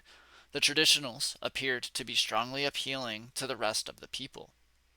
In 1989 and 1990, violence broke out in Mohawk country as traditional people attempted to forestall the installation of gambling on their reservations. Both the Canadian and U.S. governments were placed in a difficult situation because it appeared as if tribal sovereignty and the viability of the tribal government was at stake. There is no question that the traditional Mohawks held the high moral ground, but there was also the difficulty of recognizing the informal traditional government because it would not endorse the continued intrusions into community life that the organized tribal council condoned. As tribal religions emerge and begin to attract younger Indians, problems of immense magnitude arise. Many people are trapped between tribal values, constituting their unconscious behavioral responses, and the values that they have been taught in schools and churches. which primarily demand conforming to seemingly foreign ideals.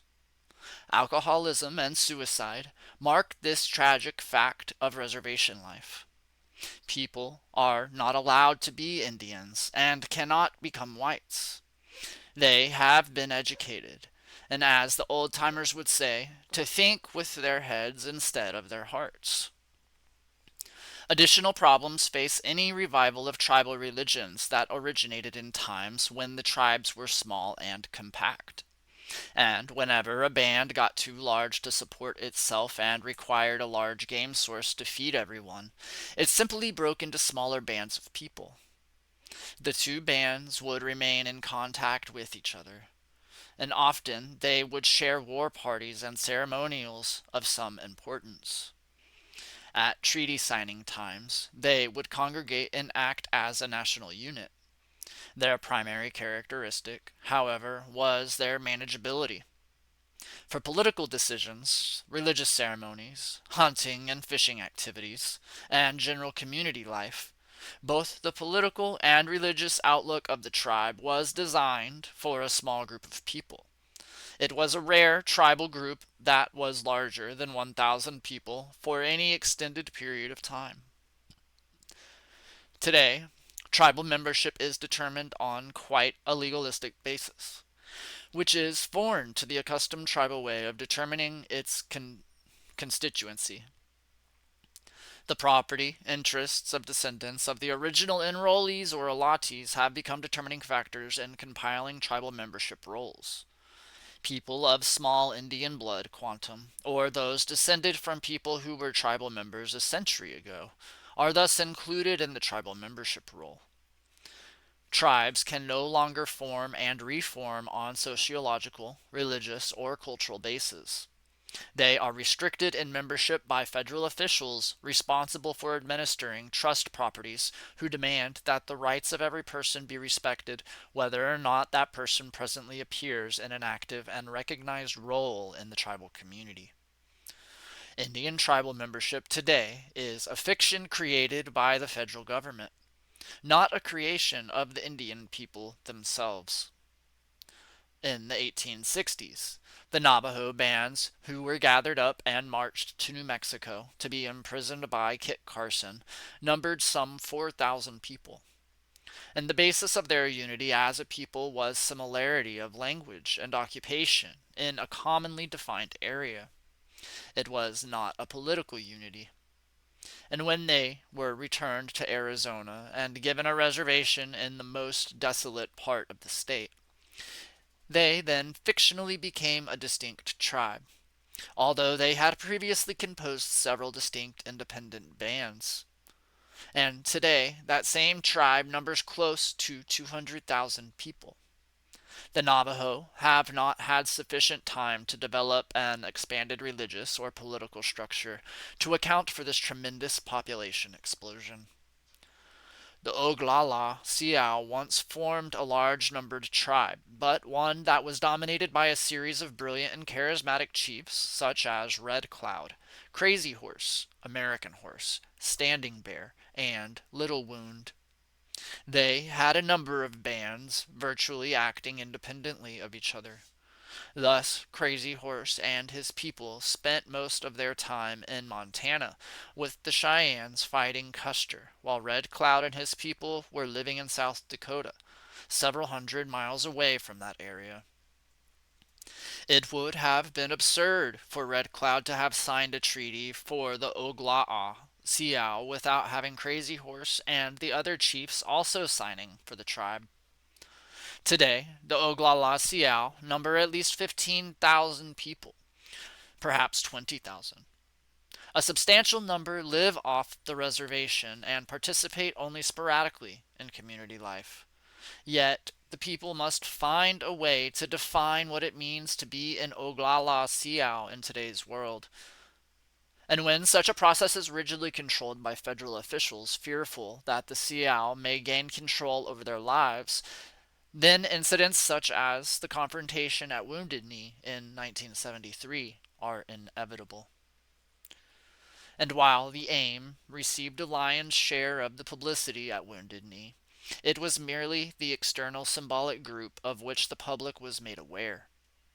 AIM had been asked to come to the reservation to mount the protest by members of the Oglala Sial Civil Rights Association, a group formed a year earlier to protest conditions on the reservation brought about by the tribal council's refusal to guarantee civil rights to individual Indians. Cooperating with the two groups was the Black Hills Treaty Rights Council. This council was composed of the elder traditional leaders on the reservation who had tried to preserve the older form of tribal political organization. They had been working all their lives to see that the federal government fulfills its commitments to the Oglalas as promised in the Treaty of 1868 and the Agreement of 1876. The situation was further complicated by two other organizations supporting the protest. One, the Landowners Association, was composed of individual Indians who owned allotments of land and wished to use their lands in community cooperatives to form grazing units for the local communities. The BIA, with the concurrence of the tribal council, had placed their lands in larger grazing units and leased these large units to white cattle ranchers. The individual Indians were thus deprived of the use of their lands and were given small rental checks by the federal government. They were kept in a perpetual state of poverty, while the white ranchers enjoyed the benefits of economic prosperity during the great rise in the price of beef. The fourth group involved in the protest was the Interdistrict Council. As the conditions on the reservation grew worse during 1972, the people of the different reservations district formed their own shadow government known as the Interdistrict Council. They had representatives from every one of the 8 districts on the reservation and were discussing ways to get a federal law passed to give the people of the local communities political control over their lives through a new constitution. Naturally, the existing tribal council and the BIA were violently opposed to such a reform because it would have unseated the tribal council and reduced the power of the bureaucrats. During the Wounded Knee confrontation, the Inter-District Council tried desperately to get the federal government to understand how the conditions on the reservation had led to the protest and how the protest could be peacefully resolved. Perhaps the most important aspect of the Wounded Knee protest was that the holy men of the tribe and the traditional chiefs all supported the AIM activists and younger people on the issues that they were raising. Some people were fearful of the violence that threatened their lives, but the strong ceremonial life and the presence of medicine men in the Wounded Knee compound diffused a great deal of the criticism that would have been forthcoming from members of the other Indian tribes. No Indian could keep a sustained criticism of the confrontation upon knowing that the people at Wounded Knee had their sacred pipes, and that the medicine men from both the Pine Ridge and the neighboring Rosebud Sioux reservations were performing the ceremonies. The Wounded Knee protest was dreaded by Indians, but it was not unexpected. The federal government had taken the original rolls of the allotment period and insisted that the descendants of those original allottees be considered members of the tribe, whether they had sufficient Indian blood to qualify for membership or whether they lived in the communities on the reservation. The internal social mechanisms that ordinarily would have operated to define community membership were forbidden by federal law.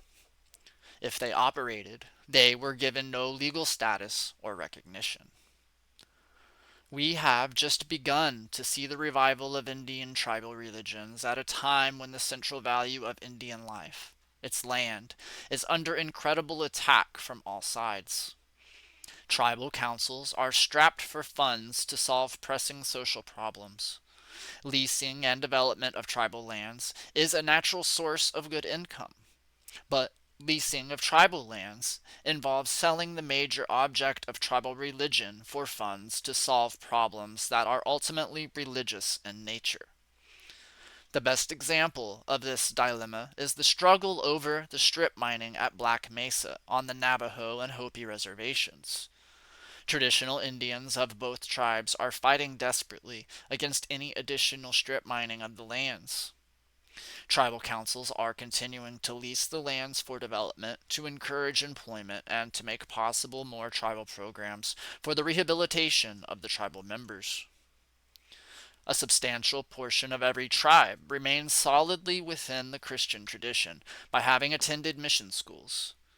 They grew up in a period of time when any mention of tribal religious beliefs was forbidden.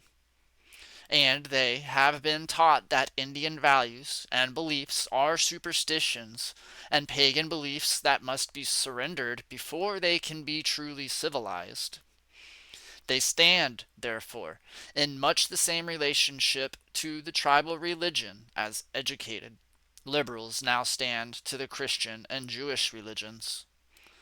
Both groups have lost their faith in the mysterious, the transcendent, the communal nature of religious experience.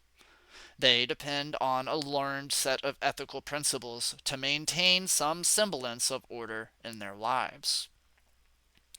A great many Indians reflect the same religious problem, as do the young whites who struggled through the last several decades of social disorder.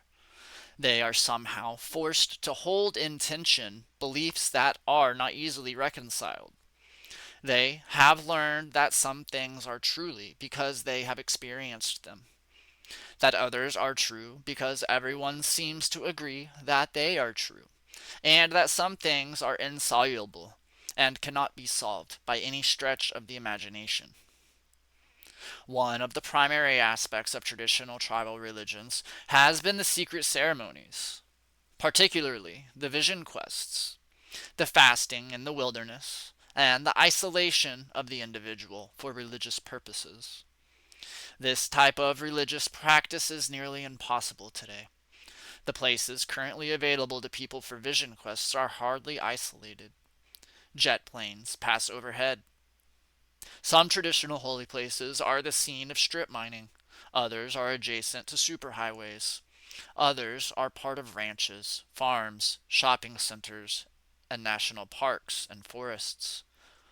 The struggle of the Taos people to get their sacred Blue Lake away from the Department of Agriculture indicates the tenuous nature of some tribal religious practices in a world of complicated transportation services and radio and television.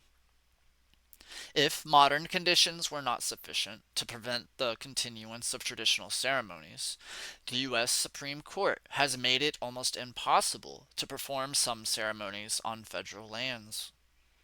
In 1988, in Lang v. Northwest Indian Cemetery Protective Association, the court dealt with the question of whether the Forest Service could construct a 6-mile segment of road for the convenience of the logging industry in the high country of Northern California, where the Yurok and Karok tribes traditionally conducted religious ceremonies. Relying on the American Indian Religious Freedom Resolution, the Indian demonstrated to the Forest Service and to the lower courts that to construct the road would damage the traditional religion beyond repair. Yet the court turned away their argument, noting that it could not order the government to protect a religion of this kind. The majority decision compared it to a sudden rush of religious feeling by someone who had gazed upon the Lincoln Memorial, a dreadful and perhaps deliberate misunderstanding of the religious principles involved. Education itself is a barrier to a permanent revival of tribal religions.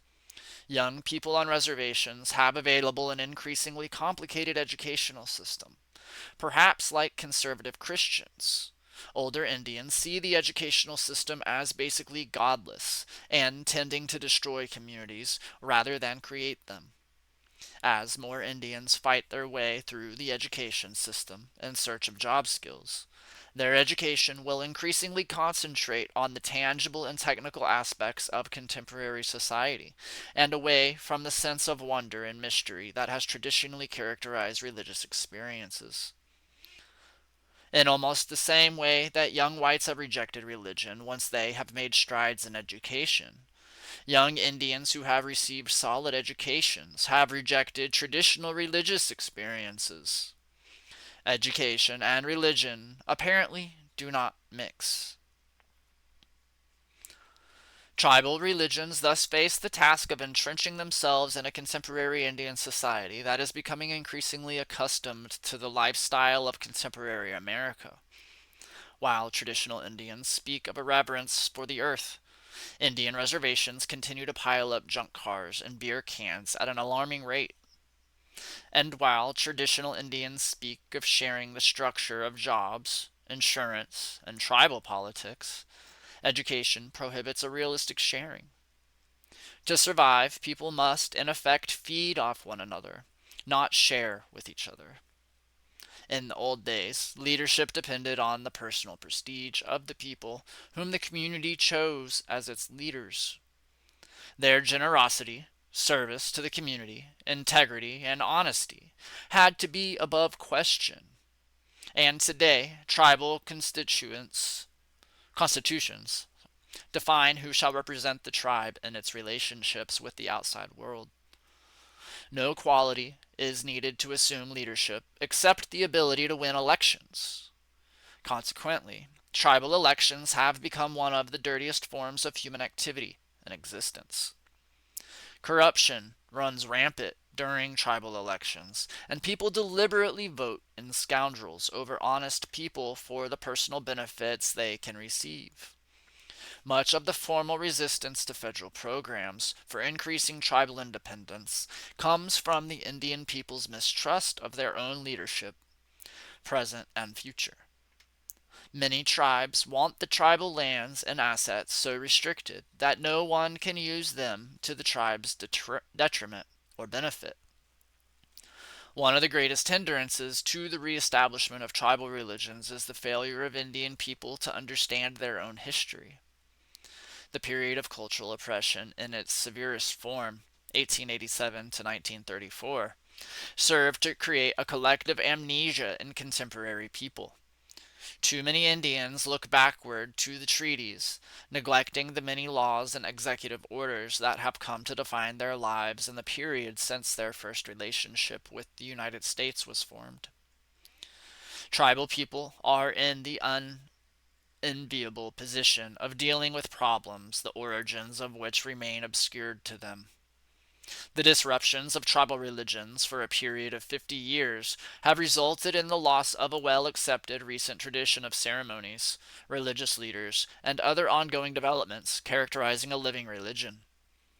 Contemporary efforts to reestablish tribal religions have come too rapid of a rate to be absorbed on many reservations. In some instances, ceremonials are considered part of the tribal social identity rather than religious events. This attitude undercuts the original function of the ceremony and prevents people from reintegrating community life on a religious basis. Most tribal religions, as we have seen, have not felt that history is an important aspect of religious life. Today, as changes continue to occur in tribal peoples, the immediate past history of the group is vitally important in maintaining the nature of the ceremonies. The necessary shift in emphasis to a more historical approach can be seen in the various Indian studies programs that have attempted to fill in the missing tribal history. Indian tribal religions thus find themselves in the position of earlier Christian communities that were forced to derive historical interpretations to account for unfulfilled prophecies. We may find the incongruous situation of many Indian people leaving Christianity to return to traditional religious religions, creating a tribal history to solve social problems, and falling into the historical trap that has plagued Christianity.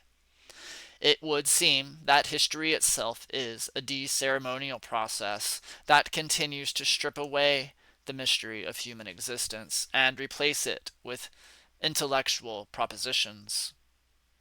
As the mainstream of Christianity begins to face ecology and the problems inherent in its traditional doctrine of creation, Tribal religions are running the risk of abandoning the traditional Indian concerns about the creation in favor of a more historical and intellectual religion. Tribal religions in the old days did not create an external ethical system. Cultural considerations involving total tribal life enabled people to merge all societal functions into a unity from which all forms of behavior derived. And with tribal members spread across the country today and the conditions on the reservations subject to radical shifting at every change of federal policy, there is not that continuity of experience or homogeneous community of people present that would enable Indian people to avoid creating ethical systems based on traditional values. The closest parallel that we find in history to the present condition of Indians is the diaspora of the Jews following the destruction of the temple. A surprising number of Indian activists have made this comparison without considering that the exile of the Jews was for a significant period of time and that the Jewish people almost immediately developed a strong scholarly tradition to preserve their ceremonies and beliefs in exile. The Indian exile is, in a sense, more drastic. The people often live less than 100 miles away from their traditional homelands, yet in the relative complexities of reservation and urban life, they might be 2,000 or more years apart. It is not simply a spatial separation that has occurred, but a temporal one as well. Many traditional leaders have recognized this problem. In the 1970s, an intertribal ecumenical council was formed to meet every summer to discuss ways of keeping the people focused on the nature of tribal religions and their meaning for the future of the tribes. The ecumenical council met most often on reserves in Canada, because the Canadian Indians seemed more perceptive in defining the problem of reviewing the traditional way. In the summer of 1972, some 500 people attended the sessions, and the number of participants grew each year until it was apparent that the gatherings had deteriorated into pleasant sessions of reviewing the past because people were unwilling to forge into the future. Then the council ceased to exist. One of the chief past functions of tribal religions was to perform healing ceremonies. This function was impaired by lack of any rites to train new people to perform the ceremonies and general lessening of dependencies on tribal medicine men because of the presence of public health. Services, hospitals on the larger reservations, Indian healers were generally considered as superstitious magicians by the missionaries and government officials, and healing arts were lost in many tribes. Today, healing remains one of the major strengths of tribal religions. Christian missionaries are unable to perform comparable healing ceremonies, and a great many still regard Indian healers as fakers and charlatans. This particular field is thus open for Indian religious figures who have received particular healing powers, and traditional healing ceremonies are being recognized by the Public Health Service as competent, complementary healing practices. Some special grants have been given to train more healers and shamans and to have them work closely with doctors trained in internal medicine. The modern world has lost a large number of healing medicines because of the arbitrary rejection of Indian religions. Some tribes had special roots and herbs that had amazing properties. Only a few have remained in use in some tribes, while the vast majority have been lost for a number of reasons. Restriction of Indian people to the reservations has meant that long trips to particular places to gather specific kinds of roots and herbs have stopped.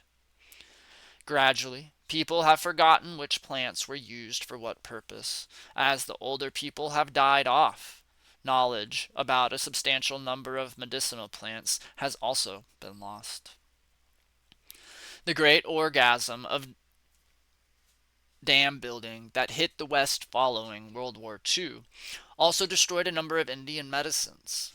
The dams flooded the smaller creek and river bottomlands where many plants grew, leaving only the higher reservation land above water. Even those plants and herbs that had been remembered and used regularly by the people were thus sometimes lost because the places where they grew were underwater. A comparable situation exists on the land that has been reduced to farmland from its original state. Some medicinal plants grew wild on certain parts of the prairie or in certain places in the forests. The prairie, in large part, has now been reduced to erosion ridden wheat and cornfields, and in most places the forests have given way to farmlands and cities. And when one remembers that a substantial number of people of each tribe lives in urban areas away from the reservation, the problems faced by Indian healers come into sharper focus. Only rather hopeless cases, or those presenting an extreme problem, will reach traditional Indian healers from people outside the reservation. The task of healing will thus take on an Oral Roberts dimension in the future. People will indeed expect miracles, unless there is a determined effort to gather individual knowledge of healing plants, herbs, and earths, as well as general acceptance of the necessity of rebuilding tribal use of healing people. The impact of healing on Indian religions will continue to decline in spite of temporary successes. Perhaps religious healing will lose validity as a ceremonial experience in another generation. A counterpart of the healing ceremonies are the rites performed by the religious practitioners that allow them to predict the future in part or in whole, to give advice on courses of action, and to give general advice and admonitions on a variety of subjects. Divination and foretelling the future were once major parts of religion. With the coming of Christianity, they appear to have lost their respectability. The result of this loss has been the survival of astrology, fortune telling through cards, and the use of I Ching in recent years in Western civilization. Discovering the future was once a major function of tribal religious leaders. It remains today as one of the major strengths of traditional religious people.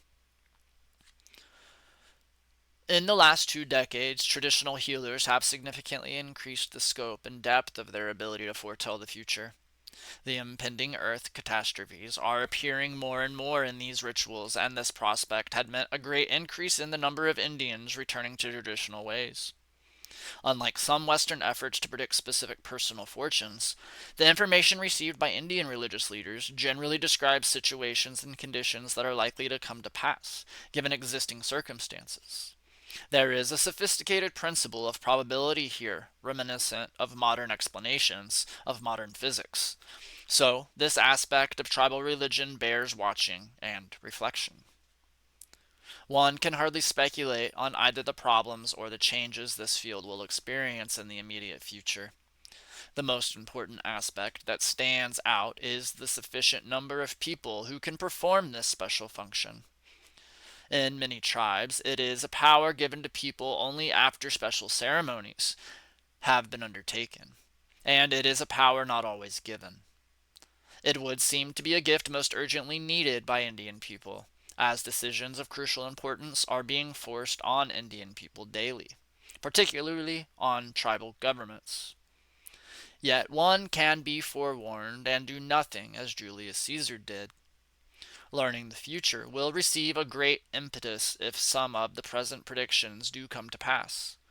The big danger is that this gift, which must remain a property of the Indian community, may become part of the popular New Age activities, and the Indian religious leaders will lose this talent by secularizing it.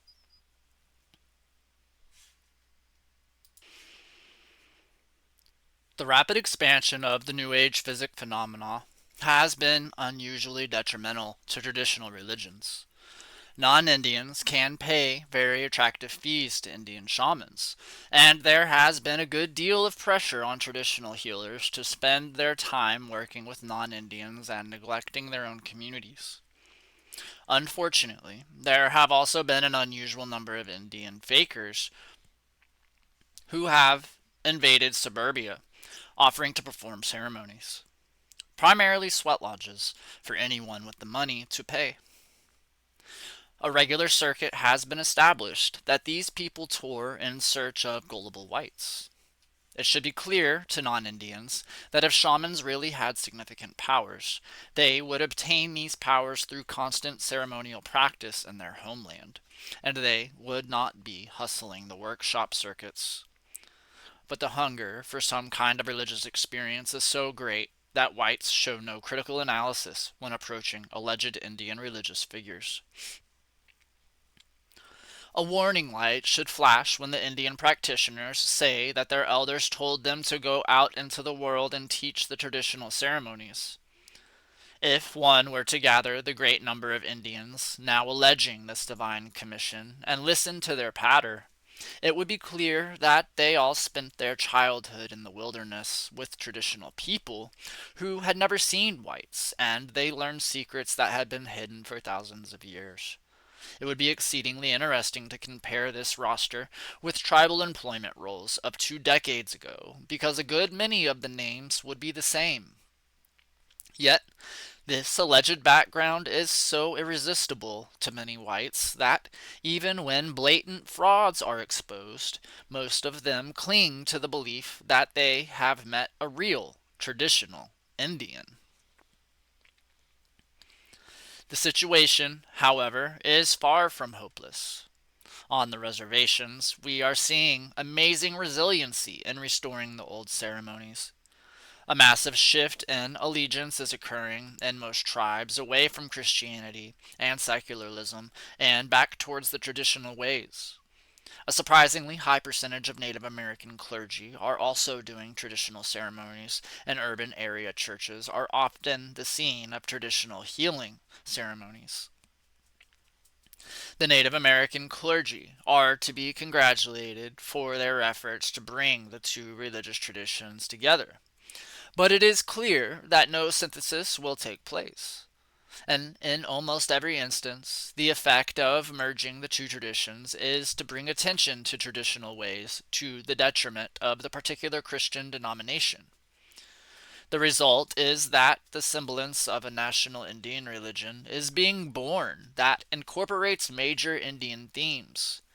And as people are sensitized to this new religious milieu, being dissatisfied with the lack of specificity in this religious activity, they return to the more precise practices of their own tribes. Thus, it appears that traditional religions in some form will transcend the inroads that contemporary American culture has made. End of chapter 14.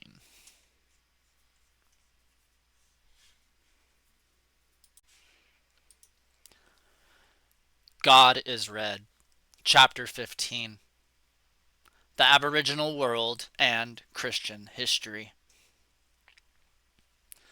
Had the world been a three-story finite universe, the Christian doctrine of history might have maintained itself and been a valid consideration of modern people. The simple story of humankind growing out of the Garden of Eden and populating the world might have been sufficient for all people in their own times. And the world did not remain as the early prophets conceived it. By 300 BC, Alexander the Great had shown the Near Eastern peoples the wonders of India. Explorations by Europeans over a 1,000-year period indicated that the globe was much larger than the writer of Genesis had figured. Columbus demonstrated that it was indeed a globe. The trauma of discovery of the New World for the Christian theologians was immense. It had not yet been adequately understood by them. What were devout thinkers to make of the existence of millions of people living on lands larger than Europe? What was their status with respect to Christianity, the one true religion?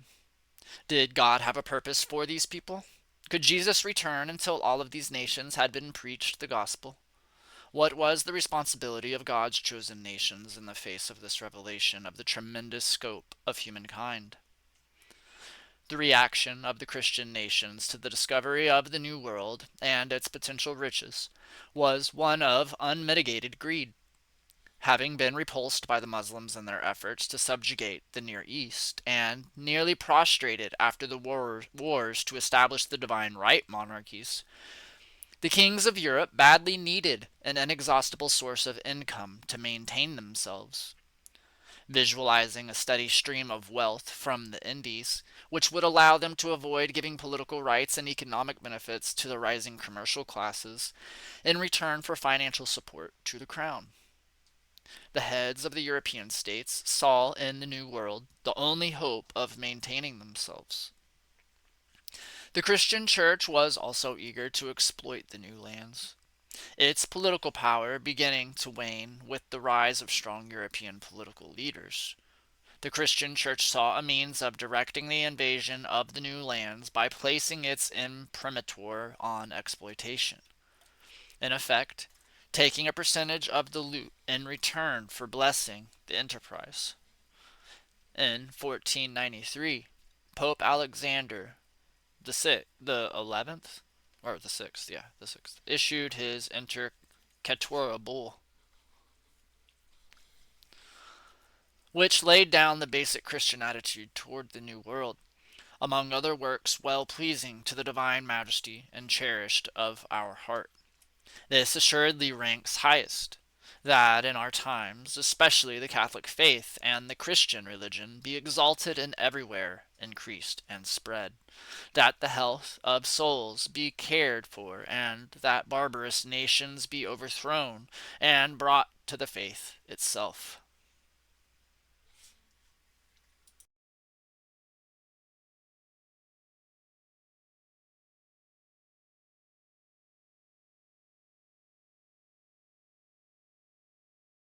What this pious language meant in practical terms was that if confiscation of lands were couched in quasi-religious sentiments, the nations of Europe could proceed. In an immensely practical gesture, the Pope noted that he did thereby give, grant, and assign forever to you and your heirs and successors, kings of Castile and Leon, all singular, the aforesaid countries and islands, hitherto discovered, and to be discovered, together with all their dominions, cities, camps, places, and villages, and all rights, jurisdictions, and appurtenances of the same. The lands and villages were not, of course, the Pope's to give, unless the understanding of the universe, history, and the planet promulgated by Christianity were correct. If such were the case, then it would have followed that, the entire planet being a franchise of the Holy Father, he could distribute it to whomever he found in need of rewarding. Regardless of the later totally secular exploitations of the native peoples conducted by the secular governments of Europe, this papal bull of 1493 marked the official attitude of Christianity toward peoples it had not previously thought to exist. The controversy over the place of the newly discovered natives continued to rage.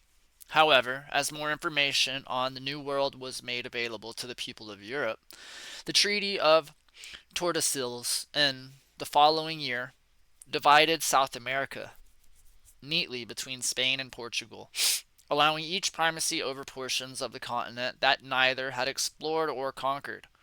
Plainly, the Pope was supervising not the divinely ordered division of the world's lands, but the national hunting licenses for rape and pillage. The status of native peoples around the globe was firmly cemented by the intervention of Christianity into the political affairs of exploration and colonization. They were regarded as not having ownership of their lands, but as merely existing on them at the pleasure of the Christian God who had now given them to the nations of Europe. Upon encountering a tribe or nation of native peoples, the Spanish used to read their requirement, which basically recited the Christian interpretation of history, beginning with the Garden of Eden and ending with the Pope enthroned in Rome. The natives were then asked to pledge their allegiance to the Pope and the King of Spain. and failing to surrender to Christianity and the expanding Spanish Empire meant that it was then legal and an act of religious piety for the Europeans to wage war to wrest their lands from the people. Again, the use of Christian doctrines served to justify the actions of the Christian nations. For centuries, Christian theologians debated the conception of the nature of the just war, in much the same manner as Protestant theologians used to debate the morality of killing people trying to get in your home bomb shelter during an atomic attack back in the days when America was paranoid over Russian missile attacks. The natives, refusing to accept the gospel, were thus made subjects of the just Christian war because they had refused to accept the truth that had been revealed some 1500 years before. As exploration and colonization continued, the debate expanded about the native peoples and their rights. The only available philosophical system purporting to explain the world of daily events was that of Aristotle, who had once divided mankind into men and slaves. The anti-Indian theologians relied heavily upon Aristotelian thinking to support their thesis that natives could be enslaved. Even pro-native theologians admitted that the natives should be subjected to force until they were converted to the true faith.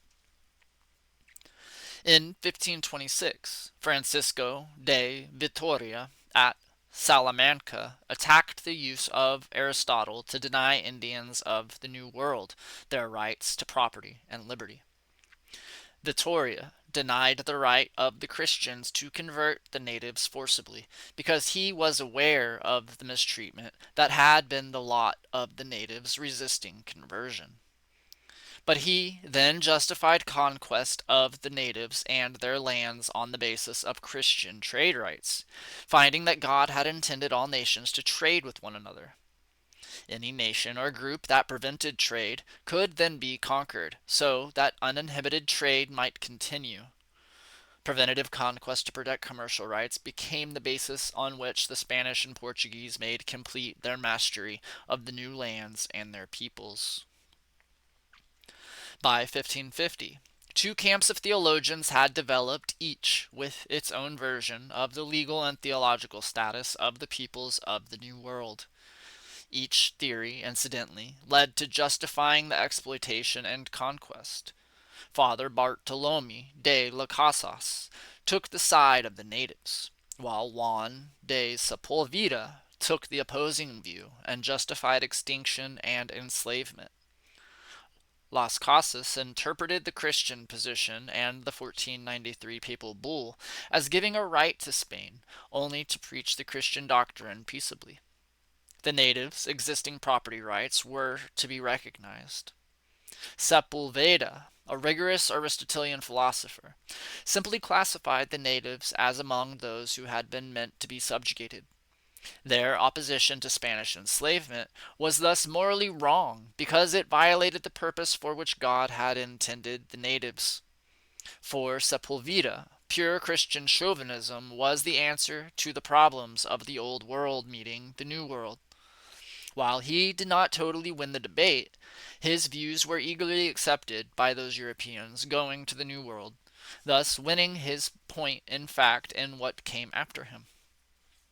And by the time the other European nations got into the business of discovering lands and peoples in the Western Hemisphere, the struggle for recognition of native legal rights had, for all practical purposes, vanished. The European nations were more concerned with their wars for control of distant lands than acknowledging the rights of the peoples over whom they asserted control.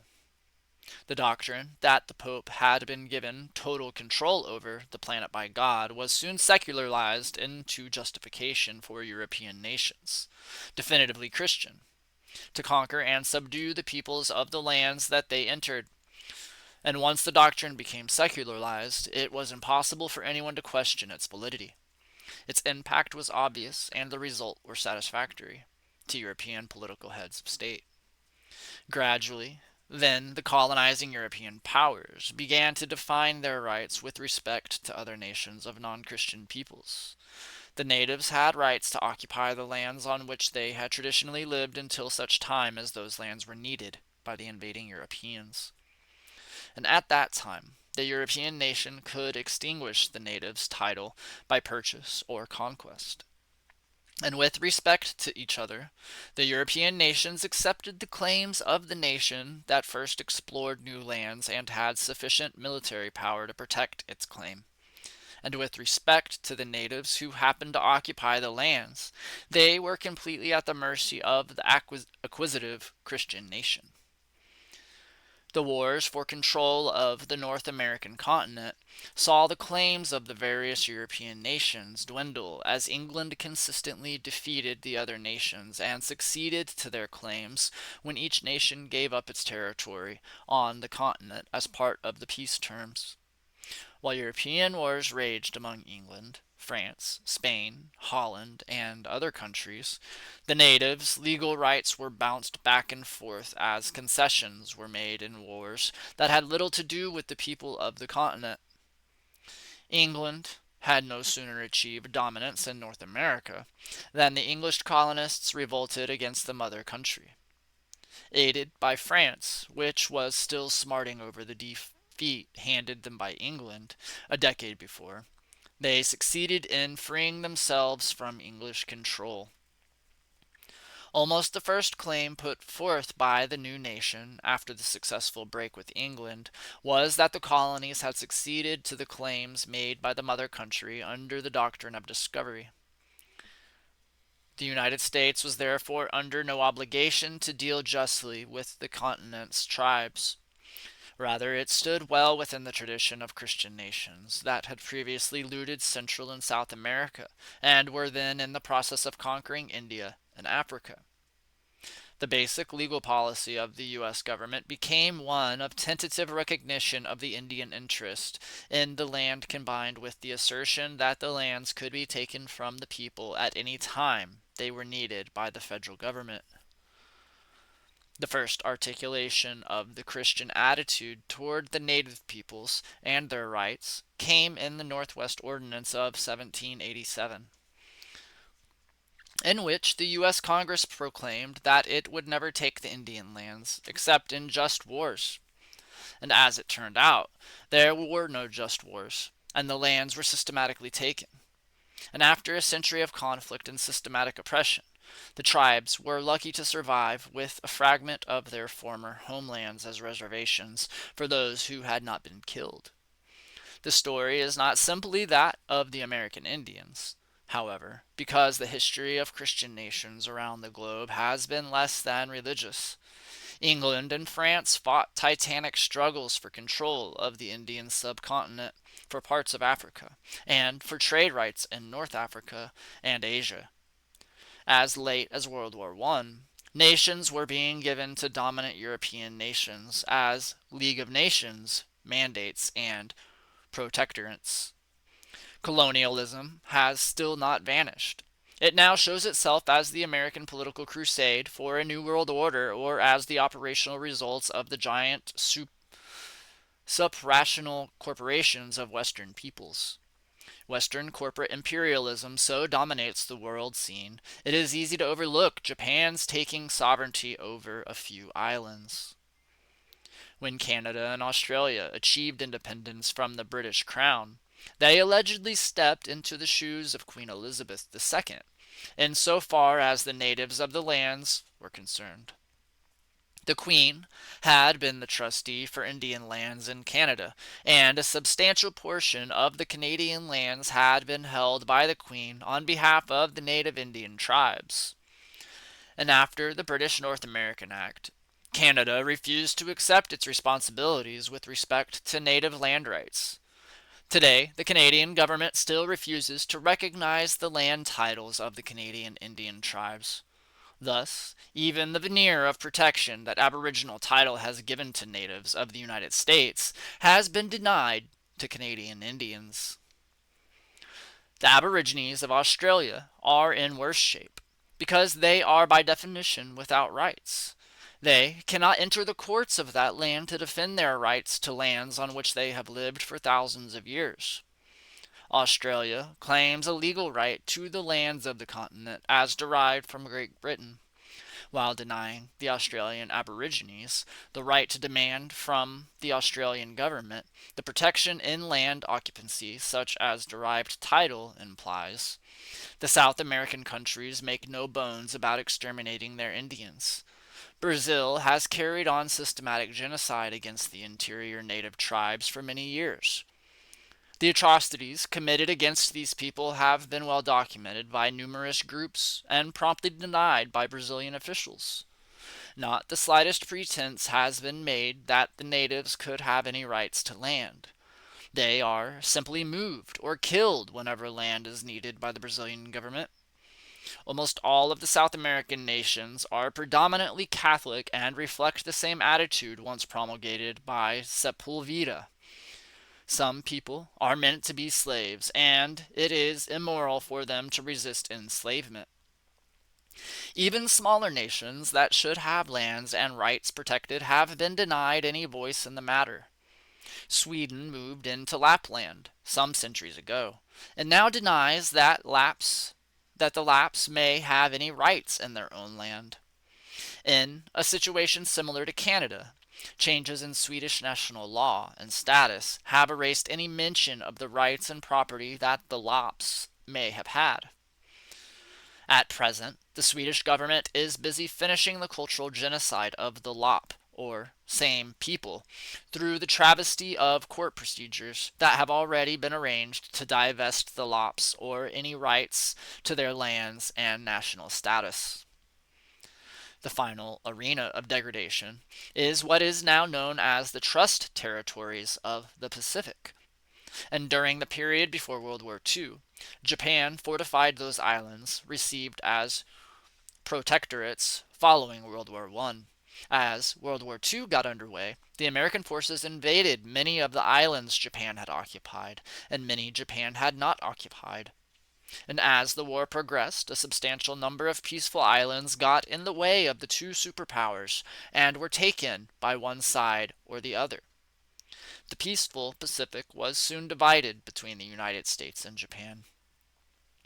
And after the Japanese surrender, all the islands came under what may be euphemistically called a U.S. trust. That is to say, the United States now holds the islands and will continue to do so until it feels like disposing of them. Little effort has been made to give the islands political freedom, and they are now being prepared for large excursions of affluent American tourists. The peaceful Pacific will shortly be America's vacation land, and its people will be servants to rich vacationing Americans. They will never receive even the degree of independence they enjoyed prior to World War II. Even worse, their lives are administered by the Department of Interior, a bureaucracy hopelessly inept and unconcerned. The responsibility of Christianity for this state of affairs must certainly be heavy, and without the initial Christian doctrines giving Europeans free rein over the rest of the world, much of the exploitation would not have occurred. It was only when people were able to combine Western greed with religious fanaticism that the type and extent of exploitation that history has recorded was made possible. And even today, the Christian missionaries search the jungles of the Amazon looking for Indian tribes to convert. And in their wake come the professional killers to exterminate the tribes, and following them, the government bureaucracies, road builders, and land developers to subdue the lands of the interior for world commerce. And in almost every generation, the trade in almost every generation, trade and conversion for religious purposes have gone hand in hand to destroy nations of the world on behalf of Western commercial interests in Christianity. And where the cross goes, there is never life more abundantly, only death, and destruction, and ultimately betrayal. And among all the nations of the world, the United States has created the best record in dealing with Aboriginal peoples. The checks and balances of the American political system and the secular concern for justice have slowed the rate of exploitation of American Indians, so that for many tribes, at least a portion of legal status exists. The United States, for example, is the only nation to establish a claims commission to attempt to rectify treaty wrongs with the native inhabitants. Canada refuses to discuss such a commission. Australia loathes the suggestion. Average Christians, when hearing of the disasters wreaked on Aboriginal peoples by their religion and its adherents, are quick to state, but the people who did this were not really Christians. In point of fact, they really were Christians. In their day, they enjoyed all the benefits and prestige Christendom could confer. They were cheered as heroes of the faith, enduring hardships that a Christian society might be built on the ruins of pagan villages. They were featured in Sunday school lessons as saints of the Christian church. Cities, rivers, mountains, and seas were named after them. And if the exploiters of old were not Christians, why did not the true Christians rise up in defiance of the derogation of the religious heritage and faith? If the Prime Minister of Canada is today not Christian in his attitudes toward the Indians of Canada, where are the Christians in Canada who prophetically denounced his actions? And if the leaders of the Brazilian government do not exercise Christian values, where are the Christians to disclaim their actions? And if exploitation of the Amazon for commercial purposes by American investors results in the unchristian activity of poisoning thousands of Indians, why are not the true Christians demanding the resignations of the heads of American corporations supporting Amazon development? And at this point in the clash between Western industrialism and the planet's Aboriginal peoples, we find little or no voice coming from the true Christians to prevent continued exploitation. Instead, we find rhetorical assertions that the Christian God is controlling history and fulfilling his divine plan for all humankind. And in the face of world events, this assertion is fraudulent at best, an insult to the intelligence of humankind at worst. It is time to call a halt to the unchallenged assumptions of the Christian conception of history. This conception is even breaking apart in the national strongholds of Christianity. And the various tribal peoples of Europe that were bludgeoned into accepting supranationalism a century or more ago are flexing their muscles in resistance to continued oppression. The Irish, Welsh, and Celts are demanding freedom. In France, the Bretons have a national movement. The Flemish are reviving their ancient customs. Italy is a virtual conglomerate rebelling at the continued supremacy of the national government. And as we watch the Iron Curtain countries experience a general collapse of their economy and political institutions, the long submerged ethnic minorities have begun to assert themselves once again. Even the horrific bloodshed in Serbia and Croatia testifies to the inability of the nation-state to deal realistically with ethnicity. Not only is Christian history at an end, but quite possibly the end is in sight for its secular expansion, the manifest destiny of Europeans to rule the world.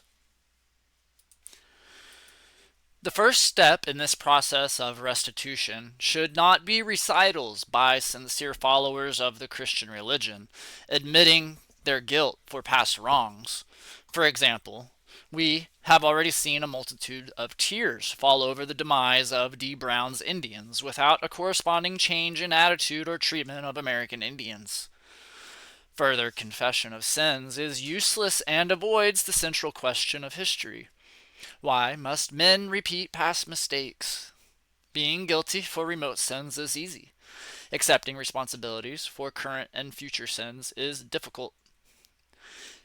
It is this contemporary attitude toward Aboriginal peoples that must be changed, rather than compensation for past wrongs.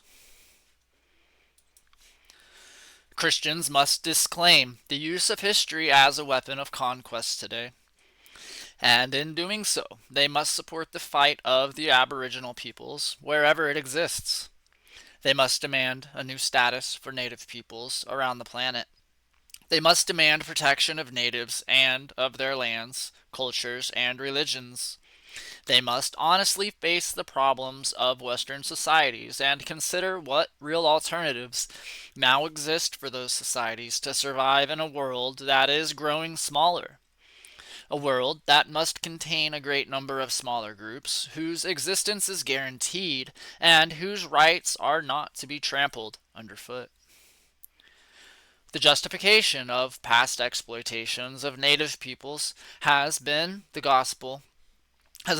gospel had to be preached to them and that a newer and better civilization had to rise from the native people's primitive hovels.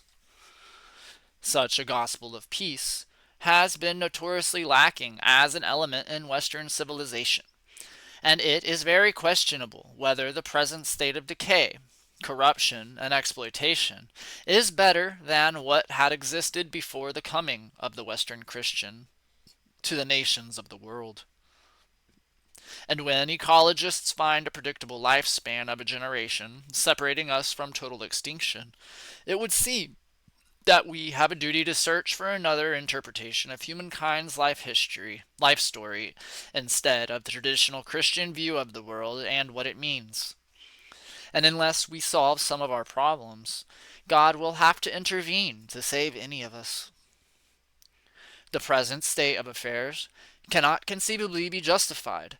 It cannot be justified, at least religiously, and one must conclude that in Christianity humankind has at its best been deluded. While the religion appeared to give comfort and solace to people in all ages, its resultant impact on the world as a whole has been anything but comforting. It has been used by its followers to justify their most dastardly deeds, and it has focused our concern on the life hereafter, so that we have refused to believe what our experiences tell us is true. We must now undertake to find a more profound explanation of ourselves and the planet on which we live. Already, in our secular society, we are finding indications that, given a degree of concern for the land, people, and solving problems, changes can be made in our understanding of the world. We now recognize that the command of Genesis is not to be taken literally. We simply cannot continue to be fruitful and multiply without destroying everything. We need some relevant form of birth control. 2 decades ago, the legal status of abortion was changed, and for a brief time we had some relief from the medieval conception of women as breeding stock. But the response of conservative Protestant and Roman Catholic Christians was anything but heartening. They promptly reformed an aggressive and highly vocal political pressure group to seek reversal of the Roe v. Wade decision. And with the recent appointment to the Supreme Court of determined anti-abortion justices by Ronald Reagan and George Bush, this decision will soon be reversed. We will continue to see millions of children ushered into a life of starvation, sexual abuse, and meaninglessness. And for some unknown reason, this branch of Christianity cherishes the unborn and hates the living person. We have also seen the death penalty become a political controversy. First, the Supreme Court declares its cruel and unusual punishment and then modifies its prohibition. We are now faced with the responsibility of acting as a mature society in relation to those who defy our laws. While a substantial number of Christians supported the abolition of the death penalty, an even greater number opposed abolition on biblical grounds. The fact that each justice of the Supreme Court has felt it necessary to outline his or her own position on the subject indicates that we are not far enough over the threshold of barbarity. No sooner had the first Supreme Court decision been announced than the nation's conservatives rose up to find ways to overcome the decision. In California, a referendum was placed on the ballot in 1972 and was passed into law. It required the death penalty on a mandatory basis for a specific list of crimes, thereby circumventing the reasoning of the justices. In recent years, Congress has considered forms of compensation for victims of violent crimes. This development is a return to an old Anglo-Saxon law and finds its natural roots in the beliefs of tribal religions. The reward for suffering in Christianity has always been in heaven, and the idea that a society has a responsibility to compensate those whom it failed to protect has not been a major value of Christian nations. Such a societal conception has always dominated Indian tribal groups. And beyond that, however, the idea of social compensation means that we have taken a major step in the conceptualization of America as a society with a potential for integrity. It is, perhaps, the most important aspect of the problem. In recent years, Congress has considered forms of compensation for victims of violent crimes. On almost every front, therefore, we find the old mythologies of Christianity being intellectually and often emotionally rejected by contemporary society. The rejection is not always for the better. Jumping from Christianity to devil worship can hardly be called an improvement. But the willingness to explore the unknown forces in our spiritual frontier can be called an improvement. We cannot reject the Christian religion piecemeal. The importance of the decline of the specific doctrines of the Christian religion is that this decline means that the whole religion has been misdirected from its inception. It arose out of a Near Eastern milieu in which control of populations was the important value, and in its institutions it had continually sought to exercise control over the beliefs, values, and behaviors of large masses of people. Merely canceling the belief in the Christian afterlife does not free us from the necessity of finding out the nature of that life, if such exists. Rejecting the Christian interpretation of creation means a responsibility to find a better conception of a religion as it relates to creation, or creation as it testifies to religion or religious experiences. Having changed and rejected Christian interpretations of many human experiences, we must in our generation reject the concept of history as an inevitable and controlled or controllable process.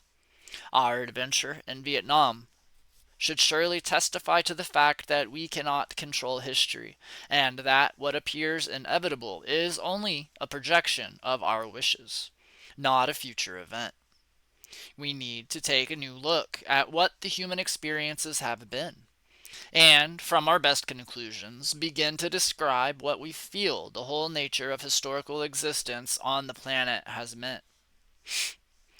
Stabilizing societies so that further societal exploitation cannot exist is the first step in determining a new idea of history for humankind. The planet was not given to the Pope, and his subsequent divisions of it to his favorite European sovereigns may have ultimately been illegal in the most fundamental sense of the term.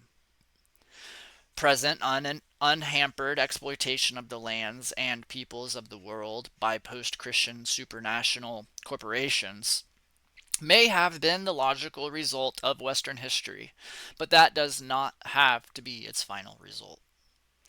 Christianity itself may find the strength to survive if honestly faces the necessity to surrender its narrow interpretation of history and embark on a determined search for the true meaning of human life on this planet.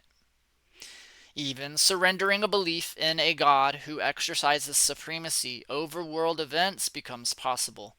In surrendering the belief, one comes to a greater understanding of the nature of religion and religious experiences. For a divinity, if indeed one exists, cannot be bound in doctrines and beliefs in any ultimate sense. To restrict one's God, then, to a particular mode of operation and sequence of appearance, would seem to be irreligious and the utmost folly. End of chapter 15. God is red.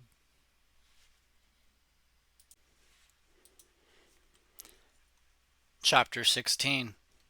God is red. Sacred places and moral responsibility.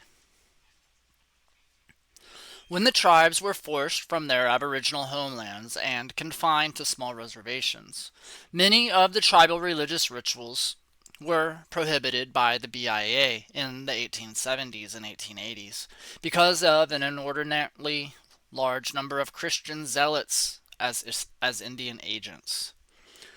We read in chapter 14 how traditional people had to adopt various subterfuges so that their religious life could be continued. Some tribes shifted their ceremonial year to coincide with the whites' holidays and conducted their most important rituals on national holidays and Christian feast days, explaining to curious whites that they were simply honoring George Washington and celebrating Christmas and Easter. Many shrines and holy places were located far away from the new reservation homelands, but because they were not being exploited economically or used by settlers, it was not difficult for small parties of people to go into the mountains or to remote lakes and buttes and conduct ceremonies without interference from non-Indians. Since World War II, this situation has changed dramatically. We have seen a greatly expanding national population, the introduction of corporate farming practices that have placed formerly submarginal lands under cultivation, more extensive mining and timber industry activities, and a greatly expanded recreation industry, all of which have severely impacted the use of public lands in the United States. Few rural areas now enjoy the isolation of half a century ago, and as multiple use of lands increased, many of the sacred sites that were on public lands were threatened by visitors and subjected to new uses. Tribal religious leaders were often able to work out of informal arrangements with federal and state agencies to allow them access to these places for religious purposes.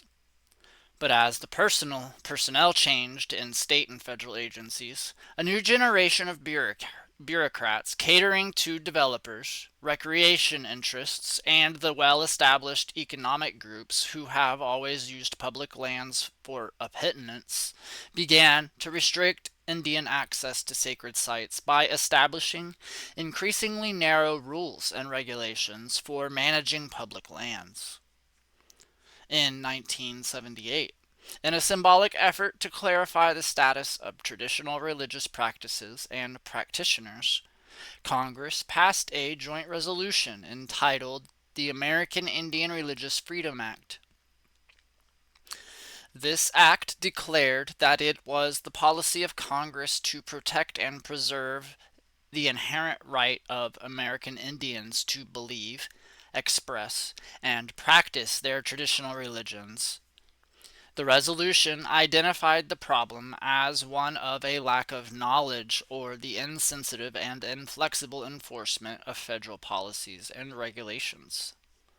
Section 2 of the resolution directed the President to require the various federal departments to evaluate their policies and procedures, report back to Congress on the results of their survey, and make recommendations for legislative actions. Many people assumed that this resolution clarified the federal attitude toward traditional religions, and it began to be cited in litigation involving the construction of dams, roads, and the management of federal lands.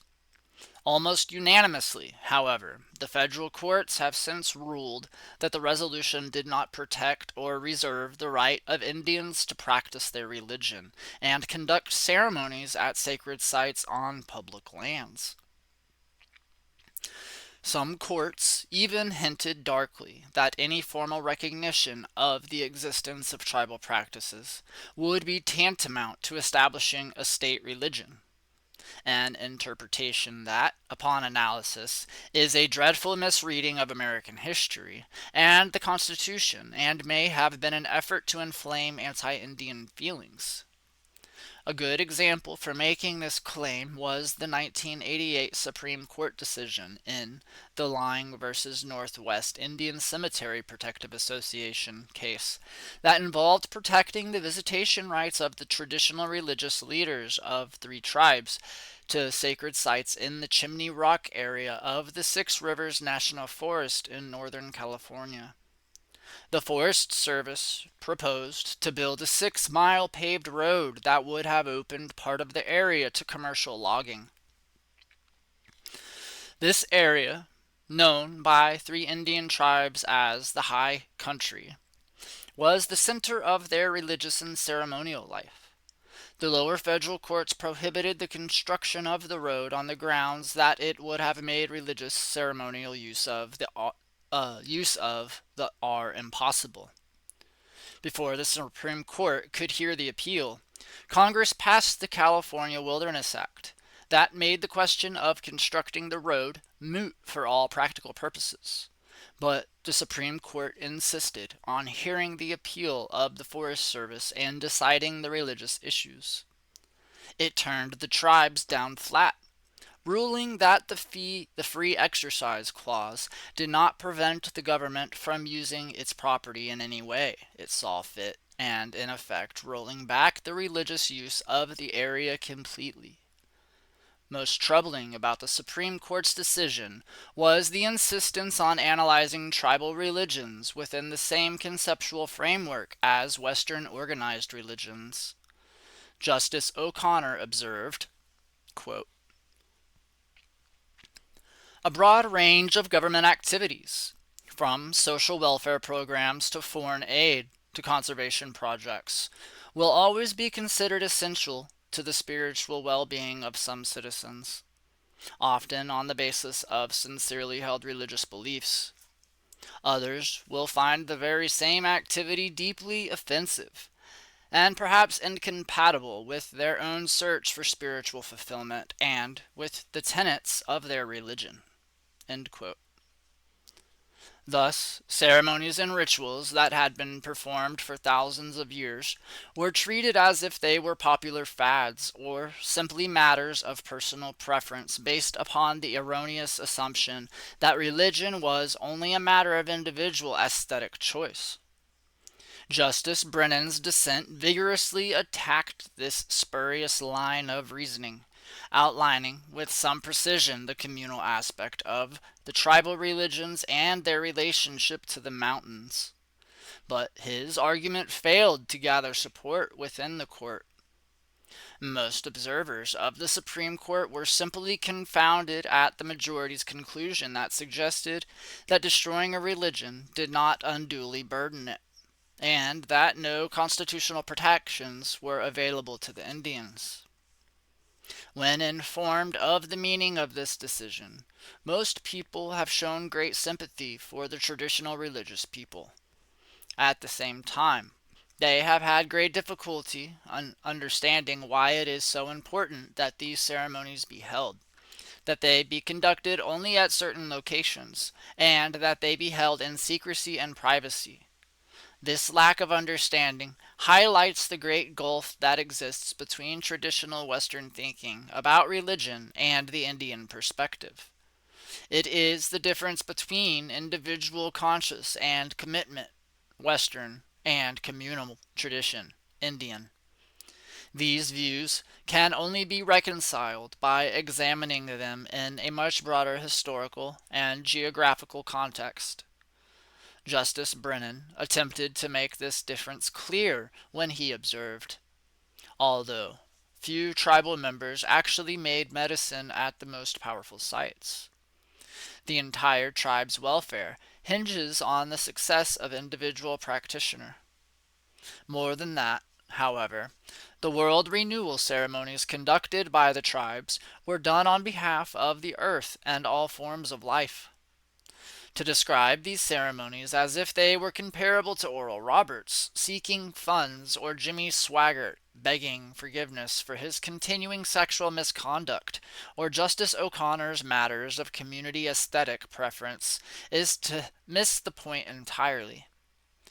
In effect, the court declared that Indians cannot pray for the planet or for other people and other forms of life in the manner required by their religion. Two contradictory responses seem to characterize the non-Indian attitudes toward traditional tribal religions. Some people want the traditional healers to share their religious beliefs in the same manner that priests, rabbis, and ministers expound publicly the tenets of their denominations. Other people feel that Indian ceremonials are simply remnants of primitive life and should be abandoned. Neither perspective understands that Indian tribes are communities in ways that are fundamentally different than American communities and organizations. Tribal communities are wholly defined by the family relationships. The non-Indian communities are defined primarily by residence, by an arbitrary establishment of political jurisdiction, or by agreement with generally applicable sets of intellectual beliefs. Ceremonial and ritual knowledge is possessed by everyone in the Indian community, although only a few people may actually be chosen to perform these acts. Authorization to perform ceremonies comes from higher spiritual powers and not by certification through an institution or any formal organization. A belief in the sacredness of lands in the non-Indian context may become the preferred belief of an individual or group of people based on their experiences or on an intensive study of pre-selected evidence. But this belief becomes the subject of intense criticism and does not, except under unusual circumstances, become an operative principle in the life and behavior of the non-Indian group. The same belief, when seen in the Indian context, is an integral part of the experiences of the people, past, present, and future. The idea does not become a bone of contention among the people, for even if someone does not have the experience or belief in the sacredness of lands, he or she accords tradition the respect that it deserves. Indians who have never visited certain sacred sites nevertheless know of these places from the community knowledge, and they intuit this knowing to be an essential part of their being. Justice Brennan, in countering the arguments raised by Justice O'Connor, that any recognition of the sacredness of certain sites would allow traditional Indian religions to define the use of all public lands, suggested that the burden of proof be placed on the traditional people to demonstrate why some sites are central to their practice and other sites, while invoking a sense of reverence, are not as important. This requirement is not unreasonable, but it requires a willingness on the part of non-Indians and the courts to entertain different ideas about the nature of religion. Ideas which, until the present, have not been a part of their experience or understanding. If we were to subject the topic of the sacredness of lands to a Western rational analysis, fully recognizing that such an analysis is merely for our convenience and discussion and does not represent the nature of reality, we would probably find four major categories of description. Some of these categories are overlapping because some groups might not agree with the description of certain sites in the categories in which other Indians would place them. Nevertheless, it is the principle of respect for the sacred that is important. The first and most familiar kind of sacred lands are places to which we attribute sanctity because the location is a site where, within our own history, something of great importance has taken place. Unfortunately, many of these places are related to instances of human violence. Gettysburg National Cemetery is a good example of this kind of sacred land. Abraham Lincoln properly noted that we cannot hallow the Gettysburg battlefield because others, the men who fought there, had already consecrated it by giving that last full measure of devotion. We generally hold these places sacred because people did there what we might one day be required to do: give our lives in a cause we hold dear. Wounded Knee, South Dakota, has become such a place for many Indians, where a band of Sioux Indians were massacred. And, on the whole, however, the idea of regarding a battlefield as sacred was entirely foreign to most tribes because they did not see war as a holy enterprise. The Lincoln Memorial in Washington, D.C. might be an example of a non-martial location, and although Justice O'Connor felt that recognizing the sacredness of land and location might inspire an individual to have a special fondness for this memorial, it is important to recognize that we should have some sense of reverence in these places. Every society needs these kinds of sacred places because they helped to instill a sense of social cohesion in the people and remind them of a passage of generations that have brought them to the present. A society that cannot remember and honor its past is in peril of losing its soul. Indians, because of our considerably longer tenure on this continent, have many more sacred places than do non-Indians. Many different ceremonies can be and have been held at these locations. There is both an exclusivity and an exclusiveness, depending upon the occasion and the ceremony. And in this classification, the site is all important, but it is sanctified each time ceremonies are held and prayers offered. A second category of sacred lands has a deeper, more profound sense of the sacred. It can be illustrated in Old Testament stories that have become the foundation of three world religions. After the death of Moses, Joshua led the Hebrews across the river Jordan into the Holy Land. On approaching the river with the Ark of the Covenant, the waters of the Jordan rose up, or parted, and the people, led by the ark, crossed over on dry ground, which is to say they crossed without difficulty. After crossing, Joshua selected one man from each of the 12 tribes and told him to find a large stone. The 12 stones were then placed together in a monument to mark the spot where the people had camped after having crossed the river successfully. When asked about this strange behavior, Joshua then replied, "That this may be a sign among you, that when your children ask their fathers in time to come, saying, 'What mean ye by these stones?' then you shall answer them, that the waters of Jordan were cut off before the ark of the covenant of the Lord, when it passed over Jordan." In comparing this site with Gettysburg, we must understand a fundamental difference. Gettysburg is made sacred by the actions of men. It can be described as exquisitely dear to us, but it is not a location where we have perceived that something specifically other than ourselves is present. Something mysteriously religious in the proper meaning of those words has happened or been made manifest. In the crossing of the River Jordan, the sacred or higher powers have appeared in the lives of human beings. Indians would say something holy has appeared in an otherwise secular situation. No matter how we might attempt to explain this event in later historical, political, or economic terms, the essence of the event is that the sacred has become a part of our experience. Some of the sites that traditional religious leaders visit are of this nature. Buffalo Gap, at the southeastern edge of the Black Hills of South Dakota, marks the location where the buffalo emerged each spring to begin the ceremonial year of the Plains Indians, and it has this aspect of sacred secular status. It may indeed be the starting point of the great race that determined the primacy between two-legged and four-legged creatures at the beginning of the world.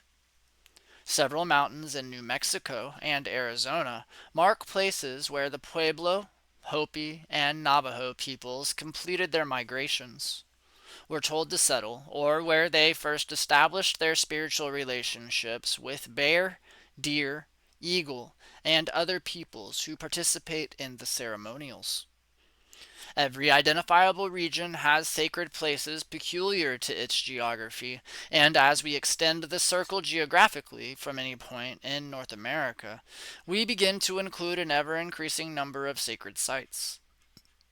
Beginning in the American Southwest, we must include the Apache, Ute, Comanche, Kiowa, and other tribes as we move away from the Pueblo and Navajo lands. These lands would be sacred to some tribes, but secular to the Pueblo, Hopi, and Navajo.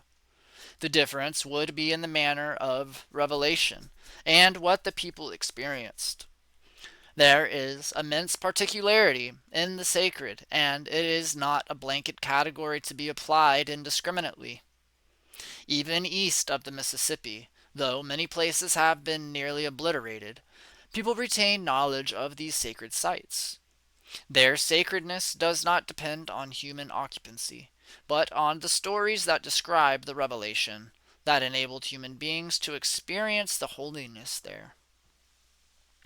In the religious world of most tribes, birds, animals, and plants compose the other peoples of creation. Depending on the ceremony, various of these peoples participate in human activities.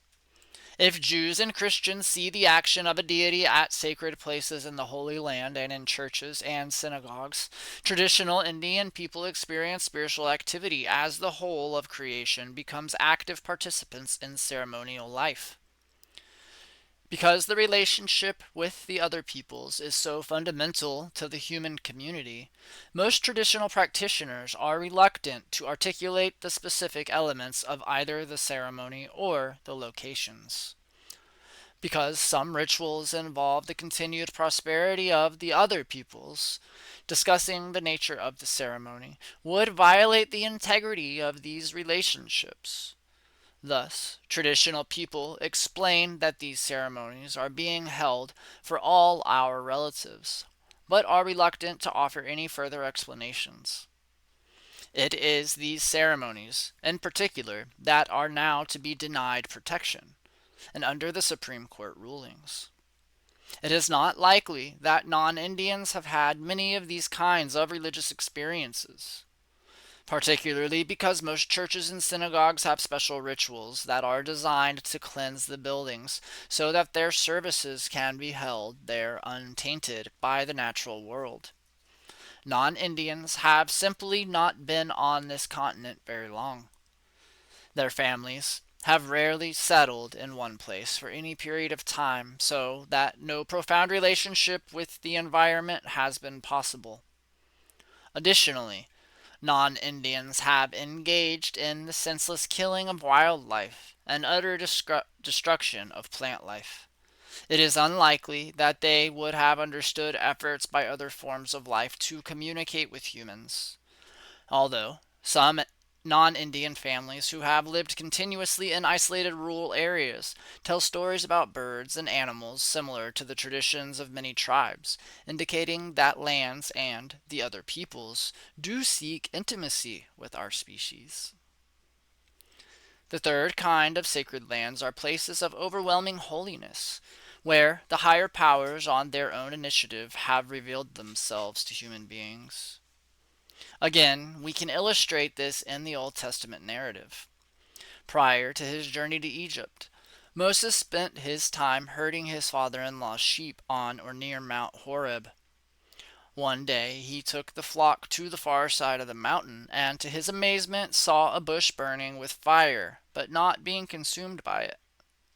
Approaching this spot with the usual curiosity of a person accustomed to the outdoor life, Moses was startled when the Lord spoke to him from the bush, warning, "Draw not hither, put off thy shoes from thy feet, for the place whereon thou standest is holy ground."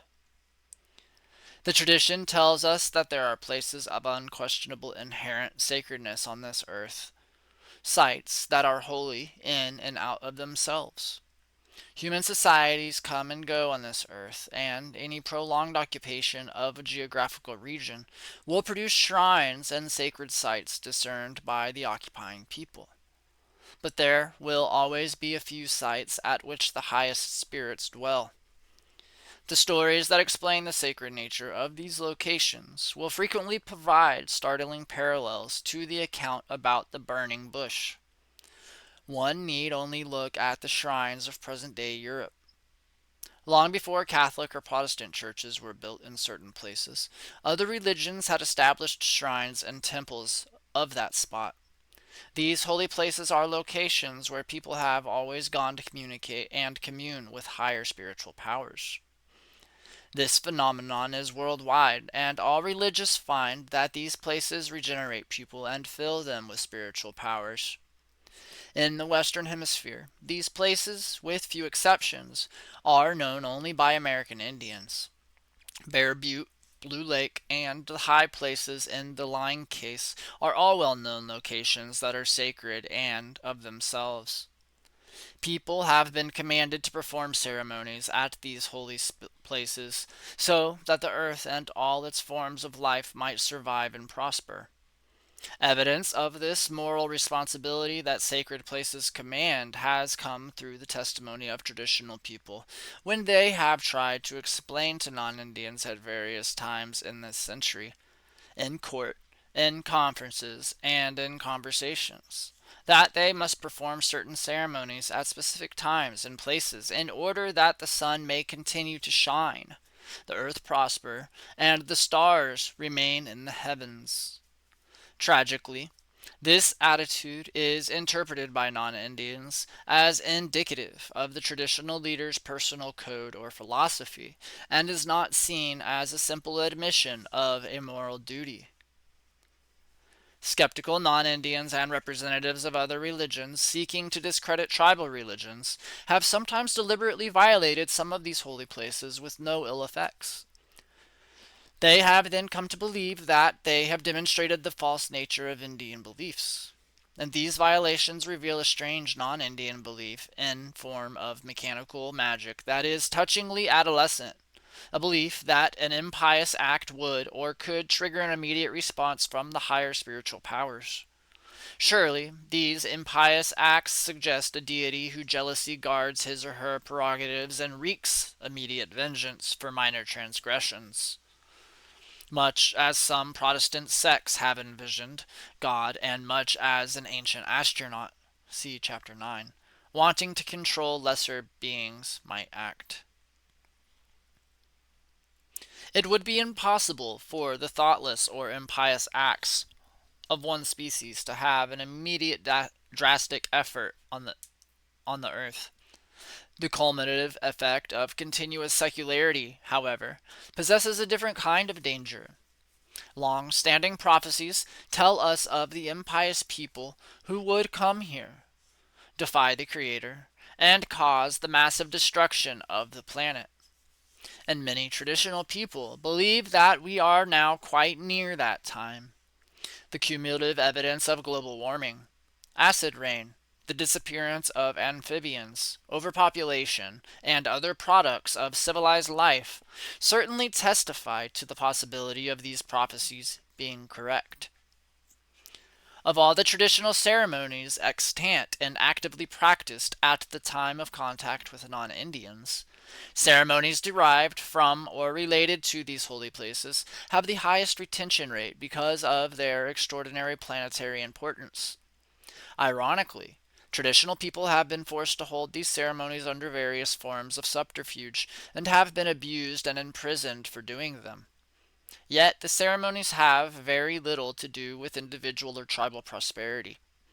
Their underlying theme is one of gratitude, expressed by human beings on behalf of all forms of life.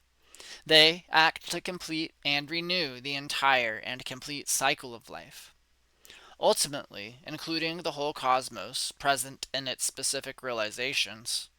So that in the last analysis one might describe ceremonials as the cosmos becoming thankfully aware of itself.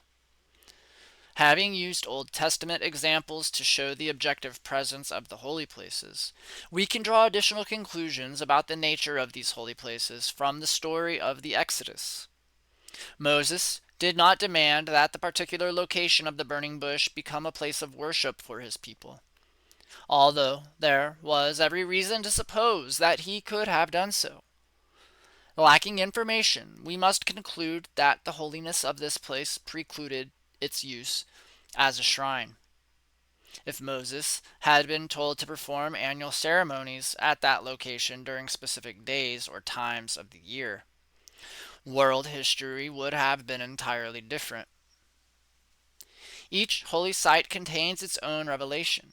This knowledge is not the ultimate in the sense that Near Eastern religions like to claim the universality of their ideas. Traditional religious leaders tell us that in many of the ceremonies, new messages are communicated to them.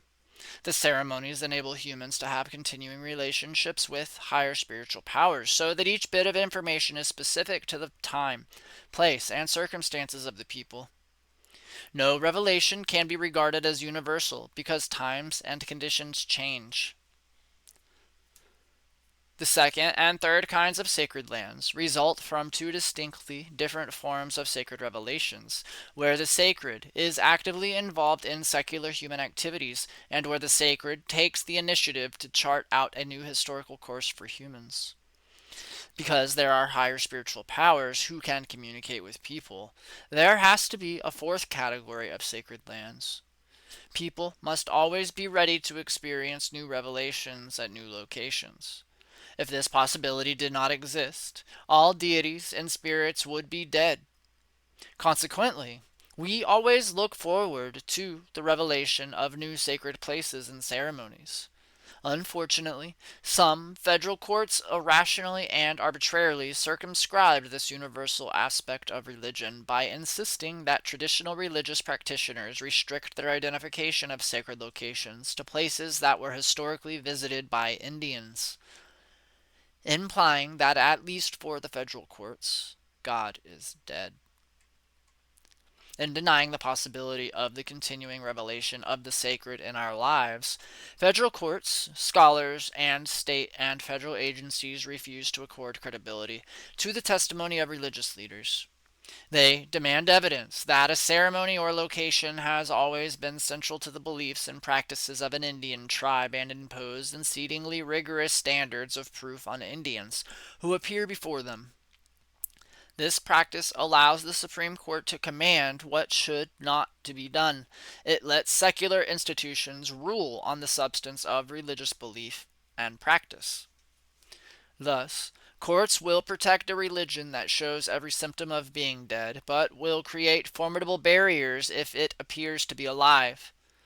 Justice Scalia made this posture perfectly clear when he announced in Smith that it would be unconstitutional to ban the casting of statues that are used for worship purposes, or to prohibit bowing down before a golden calf. We live in time and space and receive most of our signals about proper behavior from each other and the environment around us. Under these circumstances, the individual and the group must both have some kind of sanctity if we are to have a social order at all. By recognizing the various aspects of the sacredness of lands as we have described, we place ourselves in a realistic context in which the individual and the group can cultivate and enhance the sacred experience. Recognizing the sacredness of lands on which previous generations have lived and died is the foundation of all other sentiment. Instead of denying this dimension of our emotional lives, we should be setting aside additional places that have transcendent meaning. Sacred sites that higher spiritual powers have chosen for manifestation enable us to focus our concerns on the specific form of our lives. These places remind us of our unique relationship with the spiritual forces that govern the universe and call us to fulfill our religious vocations. These kinds of religious experiences have shown us something of the nature of the universe by an affirmative manifestation of themselves, and this knowledge illuminates everything else that we know. The nature of tribal religion brings contemporary America a new kind of legal problem. Religious freedom has existed as a matter of course in America only when religion has been conceived as a set of objective beliefs. This condition is actually not freedom at all, because it would be exceedingly difficult to read minds and determine what ideas were being entertained at the time. So far in American history, religious freedom has not involved the consecration and setting aside of lands for religious purposes, or allowing sincere but highly divergent behavior by individuals and groups. The issue of sacred lands, as we have seen, was successfully raised in the case of the Taos Pueblo people. Nevertheless, a great deal more remains to be done to guarantee Indian people the right to practice their own religion. A number of other tribes have sacred sanctuaries in lands that have been taken by the government for purposes other than religion. These lands must be returned to the respective Indian tribes for their ceremonial purposes. The greatest number of Indian shrines are located in New Mexico, and here the tribal religions have remained comparatively strong. Cochiti Pueblo needs some 24,000 acres of land for access to use and of religious shrines in what is now Bandelier National Monument. The people also have shrines in the Tetila Peak area. San Juan Pueblo has also been trying to get lands returned for religious purposes. Santa Clara Pueblo requested the Indian Claims Commission to set aside 30,000 acres of the lands that have religious and ceremonial importance to its people, but are presently in the hands of the National Forest Service and Atomic Energy Commission. In Arizona, the Hopi people have a number of shrines that are of vital importance to their religion. Traditionals regard the Black Mesa area as sacred, but it is being leased to Peabody Coal by more assimilative tribal council. The San Francisco peaks within the Coconino National Forest are sacred because they are believed to be the homes of the Kachinas, who play a major part in the Hopi ceremonial system. The Navajo have a number of sacred mountains now under federal ownership. Mount Taylor in the Cibola National Forest, Blanca Peak in the southern Colorado, Hesperus Peak in the San Juan National Forest, Hufueno Mountain on public domain lands, and Oak Creek Canyon in the Cocomino National Forest are all sites integral to the Navajo tradition. Part of the Navajo religion involves the mountain chant that describes the seven sacred mountains and a sacred lake located within these mountains. The Navajo believe their ancestors arose from this region at the creation. Last, but certainly not least, is the valiant struggle now being waged by the Apache people to prevent the University of Arizona from building several telescopes on Mount Graham in southern Arizona. In other states, several sacred sites are under threat of exploitation. The Forest Service is proposing to construct a major parking lot and an observation platform at the Medicine Wheel site near Powell, Wyoming. That is sacred to many tribes from Montana, the Dakotas, and Wyoming. Because the only value of this location is its relationship to traditional Indian religions that need isolation and privacy, it seems ludicrous to pretend that making it accessible to more tourists and subject to increasing environmental degradation is enhancing it. The Badger, Two Medicine area of Montana, where oil drilling has been proposed, is a sacred area for traditional Blackfeet who live in the vicinity. The Pipestone Quarry in southwestern Minnesota was confiscated from the Yankton Sioux in the closing decades of the last century, when some missionaries pressured the federal government to eliminate Indian access to this important spot. Finally, there is the continuing struggle over the Black Hills of South Dakota. Many Americans are now aware of this state thanks to the success of the movie Dances with Wolves, which not only depicted the culture of the Sioux Indians but also filled the screen with the magnificent landscape of the northern Great Plains. 1991 was a year of great schizophrenia and strange anomalies in South Dakota. Local whites shamelessly capitalized on the success of the movie at the same time they were frothing at the mouth over the continuing efforts of the Sioux people to get the federal lands in the Black Hills returned to them.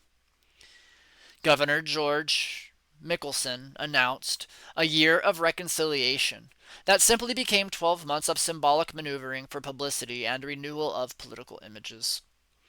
When some of the Sioux elders suggested that the return of Bear Butte near Sturgis would be a concrete step toward reconciliation, non Indians were furious that reconciliation might require them to make a good faith effort to heal the wounds from a century of conflict. The question that must be addressed in the issue of sacred lands is the extent to which the tribal religions can be maintained if sacred lands are restored.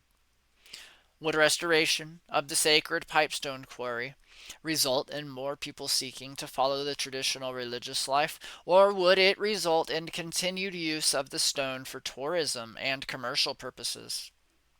A small group of Sioux people have made a living during this century from making ashtrays and decorative carvings from this sacred rock.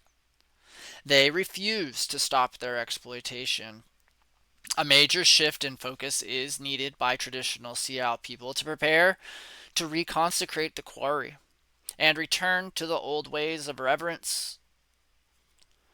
A very difficult task lies ahead for the people who continue to believe in the old tribal religions. In the past, these traditions have been ridiculed by disbelievers, primarily missionaries and social scientists. Today, injuries nearly as grievous are visited on traditional religions by the multitude of non-Indians who seek entrance and participation in ceremonies and rituals. Many of these non-Indians blatantly steal symbols, prayers, and teaching by laying claim to alleged offices in tribal religions. Most non-Indians see in tribal religions the experiences and reverence that are missing in their own heritage.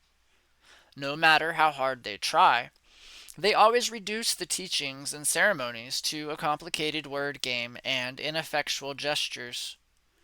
Lacking communities and extended families, they are unable to put the religion into practice. And some major efforts must be made by the Indians of this generation to demonstrate the view of the world that their tradition teaches has an integrity of its own and represents a sensible and respectable perspective of the world and a valid means of interpreting experiences. There are many new studies that seem to confirm certain tribal practices as reasonable and sometimes even as sophisticated techniques for handling certain kinds of problems. It might be sufficient to show that these patterns or behaviors are indicative of a consistent attitude toward the world and includes the knowledge that everything is alive and related. Sacred places are the foundation of all other beliefs and practices because they represent the presence of the sacred in our lives. They properly inform us that we are not larger than nature and that we have responsibilities to the rest of the natural world that transcend our own personal desires and wishes. This lesson must be learned by each generation. Unfortunately, the technology of industrial society always leads us in the other direction. Yet it is certain that as we permanently foul our planetary nest, we shall have to learn a most bitter lesson. There probably is not sufficient time for the non-Indian population to understand the meaning of sacred lands and incorporate the idea into their lives and practices. We can but hope that some protection can be afforded these sacred places before the world becomes wholly secular and is destroyed.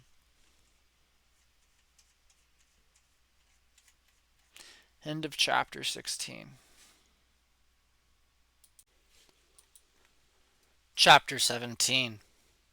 God is Red. Religion today. In preceding chapters, we have made tentative comparisons between Christian doctrines and beliefs and some of the beliefs of Indian tribal groups, which appear to stand in direct opposition. The opposition is more than conceptual. It colors the manner in which non-Indians view the world and the people they deal with in that world, particularly Indians. While many Christian doctrines have now passed into the sphere of Western civilization's general beliefs, others continue to form the basis of Christian belief and determine, in large measure, the manner in which Christians understand the world and form their responses to its events. Opposing tribal concepts to Christian concepts does not mean that tribal conceptions are necessarily correct because Christianity is wrong. That Christianity is unable to speak to certain problems without facing internal collapse of its doctrinal structure means that of the possible alternative answers, one starting point must certainly be the ideas found in American Indian tribal religions. Balanced against the tribal religions, however, is that, for the most part, these religions provided for a meaningful existence for a people facing a world far different than the one presently experienced.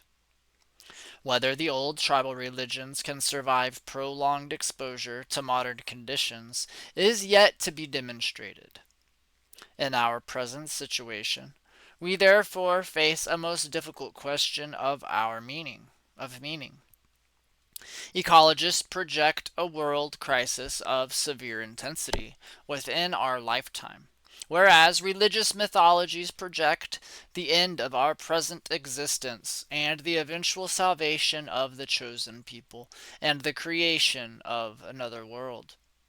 It is becoming increasingly apparent that we shall not have the benefits of this world for much longer.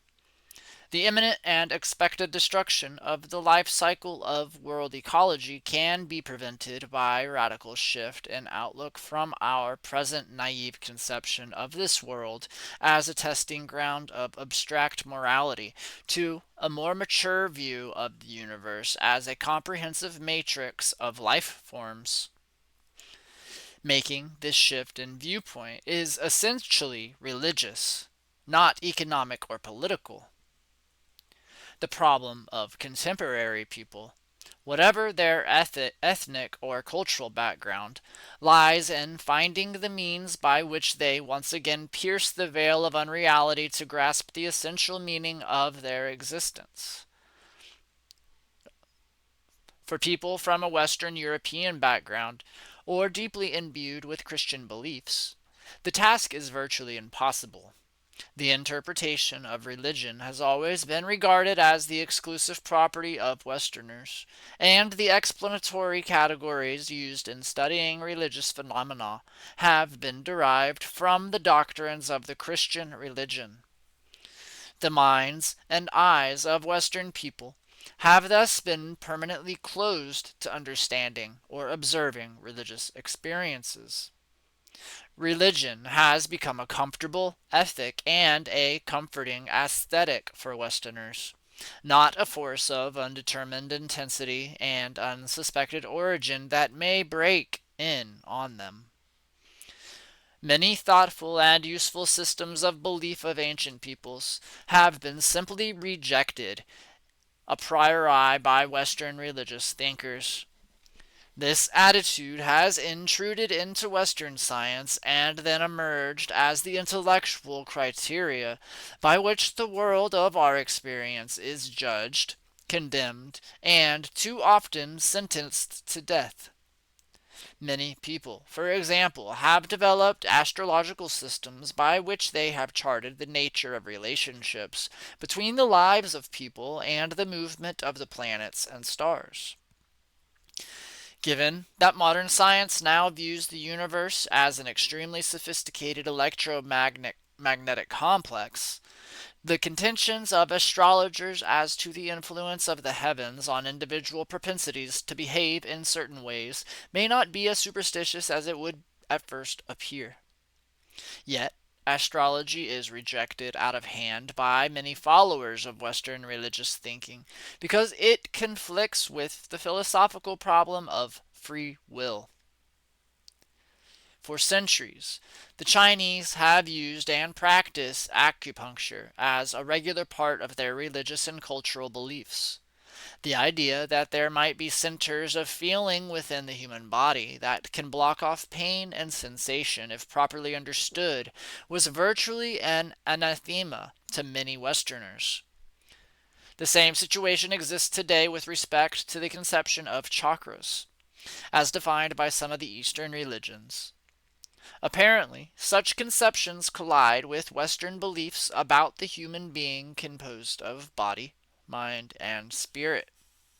The Neo-Greek beliefs about the soul of man that have intruded into Christianity, or the Western conceptions of psychology and psychological problems.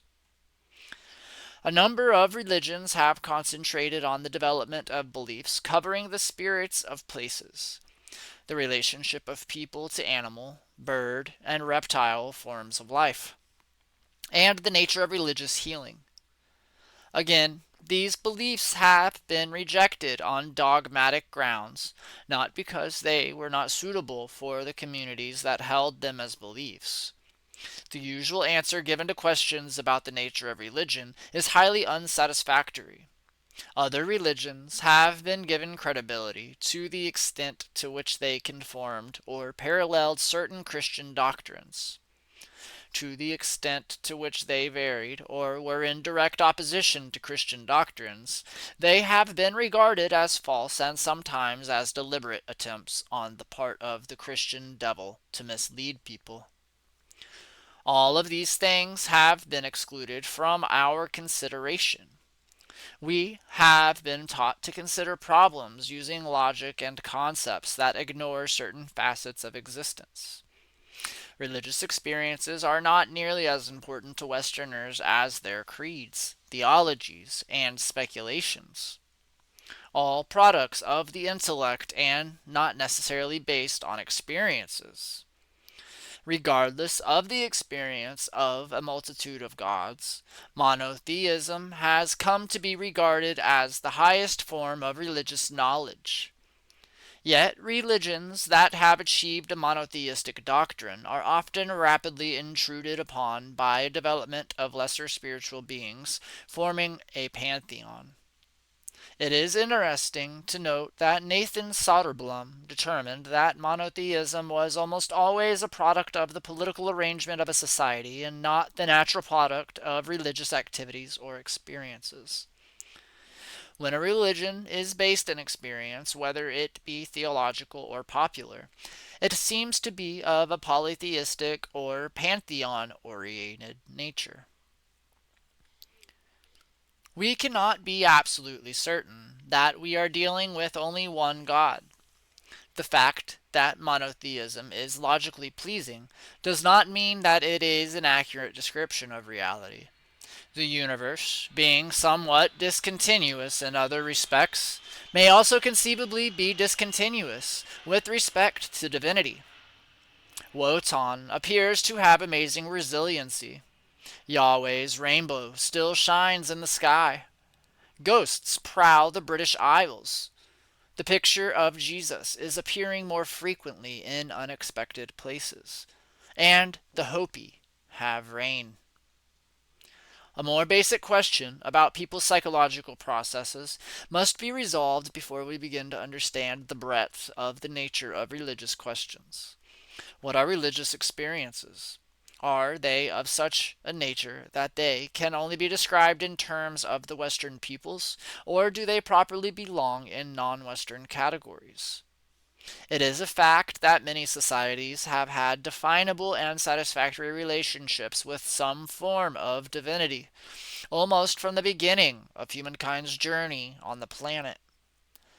Traditional Western thought, and more specifically traditional Christian thought, has been based on the assumption that these religions have often been cruel delusions perpetuated against primitive societies by religious leaders, shamans, and medicine people, seeking personal gain or additional powers, or people forced into trickery to preserve their place in society.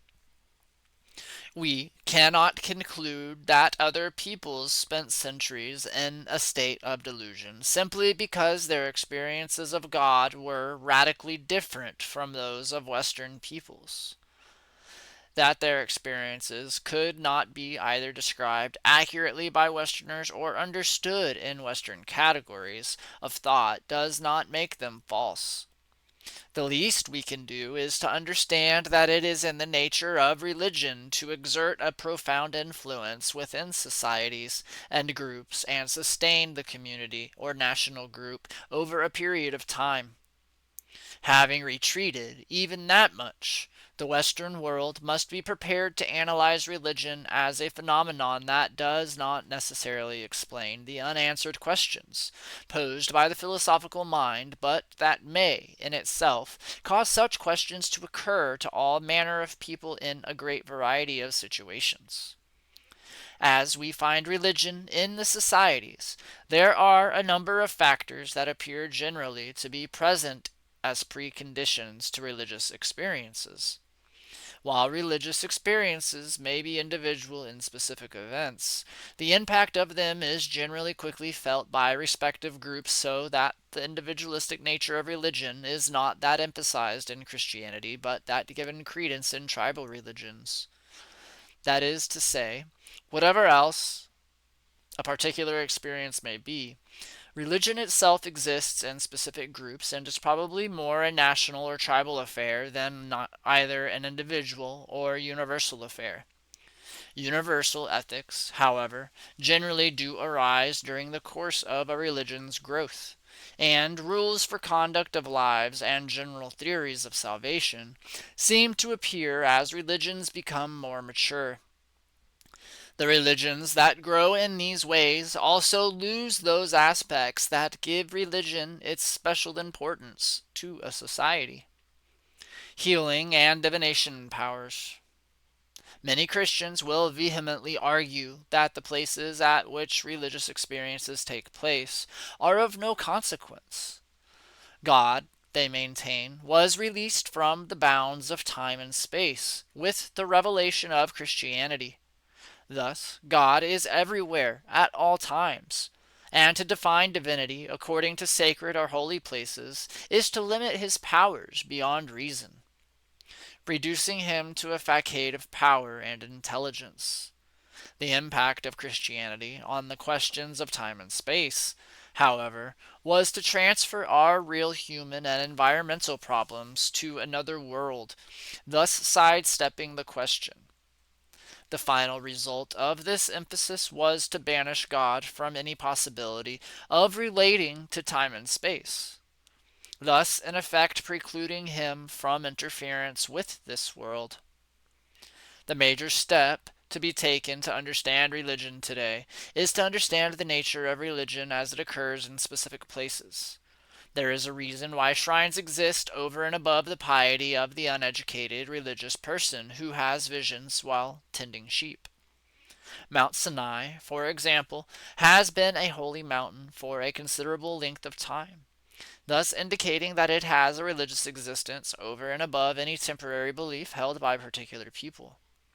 If this concept is true, then economics cannot and should not be the sole determinant of land use, unless the sacred places are discovered and protected and used as religious places.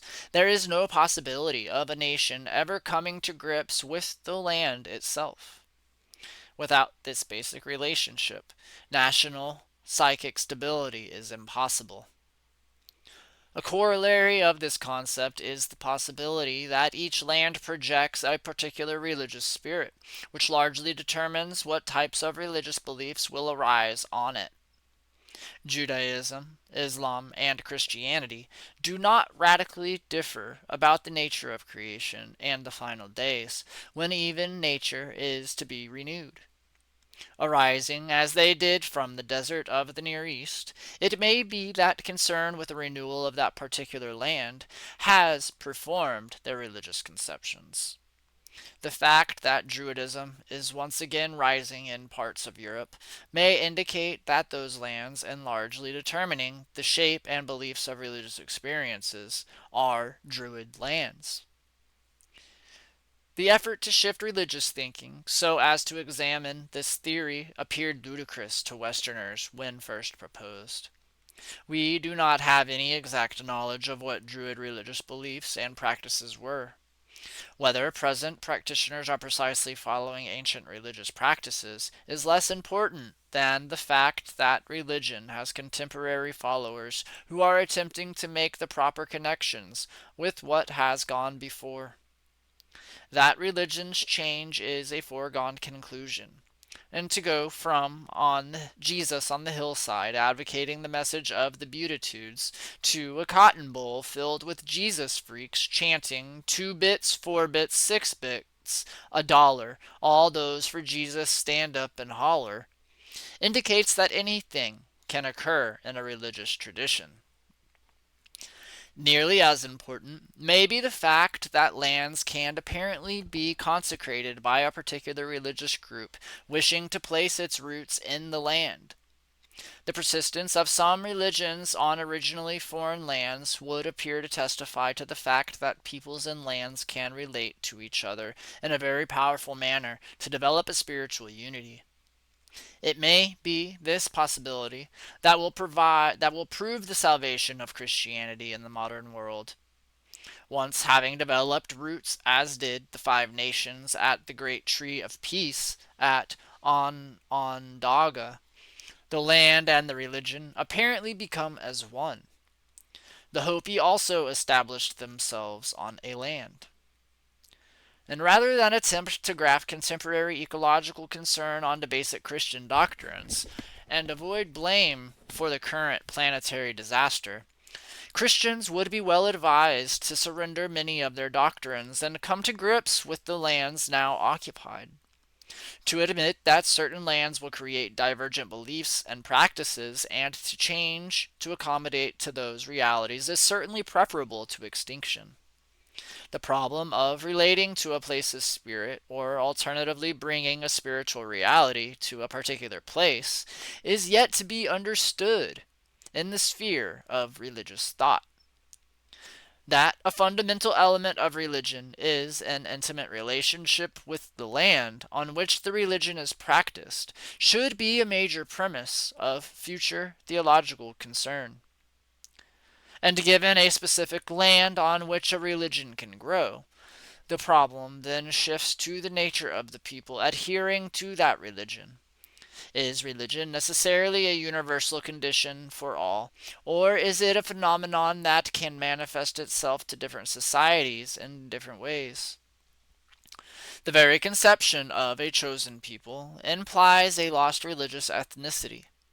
Most likely, religions do not in fact cross national and ethnic lines without losing their power and identity. It is probably more in the nature of things to have different groups with different religions. The traditional objection to this concept is that it would create religious wars. And if the number of important religious experiences occurring in a specific community were supported by homogeneous cultural and political factors, the religion would probably have more impact, and religious wars would not occur. At present, we have wars fought with religious justification, as well as religious wars. And the past history of the West is eloquent testimony to the fact that a universal religion crossing ethnic lines does not lessen wars. It tends to increase them until one particular ethnic group comes to dominate the religious beliefs of the whole group with its own cultural values. Besides the importance of land and religion, the existence of a specific religion among a distinct group of people is probably a fundamental element of human experience. One religion becomes specific to a group. Its nature also appears to change. being directed to the internal mechanics of the group, not to grandiose schemes of world conquest or the afterlife. And what a religion does to a group of people on a distinct land is thus a vital question for future analysis.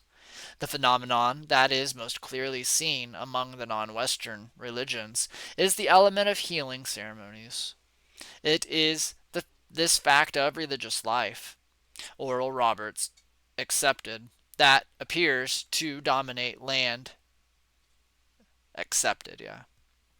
That appears to dominate land-based religions of particular peoples. One cannot separate the spiritual problems of people from their religion. Particularly, the tribal religions treat healing as a major part of religious life. Inherent in ceremonial healing practices are powers given to religious people in their visions and religious experiences. The tribal religions look at healing in an entirely different manner than do Christian religious healers. The predictable Christian religious healers build their audience to a fever pitch, hoping that supreme acts of willpower will release individuals from their infirmities. No consideration is given to the people's cultural practices or the particular spirit of the lands on which they live.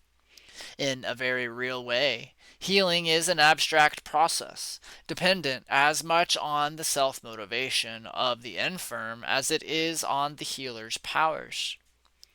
Tribal religions do not place as much emphasis on the infirm's rigorous willpower. Rather, specific ceremonies and healing songs and practices are used to cure specific types of sicknesses. Many Indian religious healers can tell at a glance if they can heal a particular illness. No pretense is made if it appears that the medicine cannot be used for a particular illness, and the healers do not pretend to be able to cure any sickness. The individual healer has specific powers, his or her own gifts received through his or her experiences. The counterpart of healing is a recognition of his healing power's limitations. Almost all of the healing disciplines came originally from religious beliefs and the religious leaders' practices.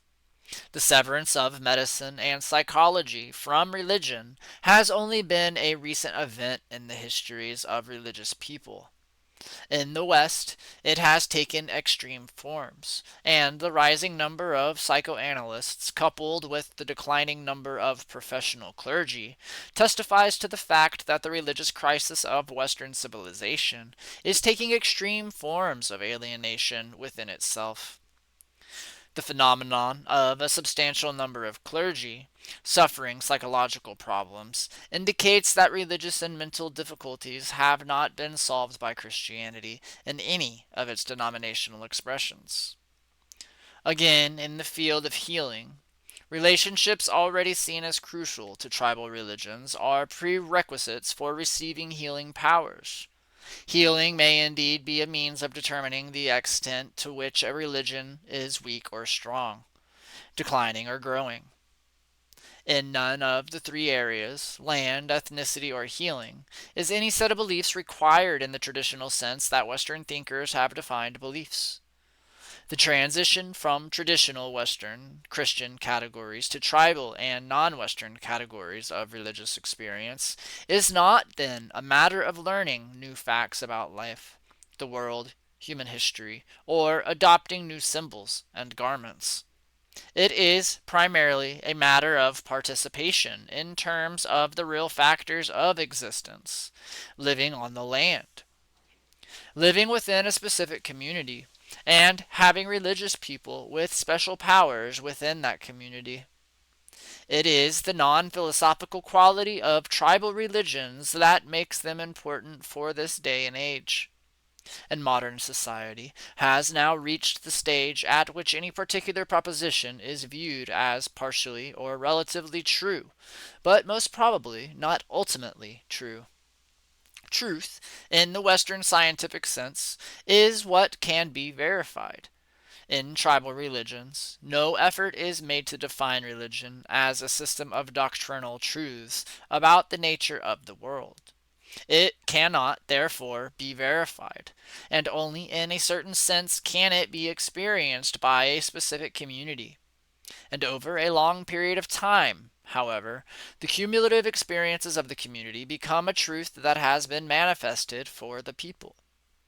The analytical error of contemporary society is that they have not understood, in religious terms, the meaning of what they have already accomplished scientifically by revealing the world of sensory perceptions. In seeking an ultimate answer to the meaning of existence, that is, in reading God's mind as early scientists described their work, modern society has foreclosed the possibility of experiencing life in favor of explaining it.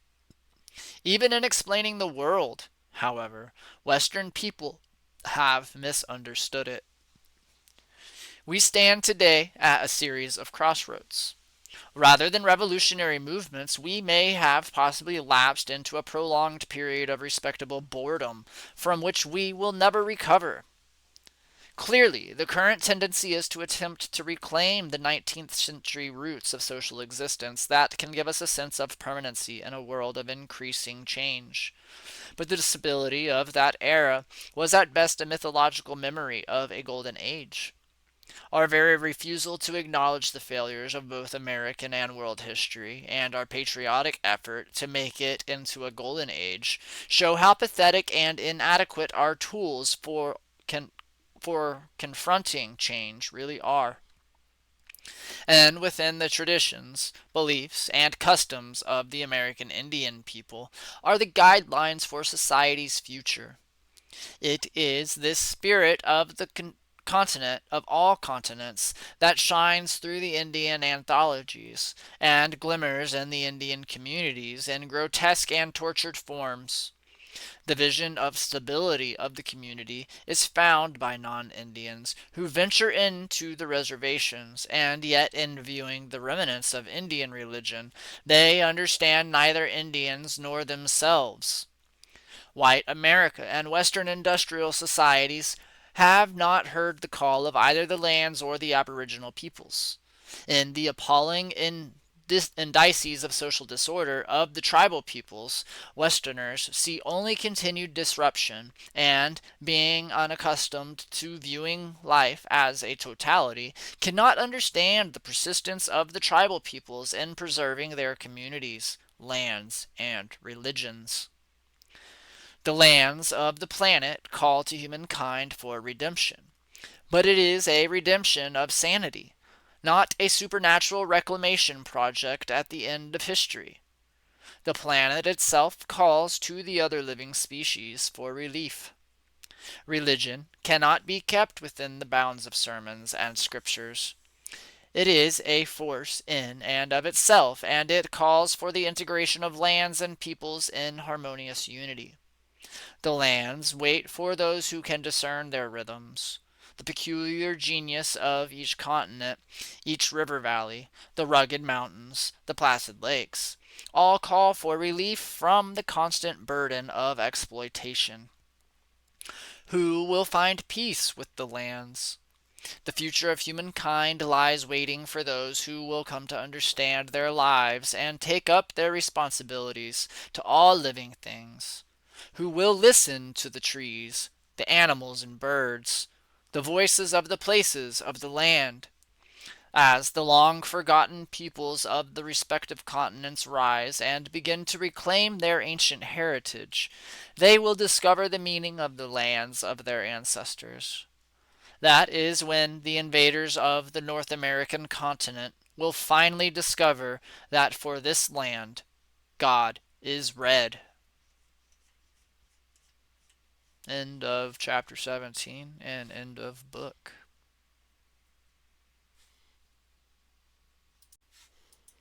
Appendix 1. God is red.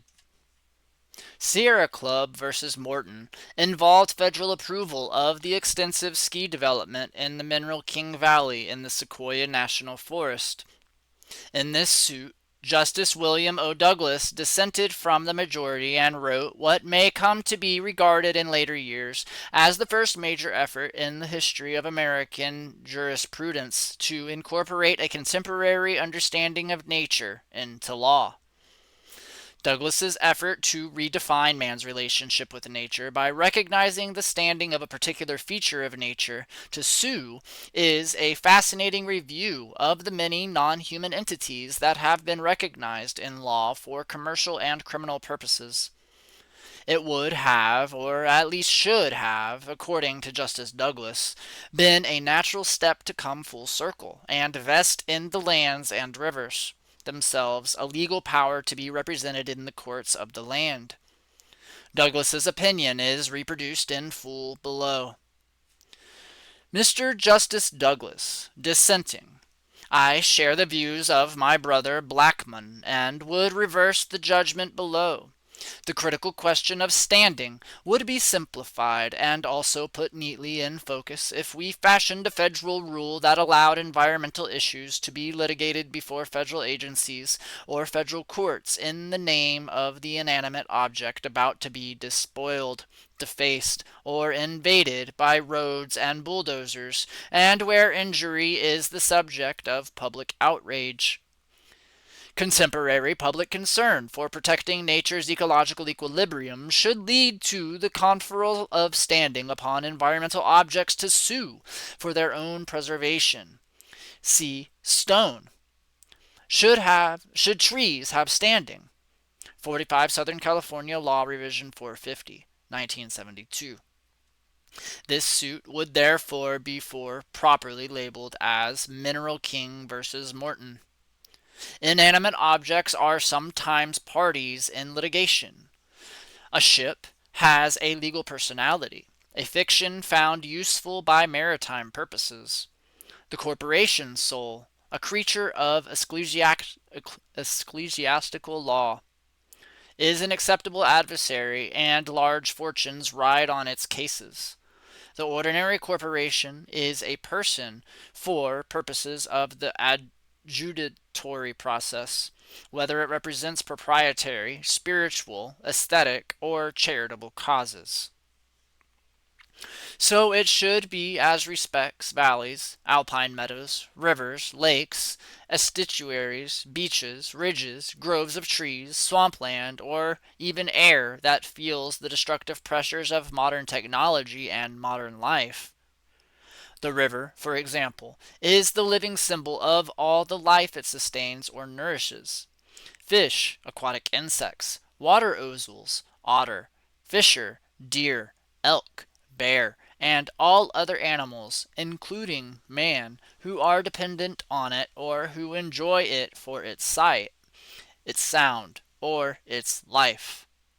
The river, as plaintiff, speaks for the ecological unit of life that is part of it. Those people who have a meaningful relation to that body of water, whether it be a fisherman, a canoeist, a zoologist, or a logger, must be able to speak for the values which the river represents and which are threatened with destruction. I do not know Mineral King. I have never seen it nor traveled it, though I have seen articles describing its proposed development, notably Hano, Protectionists versus Recreationists, The Battle of Mineral King. New York Times Magazine, August 17th, 1969. And Browning, Mickey Mouse in the Mountains. Harper's, March 1972, page 65. The Sierra Club, in its complaint, alleges that one of the principal purposes of the Sierra Club is to protect and conserve the national resources of the Sierra Nevada mountains. The district court held that this uncontested allegation made the Sierra Club sufficiently aggrieved to have standing to sue on behalf of Mineral King. Mineral King is doubtless like other wonders of the Sierra Nevada, such as Tulameen Meadows and the John Muir Trail. Those who hike it, fish it, hunt it, camp in it, or frequent it, or visit it merely to sit in solitude and wonderment are legitimate spokesmen for it. And whether they may be a few, or many. Those who have that intimate relation with the inanimate object about to be injured, polluted, or otherwise despoiled are its legitimate spokesmen. The Solicitor General, whose views on this subject are in the appendix to this opinion, takes a wholly different approach. He considers the problem in terms of government by the judiciary. And with all respects, the problem is to make certain that the inanimate objects, which are the very core of America's beauty, have spokesmen before they are destroyed. It is, of course, true that most of them are under the control of a federal or state agency. The standards given those agencies are usually expressed in terms of the public interest. Yet, public interest has so many differing shades of meaning as to be quite meaningless on the environmental front. Congress accordingly has adopted ecological standards in the National Environmental Policy Act of 1969, and guidelines for agency actions who have been provided by the Council on Environmental Quality, of which Russell E. Train is chairman. Yet the pressures on agencies for favorable action, one way or another, are enormous. The suggestion that Congress is too remote to give meaningful direction, and its machinery is too ponderous to use very often. The federal agencies of which I speak are not venal or corrupt, but they are notoriously under the control of powerful interests who manipulate them through adversary committees or friendly working relations, or who have that natural affinity with the agency which in time develops between the regulator and the regulated. As early as 1894, Attorney General Olney predicted that regulatory agencies might become industry-minded, as illustrated by his forecast concerning the Interstate Commerce Commission. The commission is or can be made of great use to the railroads. It satisfies the public clamor for supervision of the railroads. At the same time, that supervision is almost entirely nominal. Moreover, the older the commission gets to be, the more likely it is to take a business and railroad view of things. And years later, a court of appeals observed, the recurring question which has plagued public regulation of industry is whether the regulatory agency is unduly oriented toward the interests of the industry it is designed to regulate rather than the public interest it is supposed to protect. The Forest Service, one of the federal agencies behind the scheme to despoil Mineral King, has been notorious for its alignment with lumber companies. Although its mandate from Congress directs it to consider the various aspects of multiple use in its supervision of the national forests. The voice of the inanimate object, therefore, should not be stilled. That does not mean that the judiciary takes over the managerial functions from the federal agency. It merely means that before these priceless bits of Americana, such as a valley, an alpine meadow, a river, or a lake, are forever lost or are so transformed as to be reduced to the eventual rubble of our urban environment, the voice of the existing beneficiaries of these environmental wonders should be heard. Perhaps they will not win.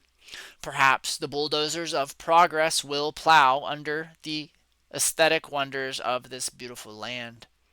That is not the present question. The sole question is, who has standing to be heard? And those who hike the Appalachian Trail into Sunfish Pond, New Jersey, and camp or sleep there, or run the Allagash in Maine, or climb the Guadalupes in West Texas, or who canoe and portage the Cutico Superior in Minnesota, certainly should have standing to defend those natural wonders before courts or agencies, though they live 3,000 miles away. Those who merely are caught up in environmental news or propaganda and flock to defend these waters or areas may be treated differently. That is why these environmental issues should be tended by the inanimate object itself. Then there will be assurances that all of the forms of life which it represents will stand before the court. The pileated woodpecker, as well as the coyote and bear, the lemmings as well as the route in the streams. Those inarticulate members of the ecological group cannot speak, but those people who have so frequented the place as to know its values and wonders will be able to speak for the entire ecological community. Ecology reflects the land ethic, and although Leopold wrote in a Sand County Almanac 204 in 1949, the land ethic simply enlarges the boundaries of the community to include soils, waters, plants, and animals, or collectively the land. That, as I see it, is the issue of standing in the present case and controversy. Appendix 2.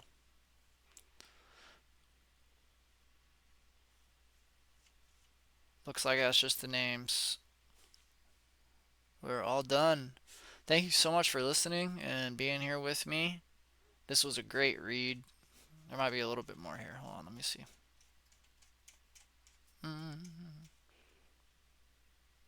Yep, Appendix 3. We'll read this. When I was a boy, I often accompanied my father on trips to different Sea Owl reservations in South Dakota. And during these trips, he would point out various features of the landscapes and tell me the names and stories associated with them. Regrettably, I can only remember a few of the places today, but indelibly imprinted on my mind was the fact that the Sea Owl people cherished their lands and treated them as if they were people who shared a common history with humans. In 1972, when I was writing the first version of this book, I sought to emphasize the role that spaces and places play in our human religious perceptions. From the invasion and occupation of Alcatraz in 1969 to the occupation at Wounded Knee in 1973, I felt that the various Indian protests had a much deeper meaning than simply securing additional lands for reservations. And at the bottom of everything, I believed then and continue to believe, is a religious view of the world that seeks to locate our species within the fabric of life that constitutes the natural world, the land and all its various forms of life.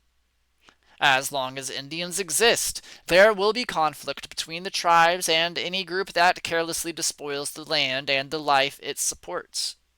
And at the deepest philosophical level, our universe must have as a structure a set of relationships in which all entities participate. And within the physical world, this universal structure can best be understood as a recognition of the sacredness of places.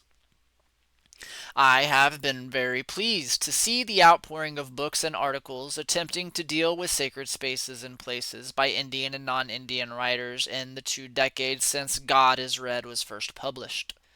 It will take a continuing protest from an increasingly large chorus to reprogram the psychology of American society so that we will not irreversibly destroy the land we live on. And today, our society is still at a primitive aesthetic stage of appreciating the personality of our lands. But we have the potential to move beyond mere aesthetics and come to some deep religious realizations of the role of sacred places in human life.